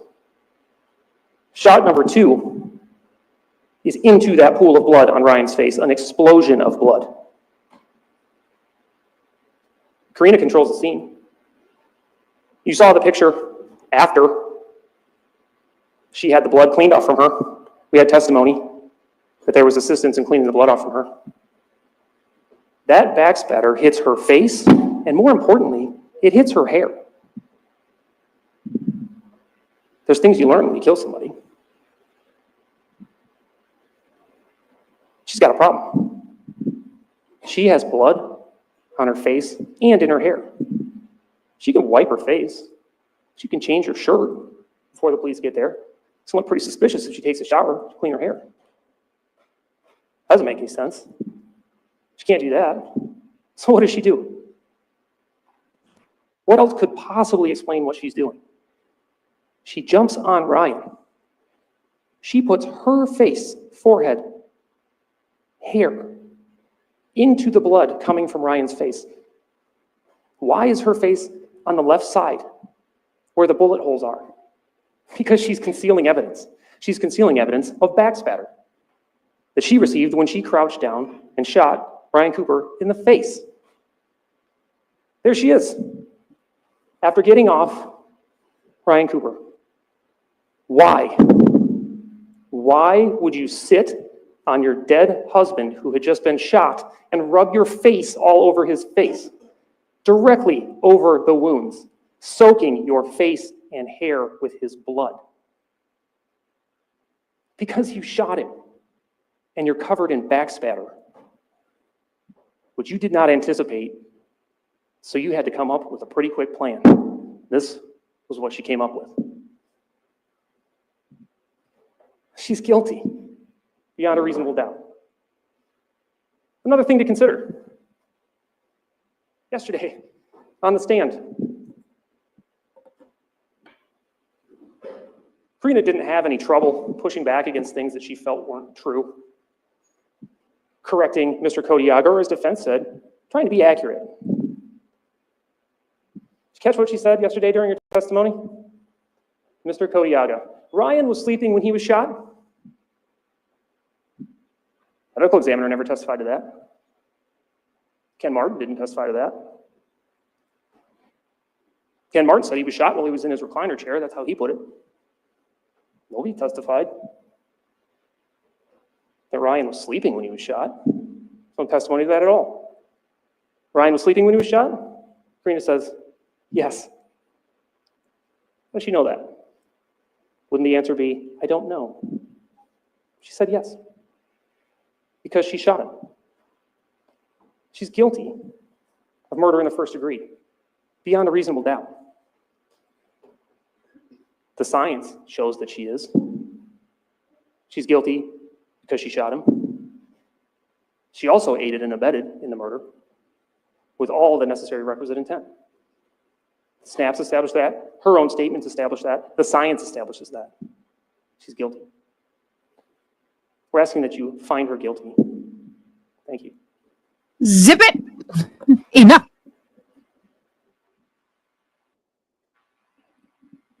All right, ladies and gentlemen, that concludes closing arguments. What we're going to do now is I'm going to finish with the last few.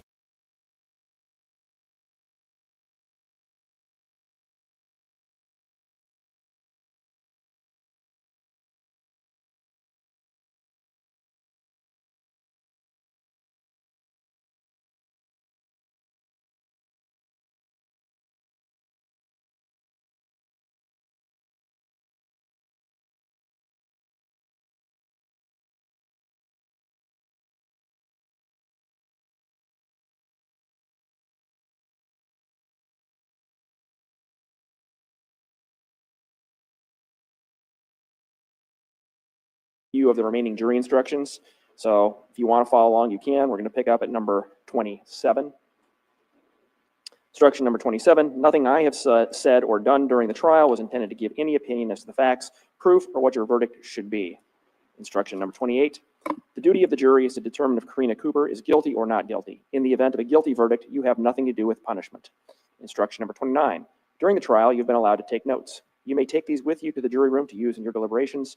Remember, these are notes and not evidence. Generally, they reflect the recollection or impressions of the evidence as viewed by the person taking them. It may be inaccurate or incomplete. Upon reaching a verdict, leave the notes in the jury room and they will be destroyed. Instruction number 30. Exhibits have been admitted into evidence and are to be considered along with all the other evidence to assist you in reaching your verdict. You are not to tamper with the exhibits or their contents, and each exhibit should be returned into court along with your verdict in the same condition as it was when received by you. Instruction number 31. You may not communicate about this case before reaching your verdict. This includes via cell phone, electronic media such as text messages, email, electronic messaging applications, any other social media platform, including but not limited to Facebook, LinkedIn, YouTube, Twitter, TikTok, Instagram, Snapchat, and any other social media applications you may use.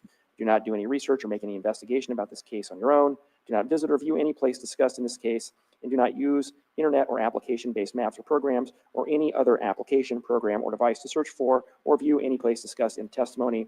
Also, do not research any information about this case, the law, or the people involved, including the parties, the witnesses, the lawyers, or myself.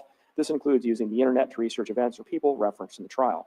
This case will be tried on evidence presented in the courtroom. If you conduct independent research, you'll be relying on matters not presented in court. The parties have a right to have this case decided on the evidence they know about and that has been introduced here in court. If you do some research or investigation or experiment that we do not know about, then your verdict may be influenced by inaccurate, incomplete, or misleading information that has not been tested by the trial process, including the oath to tell the truth, and by cross-examination. All the parties are entitled to a fair trial rendered by an impartial jury, and you must conduct yourself so as to maintain the integrity of the trial process. If you decide a case based on information not presented in court, you'll deny the parties a fair trial in accordance with the rules of the state, and you will have done an injustice. It is very important that you abide by these rules. Failure to follow these instructions may result in the case having to be retried, and could result in you being held in contempt and punished. Instruction number 32. When you begin your deliberations, you should select a foreperson. He or she shall see that your deliberations are carried on in an orderly manner, that the issues are fully and freely discussed, and that every juror is given an opportunity to express his or her views. In order to return a verdict, each juror must agree to it. Your verdict must be unanimous. Where two or more alternative theories are presented, or where two or more facts would produce the same result, the law does not require each juror to agree as to which theory or facts leads to his or her verdict. It is the verdict itself which must be unanimous, not the theory or facts upon which it is based. It is your duty as jurors to consult with one another and reach an agreement, if you can do so without compromising your individual judgment. Each of you must decide the case for yourself, but do so only after an impartial consideration of the evidence with the other jurors. During your deliberations, do not hesitate to re-examine your view and change your opinion if convinced it is wrong. but do not change your opinion as to the weight or effect of the evidence just because it is the opinion of the other jurors or for the mere purpose of returning a verdict. Remember, you are not partisans or advocates. You are judges of the facts. Your sole duty is to find the truth and do justice. Occasionally, after a jury retires to the jury room, the members have questions. I have prepared the final instructions only after carefully considering the evidence presented in the case with the lawyers. I have tried to use language which is generally understandable. Usually, your questions about the instructions can be answered if you carefully reread them. If, however, you feel it necessary to ask a question about the instructions, you must do so in writing. I cannot communicate with you without first discussing your questions and the potential answer with the lawyers. The court attendant who works with you in this case from now on is in the same position as I am. She will take an oath not to communicate with you about your deliberations. She has not spoken to you during the trial except about the mechanics of being a juror, and she will not speak to you when you have retired to deliberate, except to ask you if you have agreed upon a verdict and to manage the logistics of your service.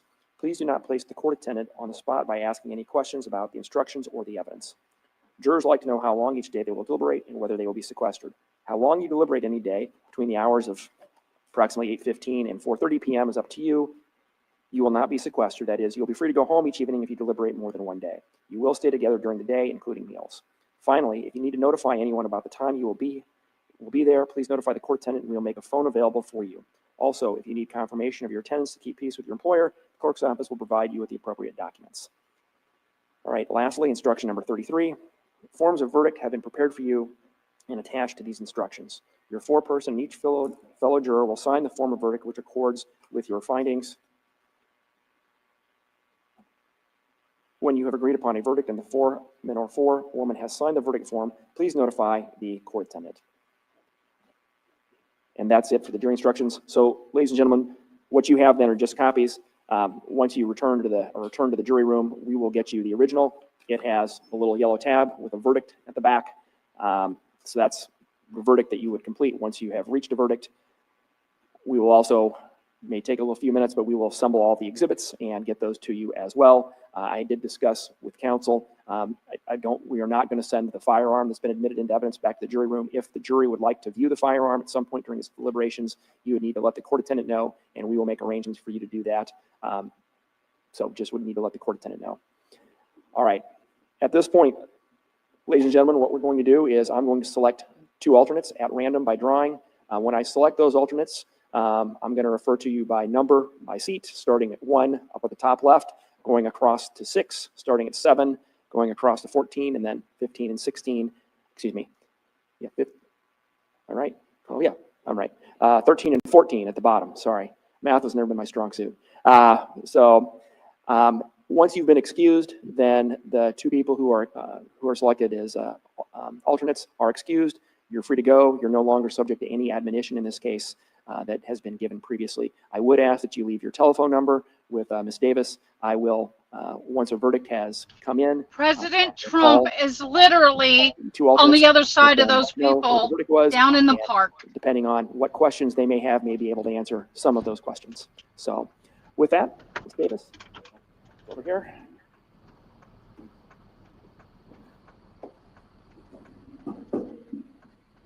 Sure, this will all go digital at some point, but.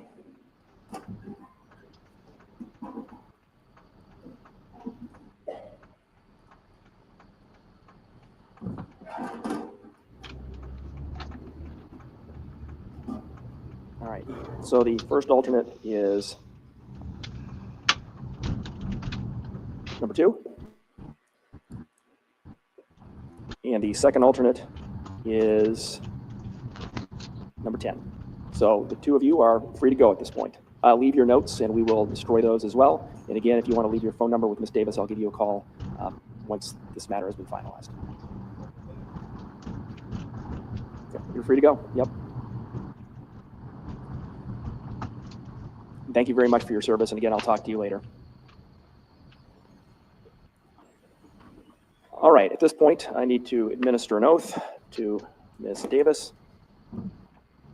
Ms. Davis, please raise your right hand. Do you swear or affirm that you will not allow any communication to or from the jury during its deliberations, that you will not personally make any communication to the jurors without court order except to ask if they have agreed on a verdict, and not to communicate to any person the state of the jury's deliberations or the verdict agreed upon before it is rendered? Please answer I do. All right. All right. With that, ladies and gentlemen, I will leave you to Ms. Davis and begin your deliberations.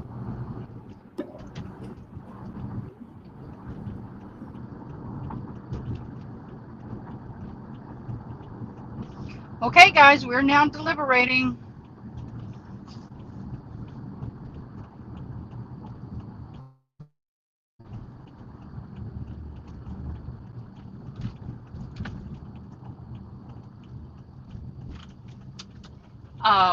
I'm sorry, right now I'm trying to get out of Kerrville.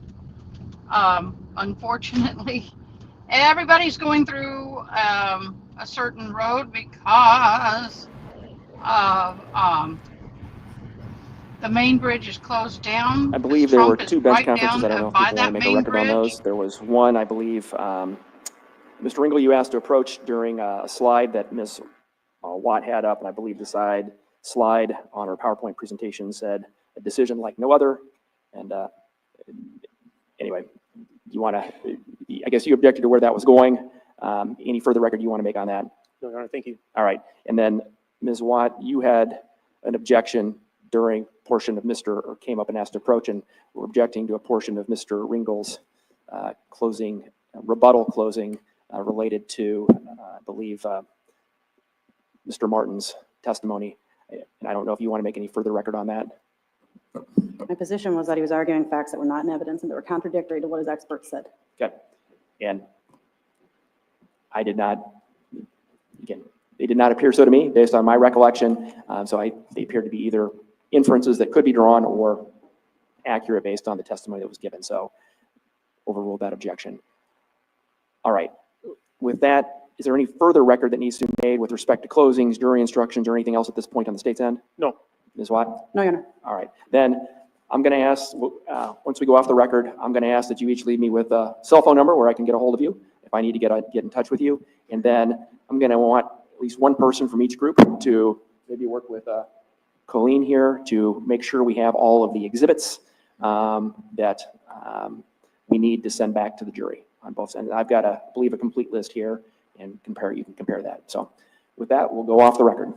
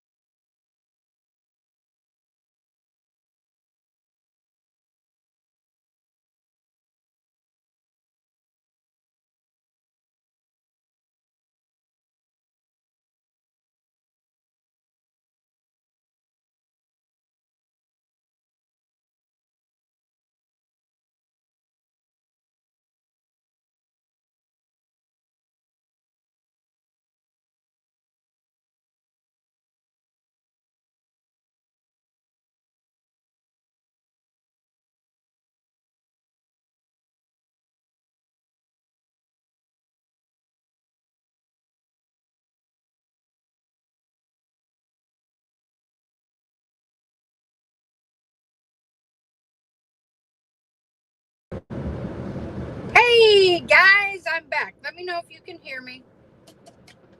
I'm gonna have to put the glasses on. I had to switch over to the iPad, unfortunately. So yeah, it's pretty crazy here, y'all.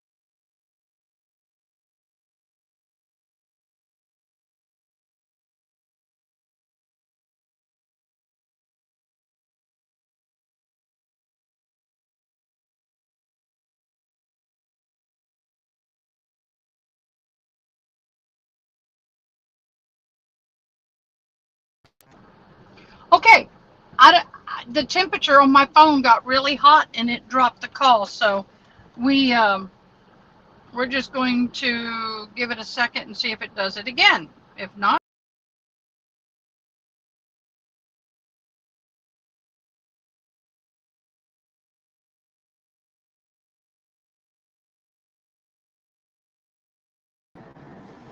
all right, I'm back. We'll see if it works. Can y'all hear me? I hope you can. Um, but the traffic is unfreaking godly right now, and I've had to go all the way around Kerrville. So we'll see what happens. Luckily, I know the back roads, and I'll be taking the back roads. They got all the main roads cut off, so it's taken me quite a bit.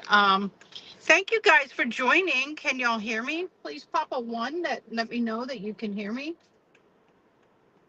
So what we're going to do is we're going to be on verdict watch. Can one of my mods put in a comment? Well, I'll have to do it.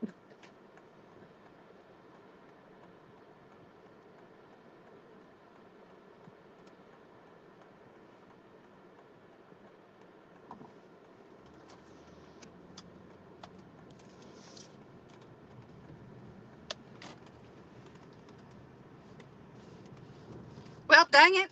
That's not what I wanted. I'm just going to scoot here for a second.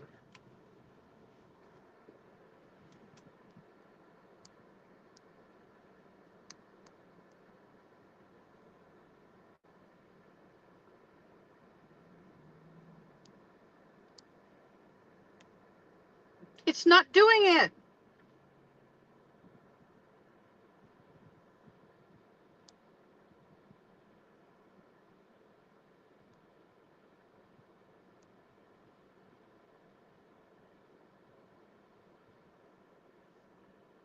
Now we got it.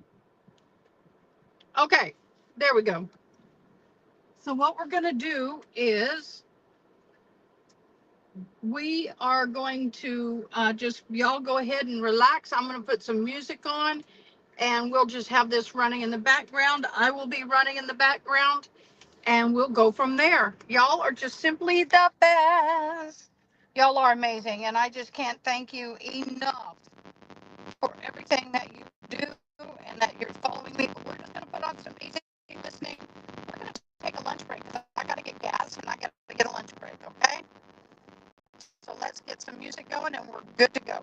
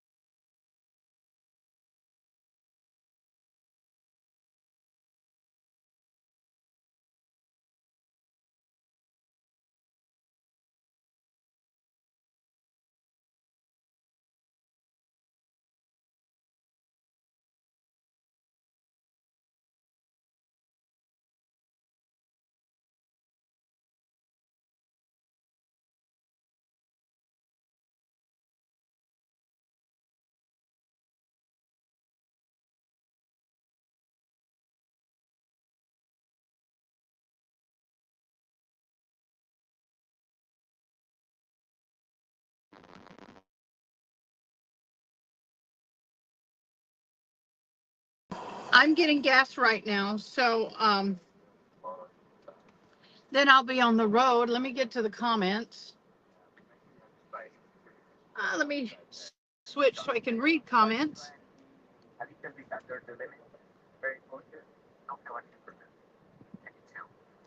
I am going to be meeting with the organization that just donated $1,000 to the emergency services chaplains for us to help the community. I'm sorry. I'm sorry. I am remote. Is that better? Is that better? I hope so.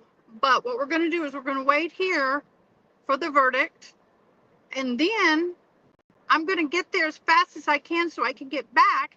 Because tonight we have a movie night. Why am I signing?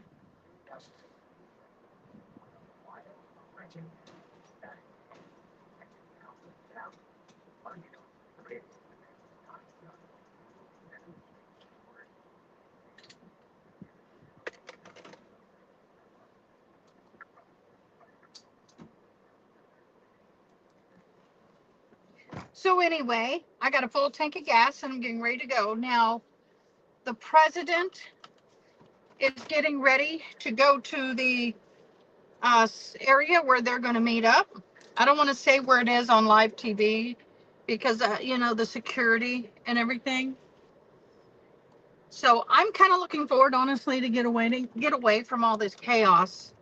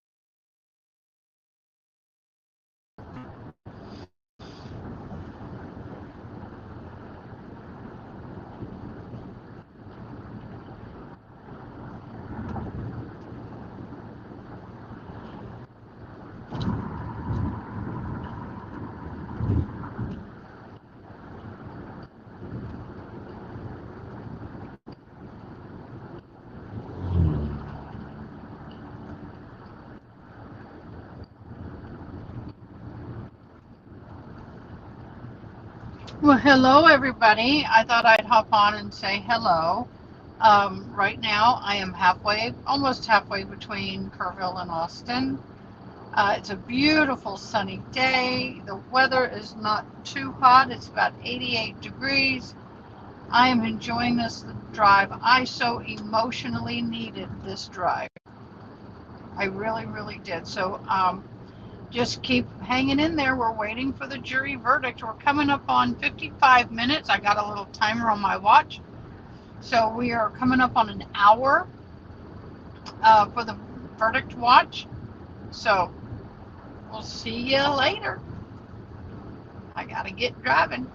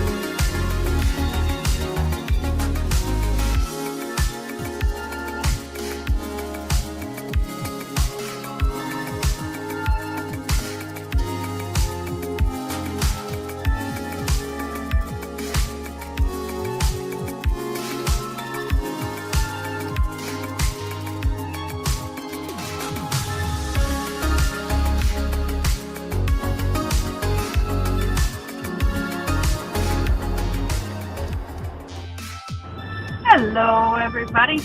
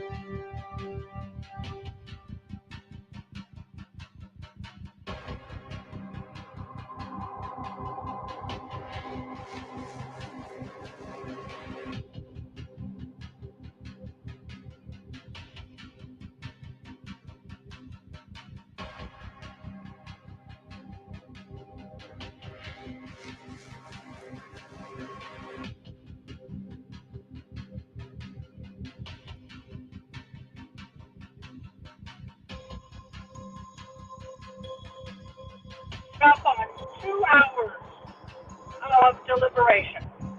I'm almost at my destination, so I'm going to go ahead and end this live for today. I apologize, but if there is a verdict today, I will hop on immediately. All right? Y'all be blessed. Y'all have a fabulous afternoon. I will see you tomorrow. Bye. Thanks for watching. Please comment, like, share, and most importantly, subscribe. I hope you have an awesome day. Till next time, take care.